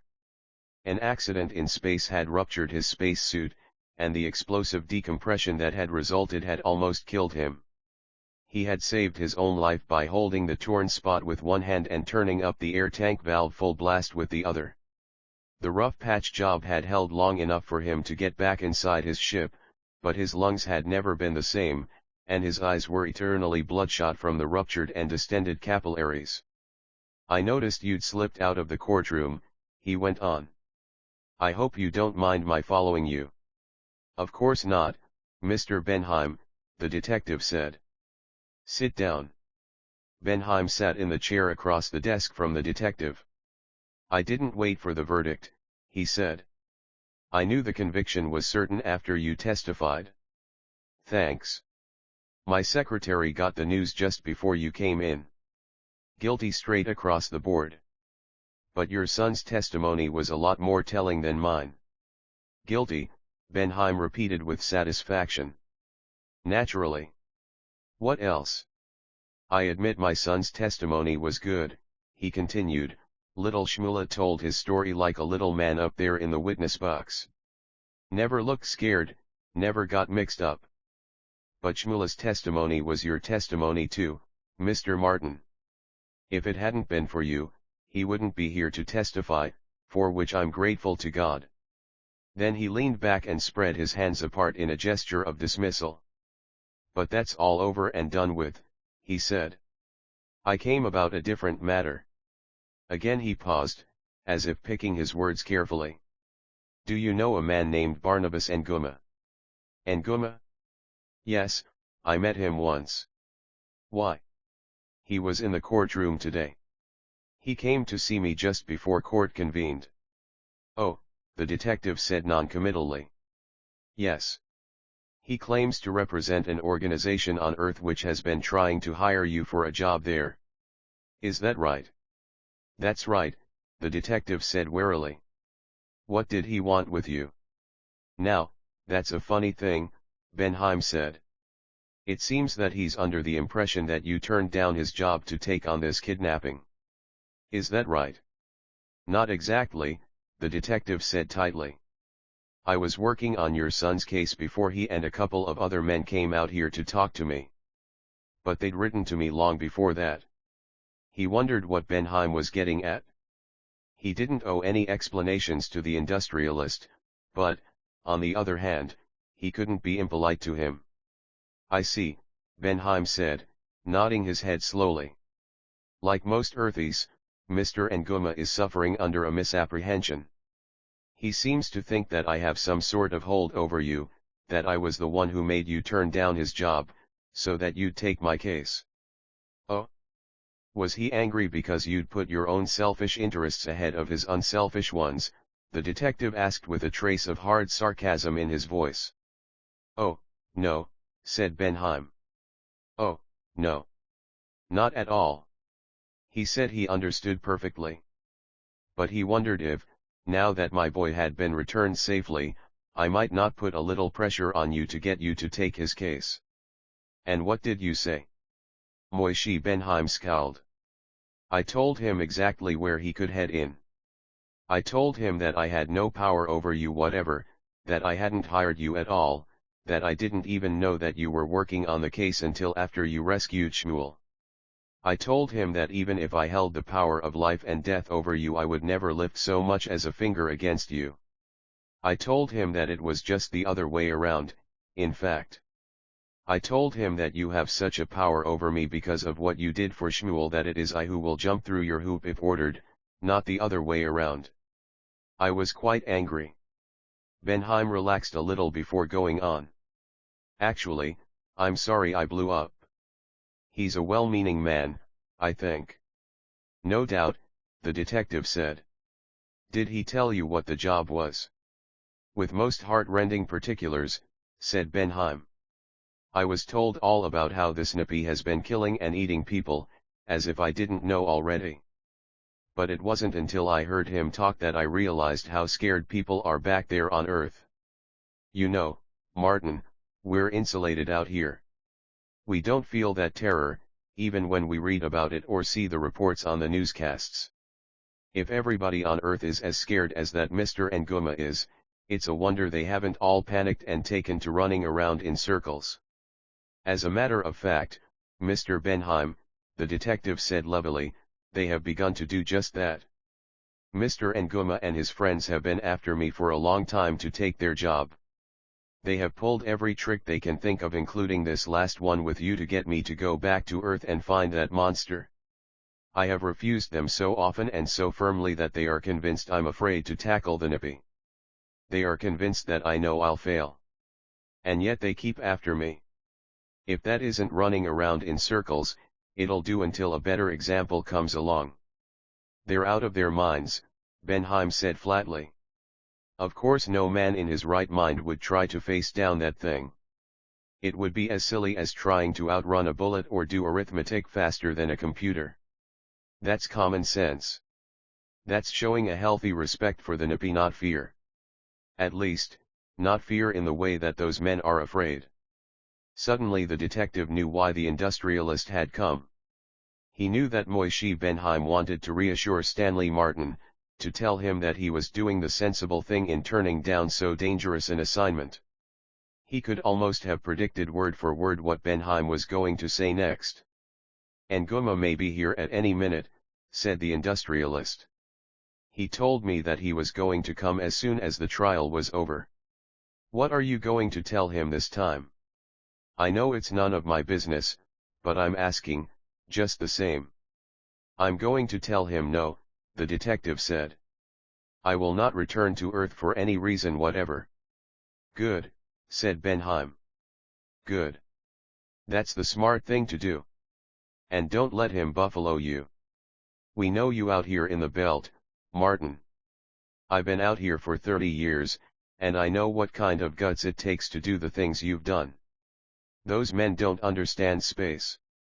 Nobody understands space until he's lived in it and worked in it, and had cold death only a fraction of an inch away from his skin for hours and days at a time. No matter what those earthies say, we know you've got more guts than anybody else in the belt, to say nothing of those stay-at-homes on Earth. Thank you. I appreciate that, the detective said. But they were only words. He knew that Benheim meant exactly what he said, or thought he meant it. But he also knew that Benheim and others would always wonder why he had turned the job down. God. He thought, I wish I knew. The thought was only momentary. Then, as it had done so many times before, his mind veered away from the dangerous subject.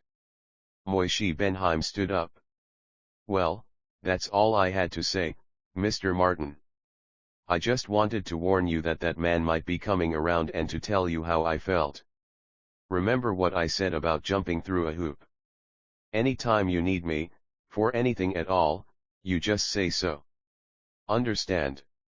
I understand, the detective said, forcing a smile. He rose and shook the industrialist's outstretched hand. And thanks again, he added. After Benheim had gone, the detective sat thinking, toying with a pencil on his desk.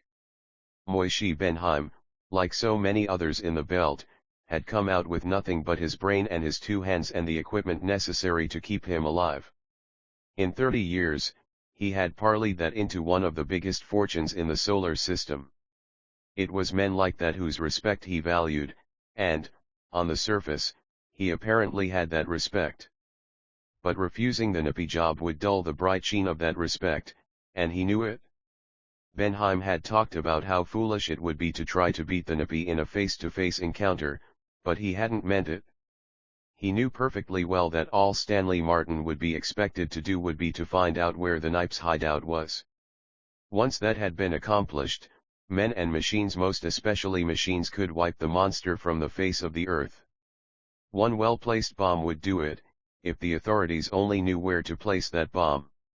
If only again his mind veered away, refusing to consider the nippy too carefully or too closely. The intercom on his desk hummed, and he pressed the switch. Yes, Helen. That Mr. Nguma was here while Mr. Benheim was with you, Mr. Martin. I followed your instructions and told him that you would not see him. Fine. Thanks, Helen. Also, there's a radiogram for you from Earth. If it's from one of Nguma's colleagues, the detective said, I don't want to see it. File it in the cylindrical file under W. I don't think it is, the secretary said doubtfully. I can't make any sense out of it. I'd better bring it in. Okay. And then put that call through to Pelham. I want to get going on that Morton spaceship wrecking. I'm getting itchy for action. She brought in the radiogram and put it on his desk before calling Pelham. She had already read it, of course. It was her job to read such things.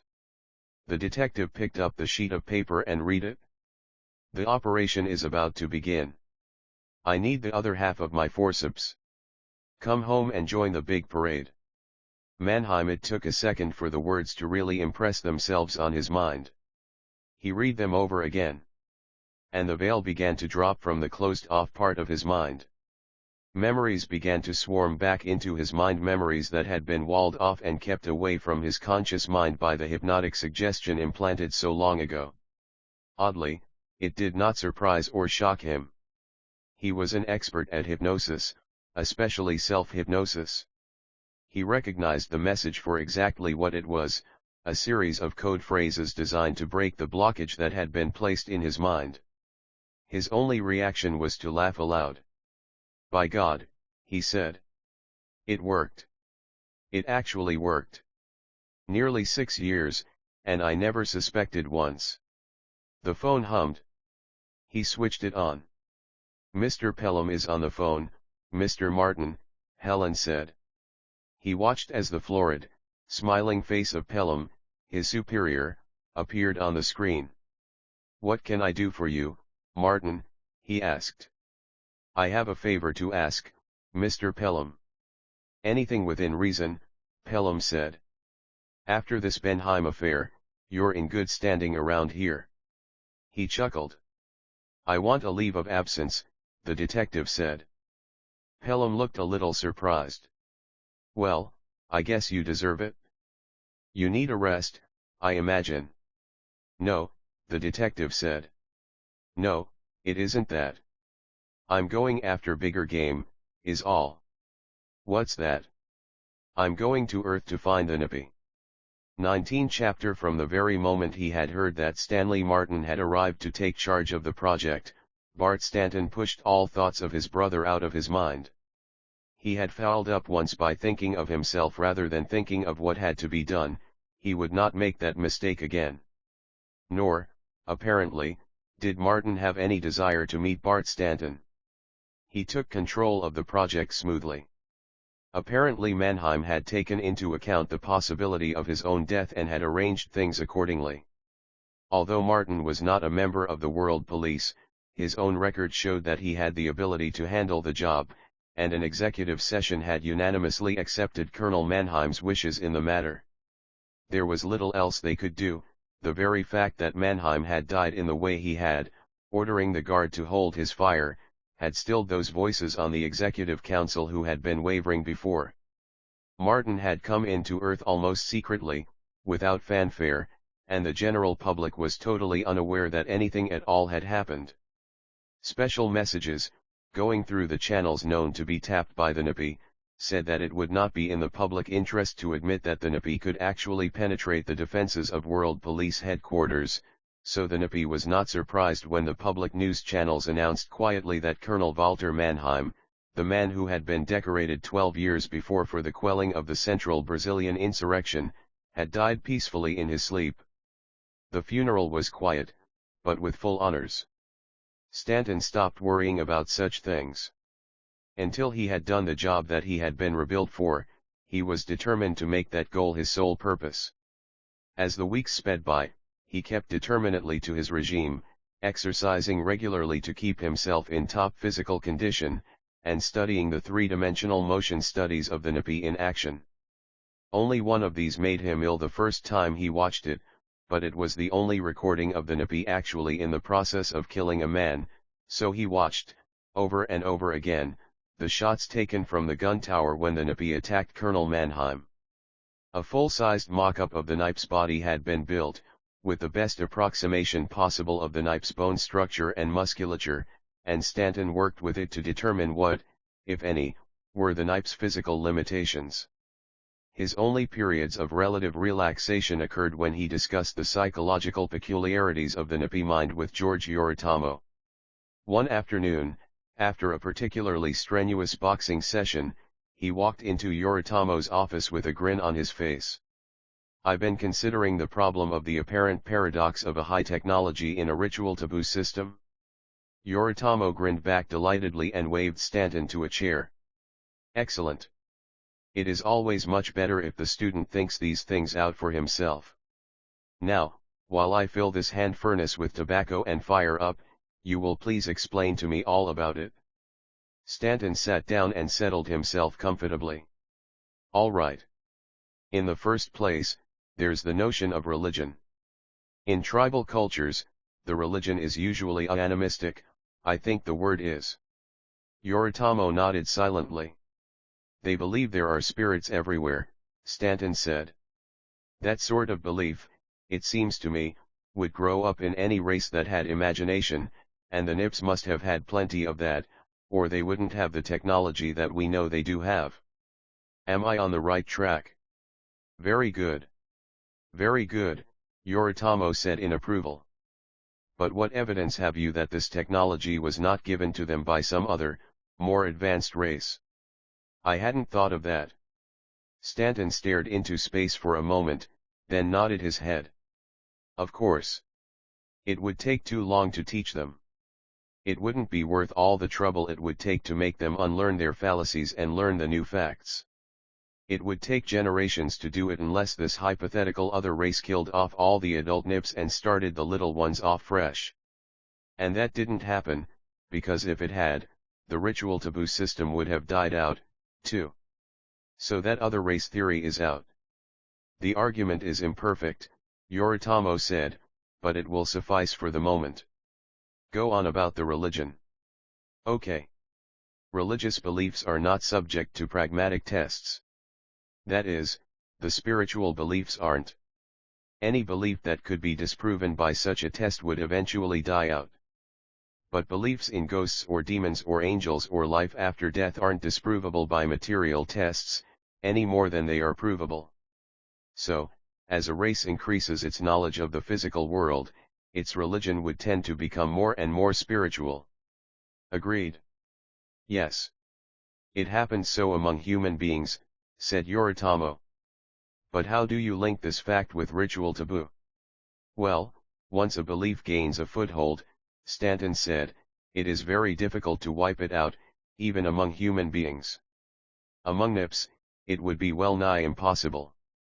Once a code of ritual and of social behavior had been set up, it became permanent. For example, Yoritomo urged. Well, shaking hands, for example, Stanton said after a pause. We still do that, even if we don't have it fixed solidly in our heads that we must do it. I suppose it would never occur to a nippy not to perform such a ritual. Just so, Yoritomo agreed vigorously. Such things, once established in the minds of the race, would tend to remain. But it is a characteristic of a ritual taboo system that it resists change. Change is evil. Change is wrong. We must use what we know to be true, not try something that has never been tried before. In a ritual taboo system, a thing which is not ritual is, ipso facto, taboo. How, then, can we account for their high technological achievements? The pragmatic engineering approach, I imagine, Stanton said. If a thing works, then go ahead and use it. It is usable. If not, it isn't. Approximately, said Yoritomo.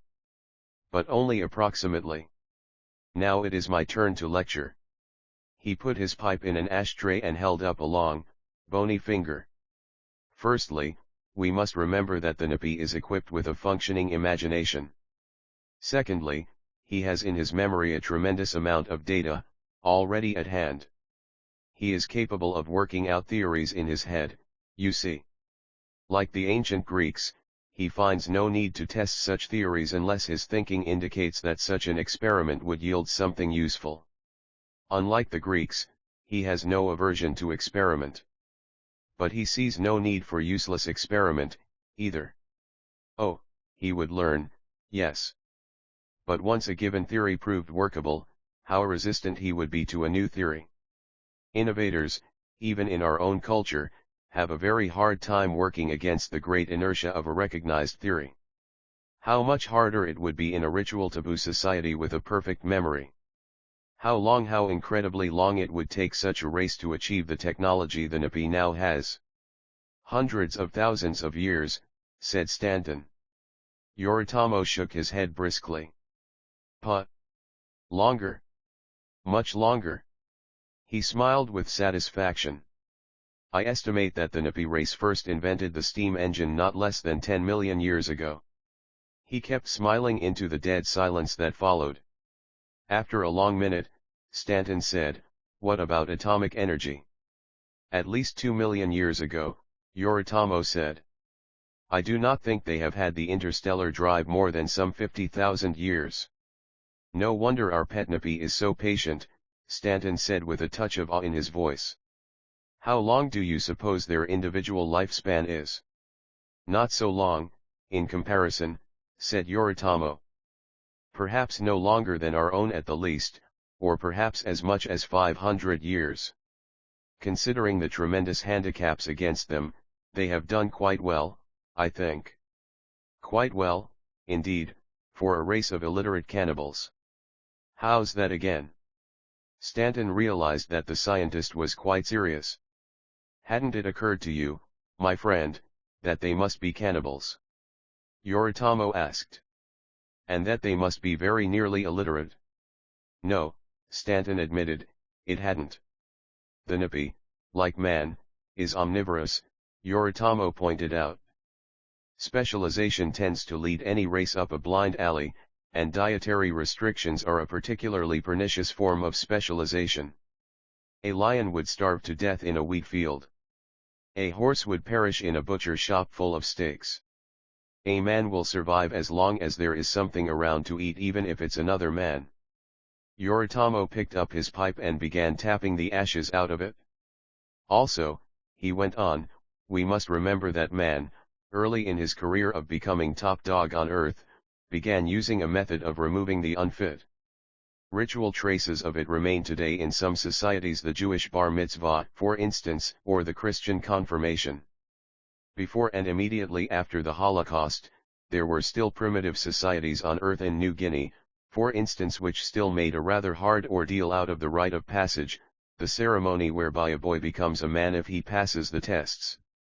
Yoritomo was filling his pipe, a look of somber satisfaction on his lean face. A few millennia ago, a boy who underwent those tests was killed outright if he failed. And was eaten. He had not shown the ability to overrule with reason his animal instincts. Therefore, he was not a human being, but an animal. What better use for a young and succulent animal than to provide meat for the common larder? And you think the same process must have been used by the Nips? Stanton asked. Yoritomo nodded vigorously as he applied a match flame to the tobacco in his pipe.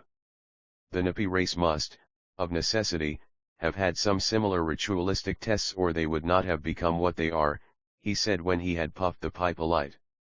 And we have already agreed that once the Nips adopted something of that kind, it remained with them. Not so? Yes. Also, it can be considered extremely unlikely that the Nipi civilization, if such it can be called, has any geriatric problem. No, indeed. No old age pensions, no old folks' homes, no senility. No, nor any specialists in geriatrics, either. When a Nipi becomes a burden because of age, he is ritually murdered and eaten with all due solemnity.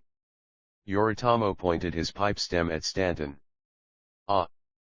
You frown, my friend.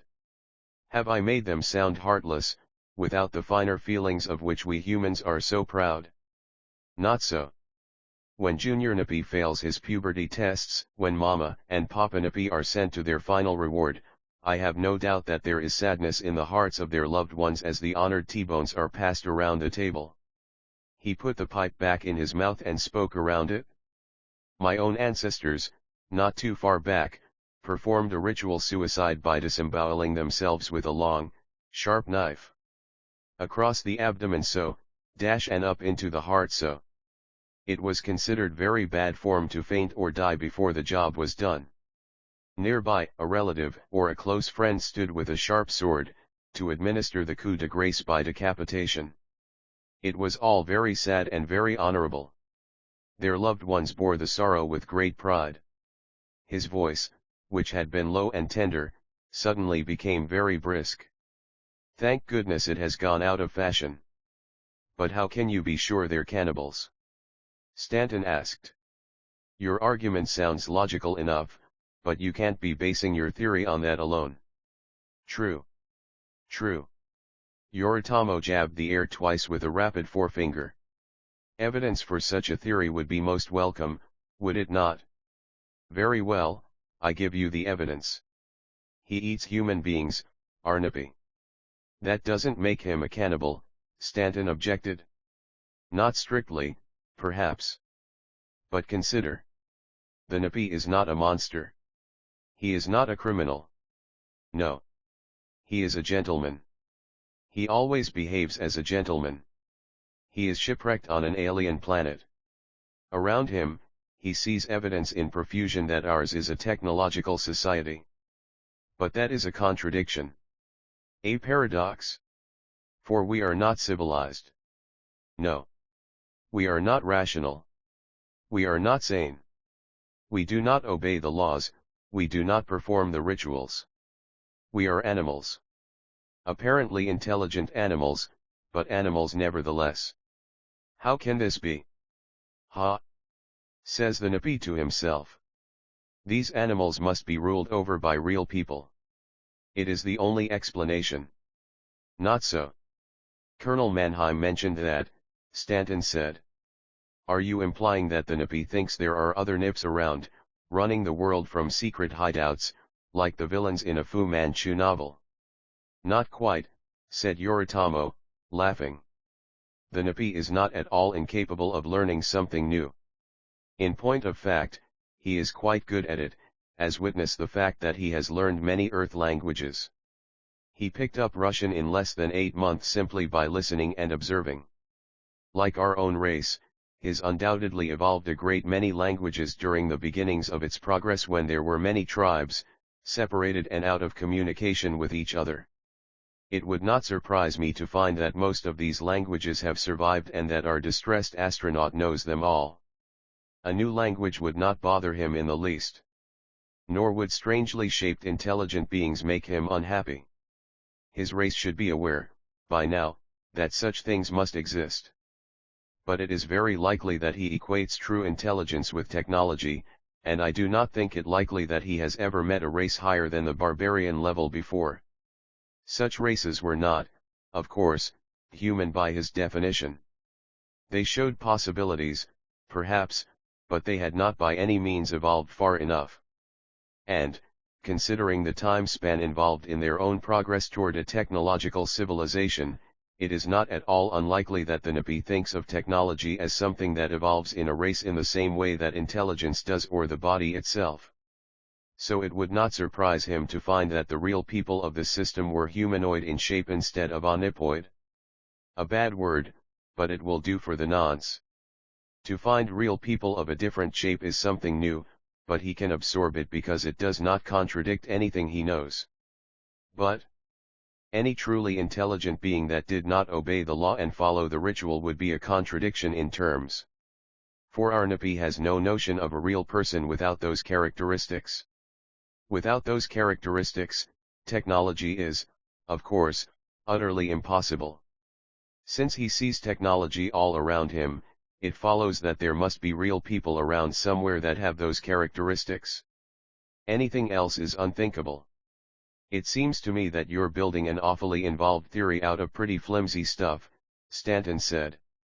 Yoritomo shook his head. Not at all. Not at all. Every scrap and shred of evidence we have points toward it. Why, do you suppose, does the Napi conscientiously devour his victims, often risking his own safety to do so? Why do you suppose he never uses any weapon but his own hands to kill with? Yoritomo leaned forward and speared out at Stanton with a long, bony forefinger. Why? To tell the real people that he is a gentleman. He sat back with a satisfied smile and puffed complacently at his pipe, remaining silent while Bart Stanton considered his last remark. Just one thing, Stanton said after a minute. It seems to me that he would be able to judge that some races have different laws and rituals than he does. Wouldn't they have a science comparable to our anthropology? Yoritomo grinned. Nipology, shall we say? Well, he might, but it would not tell him what our anthropology tells us. Consider. How have we learned much of our knowledge of the early history of man? By the study of ritual taboo cultures. The so-called primitive cultures. It is from these tribes that we have learned the multifarious ways in which a group of human beings can evolve a culture and a society. But does the Napi have any such other tribes to study? Why wouldn't he? Stanton asked. Because there are none, Yoritomo said. How could there be? Consider again. Once a race has evolved a fairly high technological level, it is capable of wiping out races which have not achieved that level. If the technologically advanced tribe is still at the ritual taboo level, it will consider that all tribes which do not use the same laws and rituals as it does must be animals, dangerous animals that must be wiped out. Take a look at the history of our own race. In a few short centuries, we find that the technologically advanced civilization and culture of Renaissance Europe has spread over the whole globe. By military, economic, and religious conquest, it has, in effect, westernized the majority of mankind. The same process would take place on the Nipes world, only more thoroughly. The weaker tribes would vanish, the stronger would amalgamate. That process would take a lot of time, Stanton said. Indeed. Oh, yes, indeed, Yoritomo agreed. But they have had the time, have they not? What Western European man has partially achieved in less than 1,000 years, surely the Napi equivalent could have achieved in 10,000. But I think that the Napi would have realized, after 10 years, that there is no such race of real people, Stanton said. He's had access to our records and books and such things. Or does he reject them all as lies? Possibly he would, if he could read them, Yoritomo said. Did I not say he was illiterate? You mean he's learned to speak our languages, but not to read them? The psychologist smiled broadly. Your statement is accurate, my friend, but incomplete. It is my opinion that the Napi is incapable of reading any written language whatever. The concept does not exist in his mind, except vaguely. Stanton closed one eye and gave Yoritomo the glance askance. Ah, come on, George. A technological race without a written language? That's impossible. Ah, no. No, it isn't. Ask yourself, what need has a race with a perfect memory for written records? At least, in the sense that we think of them. Certainly not to remember things. What would an Napi need with a memorandum book or a diary? All of their history and all of their technology exists in the collective mind of the race. Think, for a moment, of their history. If it is somewhat analogous to human history and, as we have seen, there is reason to believe that this is so, then we can, in a way, trace the development of writing. Wait a minute. Stanton held up his hand. I think I see what you're driving at. Ah. So. Yoritomo nodded. Very well. Then you expound. I can give it to you in 2 sentences, Stanton said. 1. Their first writing was probably pictographic and was learned only by a select priestly class. 2. It still is. Ah. Yoritomo's eyes lit up. Admirable. Most admirable. And succinctly put, too. And, to top it off, almost precisely correct. That is what happened here on Earth. Are we wrong in assuming that such may have happened elsewhere in the universe? Remembering always, my dear Bart, that we must not make the mistake of thinking like our friend, the Napi, and assuming that everybody else in the universe has to be like us in all things. You are correct. That is why I hedged when I said he was almost illiterate. There is a possibility that a written symbology does exist for Nips. But it is used almost entirely for ritualistic purposes, it is pictographical in form, and is known only to a very few. For others to learn it would be taboo. Remember, I said that there is only one society, one culture remaining on the Napi planet. And remember that history is a very late development in our own culture, just as written language is. One important event in every 10 centuries of Napi history would still give a Napi historian 10,000 events to remember just since the invention of the steam engine. What, then, does Napi history become? A series of folk chants, of chansons digest. Why? Stanton asked. If they have perfect memories, why would histories be distorted? Time, my dear boy. Time. Yoritomo spread his hands in a gesture of futility. When one has a few million years of history to learn, it must become distorted, even in a race with a perfect memory. Otherwise, no individual would have a chance to learn it all in a single lifetime, even a lifetime of 500 years, much less to pass that knowledge on to another. So only the most important events are reported. And that means that each historian must also be an editor. He must excise those portions which he considers unimportant. But wouldn't that very limitation induce them to record history? Stanton asked. Right, there is your inducement to use a written language. Yoritomo looked at him with wide-eyed innocence. Why? What good is history? Oh, said Stanton. I see. Certainly you do, Yoritomo said firmly. Of what use is history to the ritual taboo culture? Only to record what is to be done.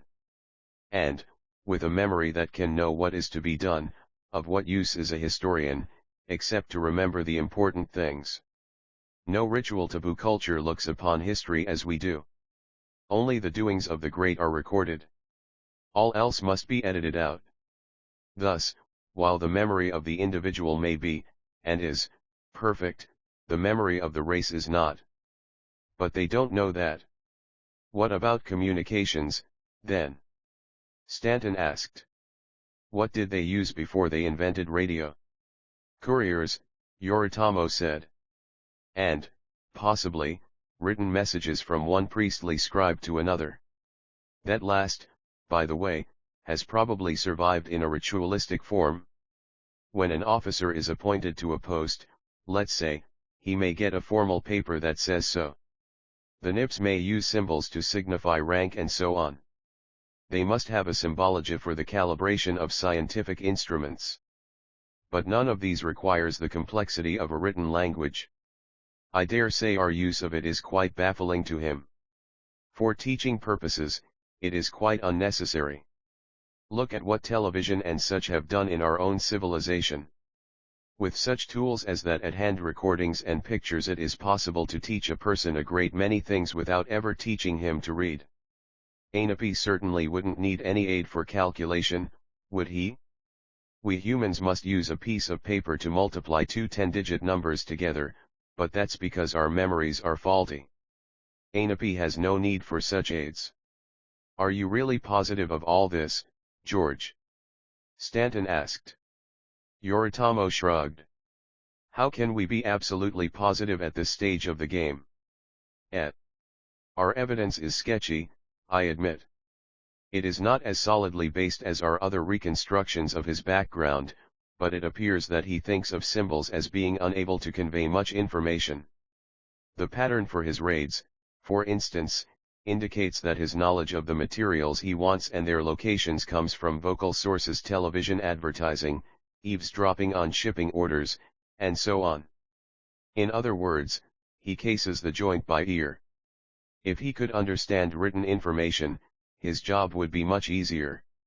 He could find his materials much more quickly and easily. And, too, we have never seen him either read a word or write one. From this evidence, we are fairly certain that he can neither read nor write any terrestrial language or even his own. He spread his hands again. As I said, it is not proof. No, Stanton agreed, but I must admit that the whole thing makes for some very interesting speculation, doesn't it? Very interesting, indeed. Yoritomo folded his hands in his lap, smiled seraphically, and looked at the ceiling. In fact, my friend, we are now so positive of our knowledge of the Knife's mind that we are prepared to enter into the next phase of our program. Oh! Stanton distinctly felt the back of his neck prickle. Yes, said Yoritomo.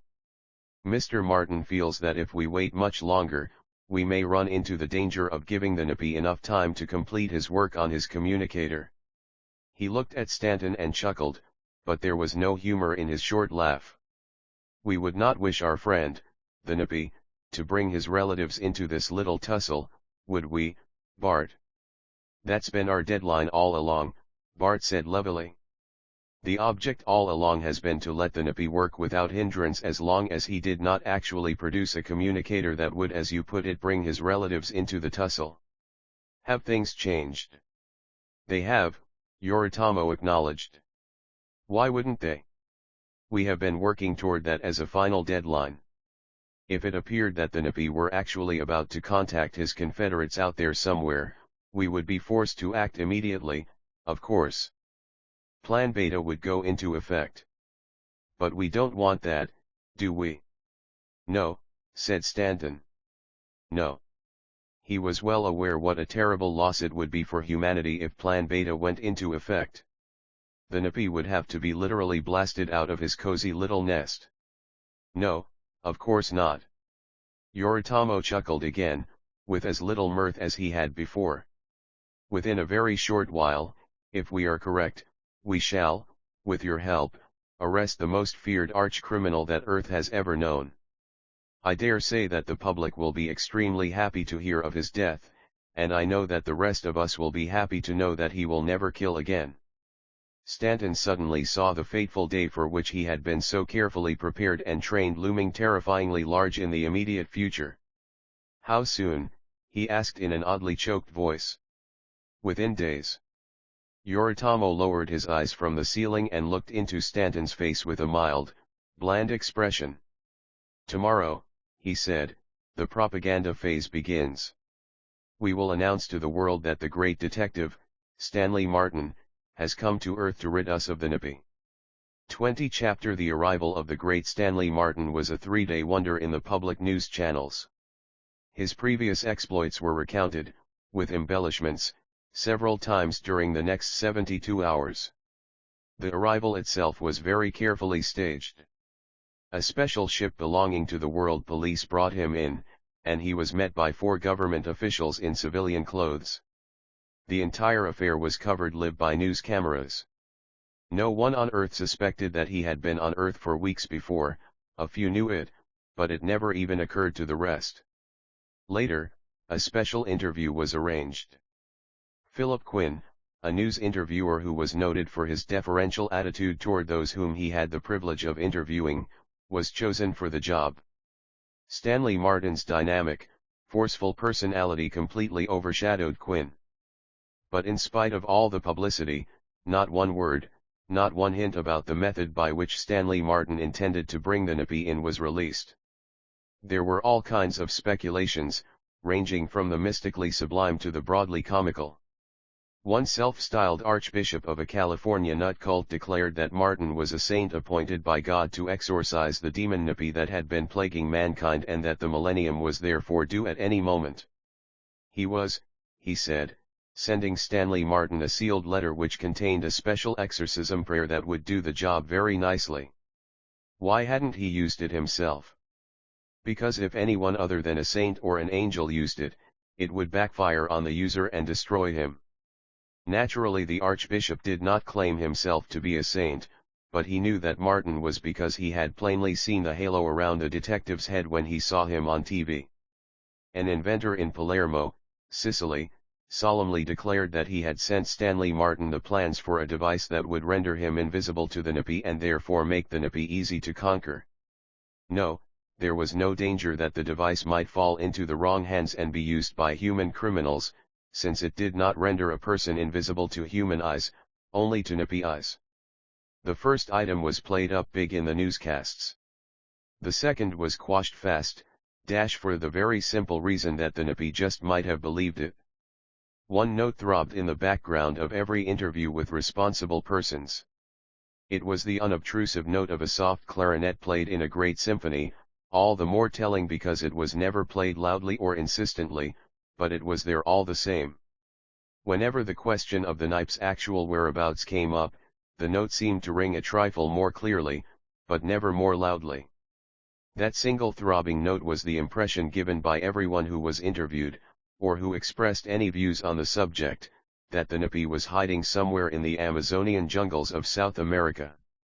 It was the last place on Earth that had still not been thoroughly explored, and it seemed to be the only place that the Nippy could hide.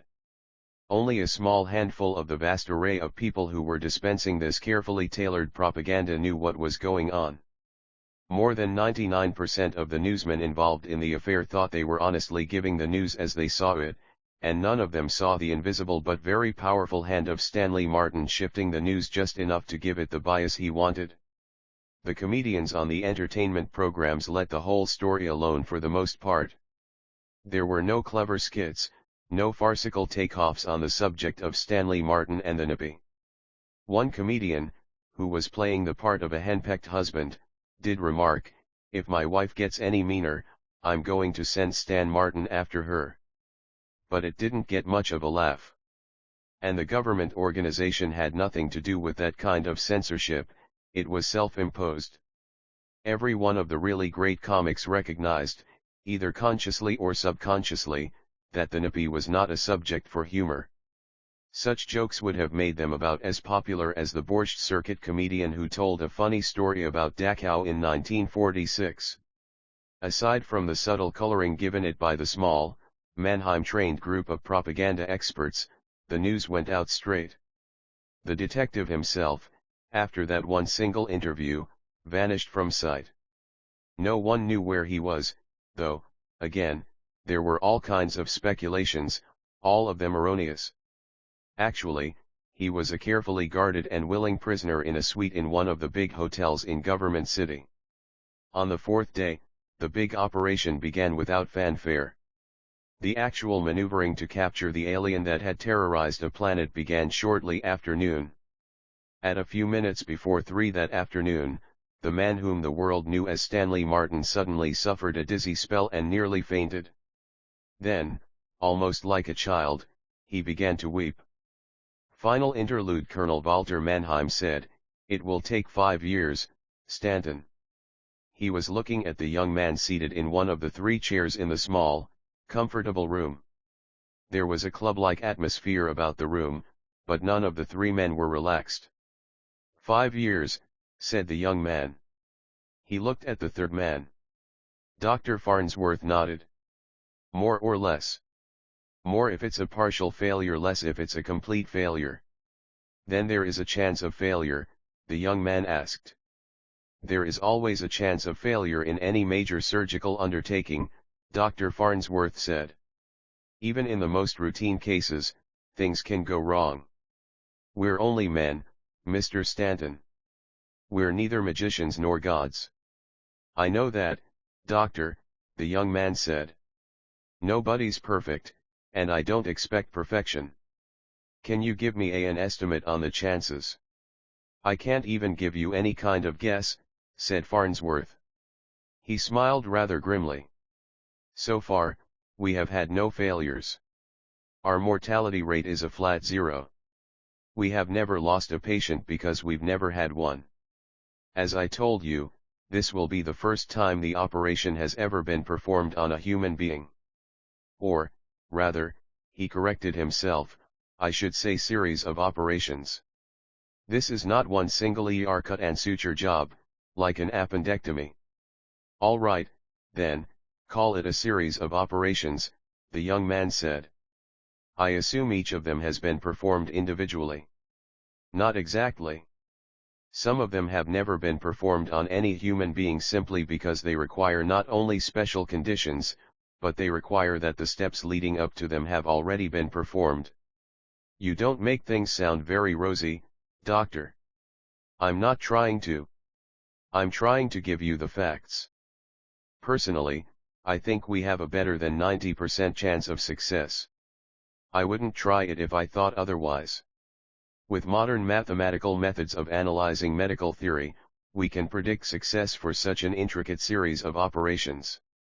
We can predict what will happen when massive doses of hormones and enzymes and such are used. But medicine still remains largely an art in spite of all that. In parallel operations, performed on primates, our results were largely successful. But remember that not even every human being has the genetic structure necessary to undergo this particular treatment, and a monkey's gene structure is quite different from yours or mine. I'll just ask you one question, the young man said firmly. If you were being asked to undergo this treatment, would you do it? Dr. Farnsworth didn't hesitate. All things considered, yes, I would. What do you mean, all things considered? The very fact that the NAPI exists, and that this is the only method of dealing with him that is even remotely possible would certainly influence my opinion, Farnsworth said.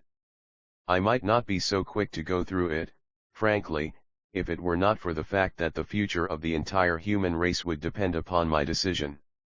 He paused, then added, I would hesitate to go through with it if there were no NAPI threat, not because I would be afraid that the operations might fail, but because of what I would be afterward. Yes. The young man caught his lower lip between his teeth and thought for a moment. Yes, I see what you mean. Being a lone Superman in a world of ordinary people mightn't be so pleasant. Colonel Mannheim, who had been sitting silently during the discussion between the 2 men, said, Look, Stanton, I know this is tough. Actually, it's a lot tougher on you than it is on your brother, because you have to make the decision. He can't. But I want you to keep it in mind that there's nothing compulsory in this. Nobody's trying to force you to do anything. There was a touch of bitterness in the young man's smile as he looked at the colonel. No. You merely remind me of the fact and leave the rest to my sense of duty. Colonel Mannheim, recognizing the slightly altered quotation, returned his smile and gave him the next line. Your sense of duty. The bitterness vanished, and the young man's smile became a grin. Don't put it on that footing, he quoted back in a melodramatic voice. As I was merciful to you just now, be merciful to me. I implore you not to insist on the letter of your bond just as the cup of happiness is at my lips. We insist on nothing, returned the colonel, we content ourselves with pointing out your duty. Dr. Farnsworth had no notion of what the two of them were talking about, but he kept silent as he noticed the tension fading. Well, you have appealed to my sense of duty, the young man continued, and my duty is all too clear. I abhor your infamous calling, I shudder at the thought that I have ever been mixed up with it, but duty is before all. At any price I will do my duty. Bravely spoken, said the colonel. Come, you are one of us once more. Lead on. I follow. And the two of them broke out in laughter while Farnsworth looked on in total incomprehension. His was not the kind of mind that could face a grim situation with a laugh. Even after he quit laughing, the smile remained on the young man's face. All right, Colonel, you win. We'll go through with it, Martin and I. Good. Mannheim said warmly. Do you have the papers, Dr. Farnsworth? Right here, Farnsworth said, opening a briefcase that was lying on the table. He was glad to be back in the conversation again. He took out a thick sheaf of papers and spread them on the table. Then he handed the young man a pen. You'll have to sign at the bottom of each sheet, he said. The young man picked up the papers and read through them carefully. Then he looked up at Farnsworth. They seemed to be in order. About Martin. You know what's the matter with him, I mean, aside from the radiation. Do you think he'll be able to handle his part of the job after the operations? I'm quite sure he will. The operations, plus the therapy we'll give him afterward, should put him in fine shape. Well. He looked thoughtful. 5 more years. And then I'll have the twin brother that I never really had at all. Somehow that part of it just doesn't really register, I guess. Don't worry about it, Stanton, said Dr. Farnsworth. We have a complex enough job ahead of us without your worrying in the bargain. We'll want your mind perfectly relaxed. You have your own ordeal to undergo. Thanks for reminding me, the young man said, but there was a smile on his face when he said it. He looked at the release forms again. All nice and legal, huh? Well. He hesitated for a moment, then he took the pen and wrote Bartholomew Stanton in a firm, clear hand. 21 Chapter Captain Davidson Greer sat in a chair before an array of TV screens, his gray-green eyes watchful. In the center of one of the screens, the Knight's image sat immobile, surrounded by the paraphernalia in his hidden nest. Other screens showed various sections of the long tunnel that led south from the opening in the northern end of the island. At the captain's fingertips was a bank of controls that would allow him to switch from one pickup to another if necessary, so that he could see anything anywhere in the tunnels. He hoped that wouldn't be necessary. He did not want any of the action to take place anywhere but in the places where it was expected, but he was prepared for alterations in the plan. In other rooms, nearly 100 other men were linked into the special controls that allowed them to operate the little rat spies that scuttled through the underground darkness, and the captain's system would allow him to see through the eyes of any one of those rats at an instant's notice. The screen which he was watching at the moment, however, was not connected with an underground pickup. It was linked with a pickup in the bottom of a basketball-sized sphere driven by a small inertial engine that held the sphere hovering in the air above the game sanctuary on the northern tip of Manhattan Island. In the screen, he had an aerial view of the grassy, rocky mounds where the earth hid the shattered and partially melted ruins of long-collapsed buildings. In the center of the screen was a bird's-eye view of a man holding a rifle. He was walking slowly, picking his way carefully along the bottom of the shallow gully that had once been Upper Broadway. "Barbell," the captain said. A throat microphone picked up the words and transmitted them to the ears of the man in the screen. "Barbell, this is Barhop. There are no wild animals within sight, but remember, we can't see everything from up here, so keep your eyes open." "Right, Barhop," said a rather muffled voice in the captain's ear. "Fine. And if you do meet up with anything, Shoot to kill. There were plenty of wild animals in the game sanctuary, some of them dangerous. Not all of the inhabitants of the Bronx Zoological Gardens had been killed on that day when the sun bomb fell. Being farther north, they had had better protection, and some of them, later, had wandered southward to the island. Captain Greer knew perfectly well that Stanton, barehanded, was more than a match for a leopard or a lion, but he didn't want Stanton to tire himself fighting with an animal. The rifle would most likely never be used, it was merely another precaution. It would have been possible, and perhaps simpler, to have taken Stanton to the opening by flyer, but that would have created other complications. Traffic rules forbade flyers to go over the game sanctuary at any altitude less than 1,000 feet. One flyer, going in low, would have attracted the attention of the traffic police, and Stanley Martin wanted no attention whatever drawn to this area. Even the procedure of instructing the traffic officers to ignore one flyer would have attracted more attention than he wanted. They would have remembered those instructions afterward. Stanton walked. Captain Greer's eye caught something at the edge of the screen. It moved toward the center as the floating eye moved with Stanton. "Barbell," the captain said, "there's a deer ahead of you. Just keep moving." Stanton rounded the corner of a pile of masonry. He could see the animal now himself. The deer stared at the intruder for a few seconds, then bounded away with long, graceful leaps. "Magnificent animal." It was Stanton's voice, very low. The remark wasn't directed toward anyone in particular. Captain Greer didn't answer. The captain lit a cigarette and leaned back in his chair, his eyes on the screens. The Napi still sat, unmoving. He was apparently in one of his sleep states. The captain wasn't sure that that was the blessing that it might have seemed. He had no way of knowing how much external disturbance it would take to wake the Napi, and as long as he was sitting quietly, the chances were greater that he would hear movement in the tunnel. If he were active, his senses might be more alert, but he would also be distracted by his own actions and the noises he made himself. It didn't matter, the captain decided. One way was as good as another in this case. The point was to get Stanton into an advantageous position before the Napi knew he was anywhere around.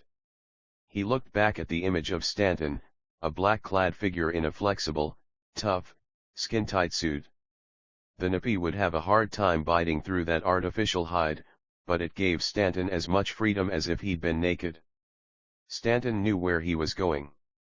He had studied maps of the area, and had been taken on a vicarious tour of the route by means of the very flying eye that was watching him now. But things look different from the ground than from the air, and no amount of map study will familiarize a person with terrain as completely as an actual personal survey. Stanton paused, and Captain Greer heard his voice.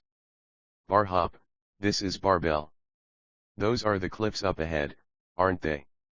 "That's right, Barbell. You go up that slope to your left.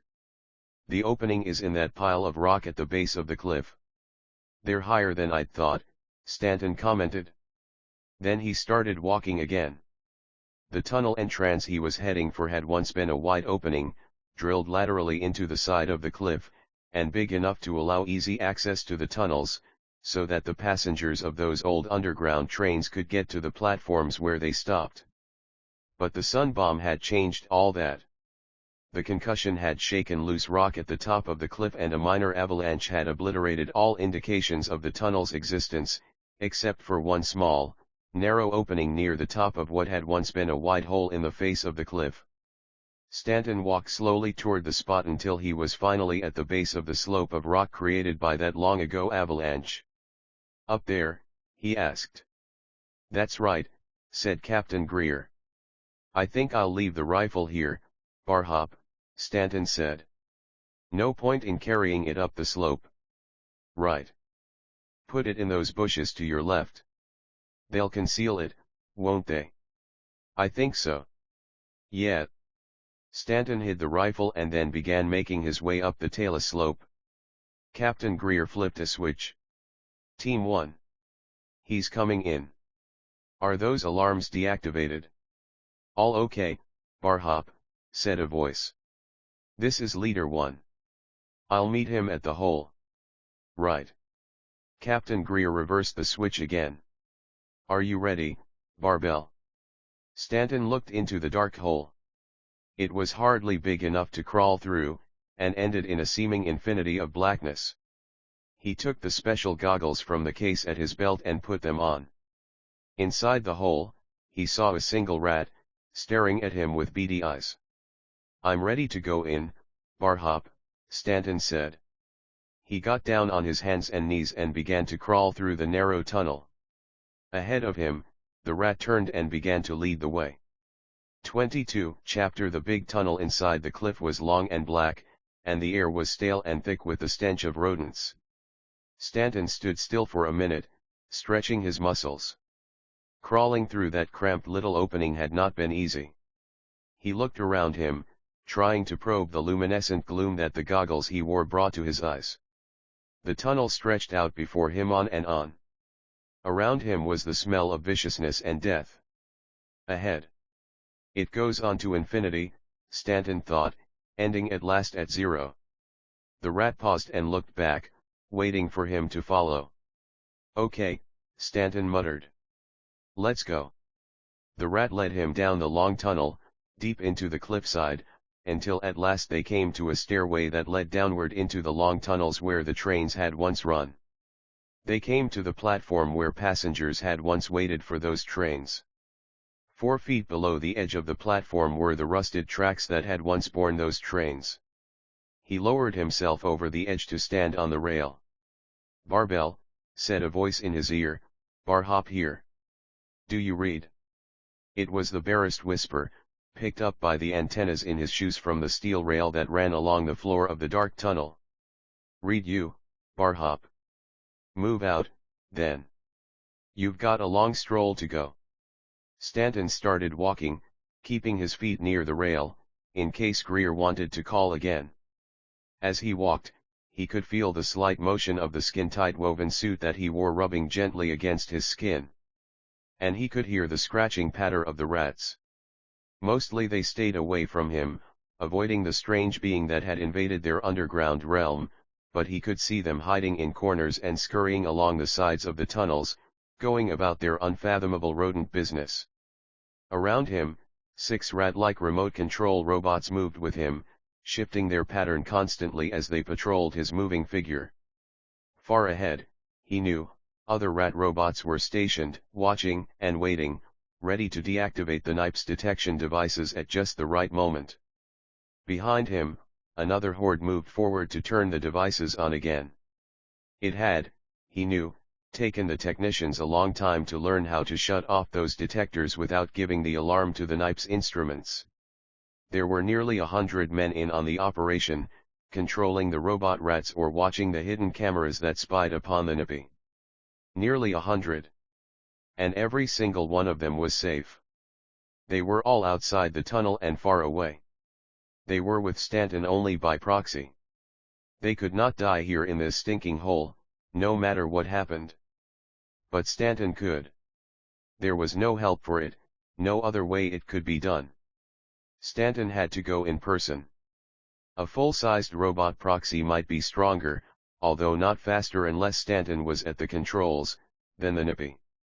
But the Nippy would be able to tell that the thing was a robot, and he would simply destroy it with one of his weapons. A remote control robot could never get close enough to the Nippy to do any good. We do not know positively, Dr. Yoritomo had said, whether he would recognize it as a robot or not, but his instruments would show the metal easily enough, and his eyes would be able to tell him that the machine was not covered with human skin. The rats are small enough so that they can be made mostly of plastic, and they are covered with real rat hides. In addition, our friend, the Nippy, is used to seeing them around. But a human-sized robot? Ah, no. Never.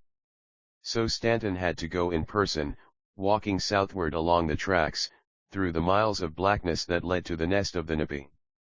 Overhead was Government City. He had looked out upon those streets only the night before, and he knew that only a short distance away there was an entirely different world. Somewhere up there, his brother was waiting, after having run the gamut of publicity. He was a celebrity. Stanley Martin, the greatest detective in the solar system, they'd called him. Fine stuff, that. Stanton wondered what the asteroids were like.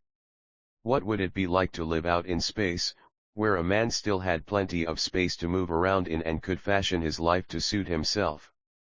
Maybe there would be a place in the asteroids for a hopped-up Superman. Or maybe there would only be a place here, beneath the streets of Government City, for a dead Superman. Not if I can help it, Stanton thought with a grim smile. The walking seemed to take forever in one way, but, in another way, Stanton didn't mind it. He had a lot to think over. Seeing his brother's image on the TV had been unnerving yesterday, but today he felt as though everything had been all right all along. His memory was still a long way from being complete, and it probably always would be, he thought. He could still scarcely recall any real memories of a boy named Martin Stanton, and he smiled a little at the thought he knew more about him than his brother did. Even so, it made very little difference now. That Martin Stanton was gone. In effect, he had been demolished. What little there had been of him, and a new structure had been built on the old foundation. And yet, it was highly probable that the new structure was very like that would have developed naturally if the accident so early in Martin Stanton's life had never occurred. Stanton kept walking. There was a timeless feeling about his march through the depths of the ground, as though every step through the blackness was exactly like every other step, and it was only the same step over and over again. He skirted a pile of rubble on his right. There had been a station here, once. The street above had caved in and filled it with brick, concrete, cobblestones, and steel scrap, and then it had been sealed over when Government City was built. A part of one wall was still unbroken, though. A sign built of tile said 125th Street, he knew, although it was hard to make it out in the dim glow. He kept on walking, ignoring the rats that scampered over the rubble. A mile or so farther on, he whispered, "Barbell to Barhop. How's everything going?" "Barhop to Barbell," came the answer. No sign of any activity from target. So far, none of the alarms have been triggered. "What's he doing?" Stanton whispered. It seemed only right to keep his voice low, although he was fairly certain that his voice would not carry to the Napi, even through these echoing tunnels. He was still miles away. "He's still sitting motionless," said Captain Greer. "Thinking, I suppose. Or sleeping. It's hard to tell." "All right. Let me know if he starts moving, will you?" "Will do." Poor unsuspecting beastie, Stanton thought. 10 long years of hard work, of feeling secure in his little nest, and within a very short time he's going to get the shock of his life. Or maybe not. There was no way of knowing what kind of shocks the Napi had taken in the course of his life, Stanton thought. There was no way of knowing whether the Napi was even capable of feeling anything like shock, as a matter of fact. It was odd, he thought, that he should feel a strong kinship toward both the Napi and his brother in such similar ways. He had never met the Napi, and his brother was only a dim picture in his old memories, but they were both very well known to him. Certainly they were better known to him than he was to them. And yet, seeing his brother's face on the TV screen, hearing his voice, watching the way he moved about, watching the changing expressions on his face, had been a tremendously moving experience.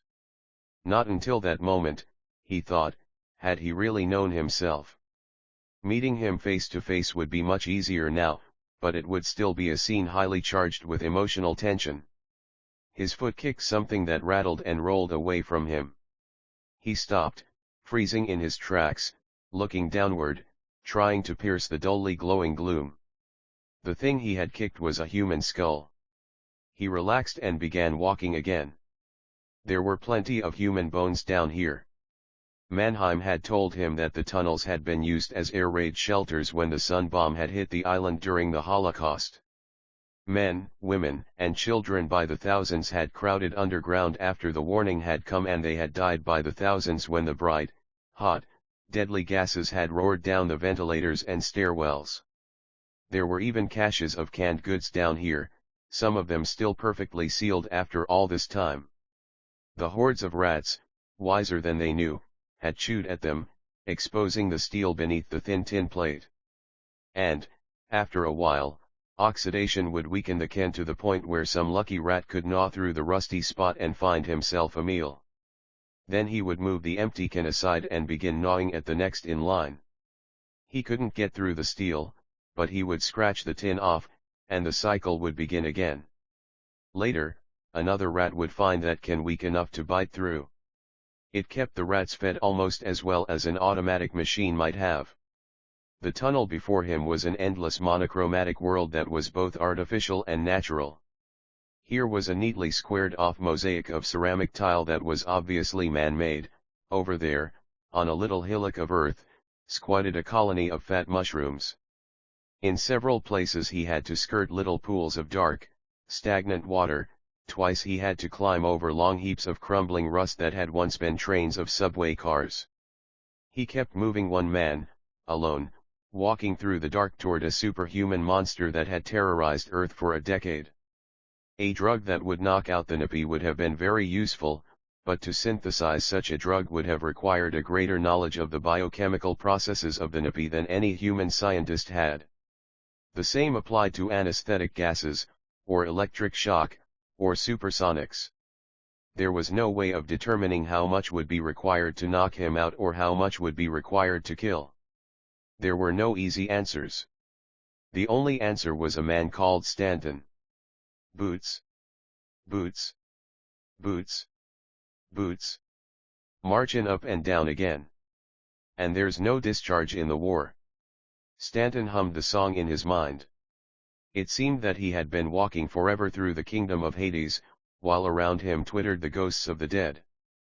Poor shades, he thought, entertaining the fancy for a brief moment, will I be one of you in a short while? There was no answer, though the squeaking continued. The sound of his feet and the snarling chirping of the rats were the only sounds in the world. Bar hop to barbell, said a voice suddenly, sounding very loud in his ear, this is where you have to make your change to the other tunnel. Barbell to bar hop. I know. I've been watching the markers. Just precaution, barbell, Captain Greer said. How do you feel? I'd like to rest for a few minutes, frankly, Stanton said. Feeling tired? There was just the barest tinge of alarm in the captain's voice. No, Stanton said. I just want to sit down and rest my feet for a few minutes. There was a pause. Then the captain's voice came again. Okay, go ahead and relax, barbell. Take 10. But be ready to move fast if I yell. These alarm systems are tricky things to hold. And don't start moving again without letting me know. Right. Stanton lifted himself out of the trench in which the tunnel ran and sat on the edge of the boarding platform. It wasn't far now. There was only one more of the old entranceways between himself and the Nippy. This particular one was a transfer point, where two different parts of the tunnel network met and it was possible to transfer from one to another. It required going up a couple of flights of stairs to the next higher level, and changing to another tunnel going southward. There were other ways. This tunnel, the one he had been following for so long, branched a little farther south. If he took one branch, he would end up to the east of the Nippy, the other would bring him to a point on the west. From either, he would have to travel laterally through another set of tunnels, but neither route offered anything that this one didn't have, and the most direct route would be best. Barbell to bar hop, he whispered, I'm ready to go. It's only been 5 minutes. I know. But I rest pretty fast, too. Let's move out. There were a few seconds of silence, then Captain Greer said, all set, barbell. Move out. Stanton got to his feet and walked toward the stairway that led up to the next level. Minutes later, he was in another tunnel exactly similar to the first one, walking southward again. But now he was more careful. He watched the ground carefully, making sure that he didn't step on anything that would snap or rattle. The Nippy was still quite a distance away, 3/4 of a mile, or so, but taking the chance that the beast couldn't hear him might be deadly dangerous. The robot rat that he was following led him along a path that had been unobtrusively cleared of rubble by the robot rats over a period of months, but the robots weren't the only rats in the place. He kept his eyes on the path. A while later, the voice in his ear said, 100 yards to go, Barbell. I know, Stanton whispered. He hasn't moved. No. I'll yell if he does. You don't need to talk anymore. His ears might pick up even that whisper. He hasn't moved, Stanton thought. Not for all this time. Not since I came down into his private domain. All this time, he has been sitting motionless waiting. Wouldn't it be funny if he were dead? If his heart had stopped, or something? Wouldn't that be absolutely hilarious? Wouldn't that be a big joke on everybody? Especially me. Ahead was the large area that had been one of the major junction points of the tunnel network. This was the area that the Nippy had taken over to build his home away from home. Here were his workshops, his laboratories, his storerooms. And somewhere here was the Nippy. He came out of the tunnel into another passenger loading area. Just to his left was another short stairway that led up to a slightly higher level. He moved slowly and quietly. He didn't want to fight down here on the tracks, and he didn't want to be caught just yet. Cautiously he lifted himself to the platform where long-gone passengers had once waited for long-gone trains. The quality of the illumination at the head of the stairs was different from that which he had been used to for the past 3 hours. He lifted off the infrared goggles. Enough light spilled over from the Nipe's lair to give him illumination to see by. Silently, he put the goggles on the floor of the platform. He wouldn't need them again. Then, step by step, he walked up the concrete stairway. At the head of the stairs, he paused to get his bearings. The illumination was not bright, but it was enough to Barbell. He's heard you. Watch it. But Stanton had already heard the movement of the Nippy. He jerked off the communicator and threw it down the stairs behind him. He wanted no encumbrances now. He ran quickly out into the center of the big underground room, away from the open stairwell. And then, as fast as any express train that had ever moved through these subterranean ways, the Nippy came around a corner 30 feet away, his 4 violet eyes gleaming, his limbs rippling beneath his centipede-like body. From 15 feet away, he launched himself through the air, his outstretched hands ready to kill. But Stanton's marvelous neuromuscular system was already in action. At this stage of the game, it would be utter suicide to let the Nippy get in close. Stanton couldn't fend off 8 grasping hands with his own 2. He leaped to one side, and the Nippy got his first surprise in 10 years when Stanton's fist slammed against the side of his snout head, knocking him in the direction opposite that in which Stanton had moved. The Nippy landed, turned, and charged back toward the man. This time he reared up, using his 2 rearmost pairs of limbs for locomotion, while the 2 forward pairs were held out, ready to kill. He got surprise number 2 when Stanton's fist landed on the tip of his rather sensitive snout, rocking his head back. His own hands met nothing but air, and by the time he had recovered from the blow, Stanton was well back, out of the way. He's so small. Stanton thought wonderingly. Even when he reared up, the Nipe's head was only 3 feet above the concrete floor. The Nippy came in again more cautiously this time. Stanton punched again with a straight right. The Nippy moved his head aside, and Stanton's knuckles merely grazed the side of the alien's head, just below the lower right eye. At the same time, one of the Nipe's hands swung in a chopping right hook that took Stanton just below the ribs. Stanton leaped back with a gasp of pain. The Nippy didn't use fists. He used his open hand, fingers together, like a judo fighter. The Nippy came forward, and, as Stanton danced back, the Nippy made a grab for his ankle, almost catching it. There were too many hands to watch. Stanton had 2 advantages, weight and reach.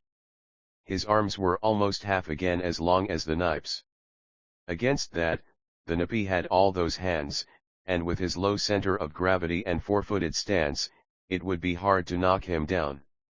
On the other hand, if Stanton lost his footing, the fight would be over fast. Stanton lunged suddenly forward and planted a left in the Nipe's right upper eye, then followed it with a right uppercut to the Nipe's jaw as his head snapped back. The Nipe's forehands cut inward from the sides like sword blades, but they found no target. Backing away, Stanton realized he had another advantage. The Napi couldn't throw a straight jab. His shoulders, if that's what they should be called, were narrow and the upper arm bones weren't articulated properly for such a blow. The alien could throw a mean hook, but he had to get in close to deliver it. On the other side of the coin was the fact that the Napi knew plenty about human anatomy from the bones out. Stanton's knowledge of Napi anatomy was almost totally superficial. He wished he knew if and where the Napi had a solar plexus. He would like to punch something soft for a change. Instead, he tried for another eye. He danced in, jabbed, and danced out. The Napi had ducked again, taking the blow on the side of his head. Then the Napi came in low, at an angle, trying for the groin. For his troubles, he got a knee in the jaw that staggered him badly. One grasping hand clutched at Stanton's right thigh and grabbed hard. Stanton swung his fist down like a pendulum and knocked the arm aside. But there was a slight limp in his movements as he backpedaled away from the Napi. That full-handed pinch had hurt like the very devil. Stanton was angry now, with the hot, controlled anger of a fighting man. He stepped in quickly and slammed two fast hard jabs into the point of the Nipe's snout, jarring the monster backward. And this time it was the Napi who scuttled back out of the way. Stanton moved in fast to press his advantage and landed a boot on the Nipe's lower left eye. Then he tried a body blow. It wasn't too successful. The alien had an endoskeleton, but he also had a tough hide that was somewhat like thick, leathery chitin. Stanton pulled back, getting out of the way of the Nipe's open-handed judo cuts. His fists were beginning to hurt, and his leg was paining him badly where the Napi had clamped onto it. And his ribs were throbbing where the Napi had landed that single blow. And then he realized that, so far, the Napi had only landed that one blow. One punch and one pinch, Stanton thought with a touch of awe. The only other damage he's inflicted has been to my knuckles. The Napi charged in again, then he leaped suddenly and clawed for Stanton's face with his first pair of hands. The second and third pairs chopped in toward the man's body. The last pair propelled him off the floor. Stanton stepped back and drove in a long, hard right, hitting him just below the jaw, where his throat would have been if he had been human. The Napi arced backward in a half somersault and landed flat on his back. Stanton backed up a little more, waiting, while the Napi wiggled feebly for a moment. The Marquis of Queensberry should have lived to see this, he thought. The Napi rolled over and crouched on all 8 limbs. His violet eyes watched Stanton, but the man could read no expression on that inhuman face. You did not kill. For a moment, Stanton found it hard to believe that the hissing, guttural voice had come from the crouching monster. You did not even try to kill. I have no wish to kill you, Stanton said evenly. I can see that. Do you? Are you? He stopped, as if baffled. There are not the proper words. Do you follow the customs? Stanton felt a surge of triumph. This was what George Yoritomo had guessed might happen. If I must kill you, Stanton said carefully, I, myself, will do the honors. You will not go uneaten. The Napi sagged a little, relaxing all over. I had hoped it was so. It was the only thinkable thing. I saw you on the television, and it was only thinkable that you came for me. Stanton sighed inwardly. That part of Colonel Mannheim's strategy had worked, too. The Napi had seen all the publicity releases that had been so carefully tailored for him. I knew you were out on the asteroids, the Napi went on. But I had decided that you had come to kill. Since you did not, what are your thoughts, Stanley Martin? That we should help each other, Stanton said. It was as simple as that. 23 Chapter Stanton sat in his hotel room, smoking a cigarette, staring at the wall, and thinking. He was alone again. All the fuss and feathers and foofarah were over. Dr. Farnsworth was in another room of the suite, making his plans for a complete physical examination of the Nippy. Dr. George Yoritomo was having the time of his life, holding a conversation with the Nippy, drawing the alien out, and getting him to talk about his own race and their history. And Stanley Martin was plotting the next phase of the capture, the cover-up.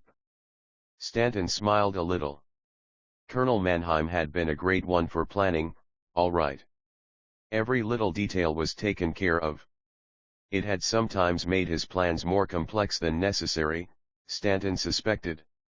Mannheim had tended to try to account for every possible eventuality, and, after he had done that, he had set aside a few reserves here and there, just in case they might be useful if something unforeseen happened. All things considered, the government had certainly done the right thing. And, in picking Mannheim, they had picked the right man. Stanton got up, walked over to the window, and looked down at the streets of Government City, 8 floors below. What would those people down there think if they were told the true story of the Nippy? What would the average citizen say if he discovered that, at this very moment, the Nippy was being treated almost as an honored guest of the government? More, what would he say if he suspected that the Nippy, the horrible, murderous, man-eating Nippy, could have been killed easily at any time during the past 6 years? Would it be possible for anyone to explain to the common average man that, in the long run, the knowledge possessed by the Nippy was tremendously more valuable to the race of man than the lives of a few individuals? Could those people down there, and the others like them all over the world, be made to understand that, by his own lights, the Nippy had been behaving in the most civilized and gentlemanly fashion he knew? Could they ever be made to understand that, because of the tremendous wealth of priceless information stored in that alien brain, the Nippy's life had to be preserved at any cost? Or would they scream for blood? Dr. Farnsworth assumed that Stanley Martin was going to spread a story about the Nippy's death, a carefully concocted story about how Stanley Martin had found the beast and the police had killed it. There might, Farnsworth assumed, be a carefully made corpse for the mob to hiss at. Maybe Farnsworth was right. But Stanton had the feeling that Martin and George Yoritomo had something else up their collective sleeve. The phone hummed. Stanton walked over, thumbed the answer button, and watched George Yoritomo's face take shape on the screen. Bart. I have just had the privilege of viewing the tapes of your fight with our friend, the Nippy. Incredible. I watched the original on the screen, of course, but I had to run the tapes. I wanted to slow it down, so that I could see what actually happened. Magnificent, that right of yours. So. He jabbed a fist out, shadowboxing with Stanton over the phone circuit. Aw, it weren't nothin', ma, Stanton drawled. I just sort of flang out a fist and he got in the way. Of course. But such a fling. Seriously, Bart, I want to run those tapes over again, and I want you to tell me, as best you can, just what went on in your mind at each stage of the fight. It will be most informative. You mean right now? I have an appointment. Yoritomo waved a hand. No, no. Later. Take your time. But I am honestly amazed that you won so easily. I knew you were good, and I was certain you'd win, but I must admit that I honestly expected you to be injured. Stanton looked down at his bandaged hands and felt the ache of his broken rib and the pain of the blue bruise on his thigh. In spite of the way it looked, he had actually been hurt worse than the Nippy had. That boy was tough. The trouble was that he couldn't adapt himself to fighting in a new way, just as you predicted, he told Yoritomo. He fought me, I assume, in just the way he would have fought another Nippy. And that didn't work. I had the reach on him, and I could maneuver faster. Besides, he can't throw a straight punch with those shoulders of his. It appeared to me, Yoritomo said with a broad grin, that you were fighting him as you would fight another human being. Stanton grinned back. I was, in a modified way. But I wasn't confined to a pattern. Besides, I won then if he didn't. And that's all that counts. It is, indeed. Well, I'll let you know when I'm ready for your impressions of the fight. Probably tomorrow sometime, say, in the afternoon. Fine. George Yoritomo nodded his thanks, and his image collapsed and faded from the screen. Stanton walked back over to the window, but this time he looked at the horizon, not the street. George Yoritomo had called him Bart. It's funny, Stanton thought, how habit can get the best of a man. Yoritomo had known the truth all along. And now he knew that his pupil or patient, whichever it was aware of the truth. And still, he had called him Bart. And I still think of myself as Bart, he thought. I probably always will. And why not? Why shouldn't he? Martin Stanton no longer existed in a sense, he had never existed. And in actual fact, he had never had much of a real existence. He was only a bad dream. He had always been a bad dream. And now that the dream was over, only Bart was real. He thought back, remembering George Yoritomo's explanation. Take two people, he had said. Two people genetically identical. Damage one of them so badly that he is helpless and useless to himself and to others. Damage him so badly that he is always only a step away from death. The vague telepathic bond that always links identical twins, they think alike, they say, becomes unbalanced under such conditions. Normally, there is a give and take. One mind is as strong as the other, and each preserves the sense of his own identity, since the two different sets of sense receptors give different viewpoints. But if one of the twins is damaged badly enough, then something must happen to that telepathic linkage. Usually it is broken. But the link between you and your brother was not broken. Instead, it became a one-way channel. What happens in such a case? The damaged brother, in order to escape the intolerable prison of his own body, becomes a receptor for the stronger brother's thoughts. The weaker feels as the stronger feels. The experience of the one becomes the experience of the other, the thrill of running after a baseball, the pride of doing something clever with the hands, the touch of a girl's kiss upon the lips, all these become the property of the weaker, since he is receiving the thoughts of the stronger. There is, of course, no flow in the other direction. The stronger brother has no way of knowing that his every thought is being duplicated in his brother's mind. In effect, the damaged brother ceases to think. The thoughts in his mind are those of the healthy brother. The feeling of identity becomes almost complete. To the outside observer, the damaged brother appears to be a cataleptic schizophrenic, completely cut off from reality. And, in a sense, he is. Stanton walked over to the nightstand by the bed, took another cigarette from the pack, lit it, and looked at the smoke curling up from the tip. So Martin became a cataleptic schizophrenic, he thought. The mind of Martin had ceased to think at all. The Bart part of him had not wanted to be disturbed by the garbled, feeble sensory impressions that Mart's body provided. Like many another schizophrenic, Martin had been living in a little world cut off from the actual physical world around his body. The difference between Martin's condition and that of the ordinary schizophrenic had been that Martin's little dream world had actually existed. It had been an almost exact counterpart of the world that had existed in the perfectly sane, rational mind of his brother, Bart. It had grown and developed as Bart had, fed by the one-way telepathic flow from the stronger mind to the weaker. There had been two Barts and no Mart at all. But there had been only one human being between them. Bart Stanton had been a strong, capable, intelligent, active human being. The duplicate of his mind was just a recording in the mind of a useless, radiation-blasted hulk. And then the Neurophysical Institute had come into the picture. A new process had been developed by Dr. Farnsworth and his crew, by which a human being could be reconstructed, made, literally, into a Superman. All the techniques had been worked out in careful and minute detail. But there was one major drawback.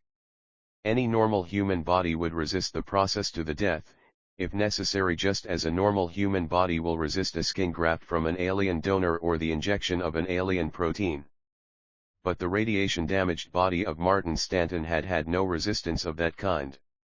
It had long been known that deep penetrating ionizing radiation had that effect on an organism.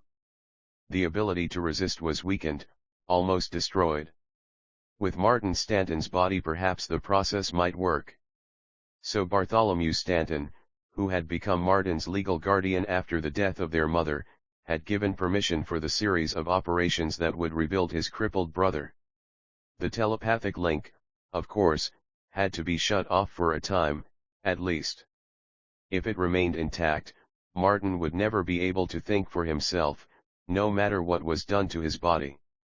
Part of that cutting off process could be done during the treatment of Martin, but only if Bartholomew would cooperate. He had done his part.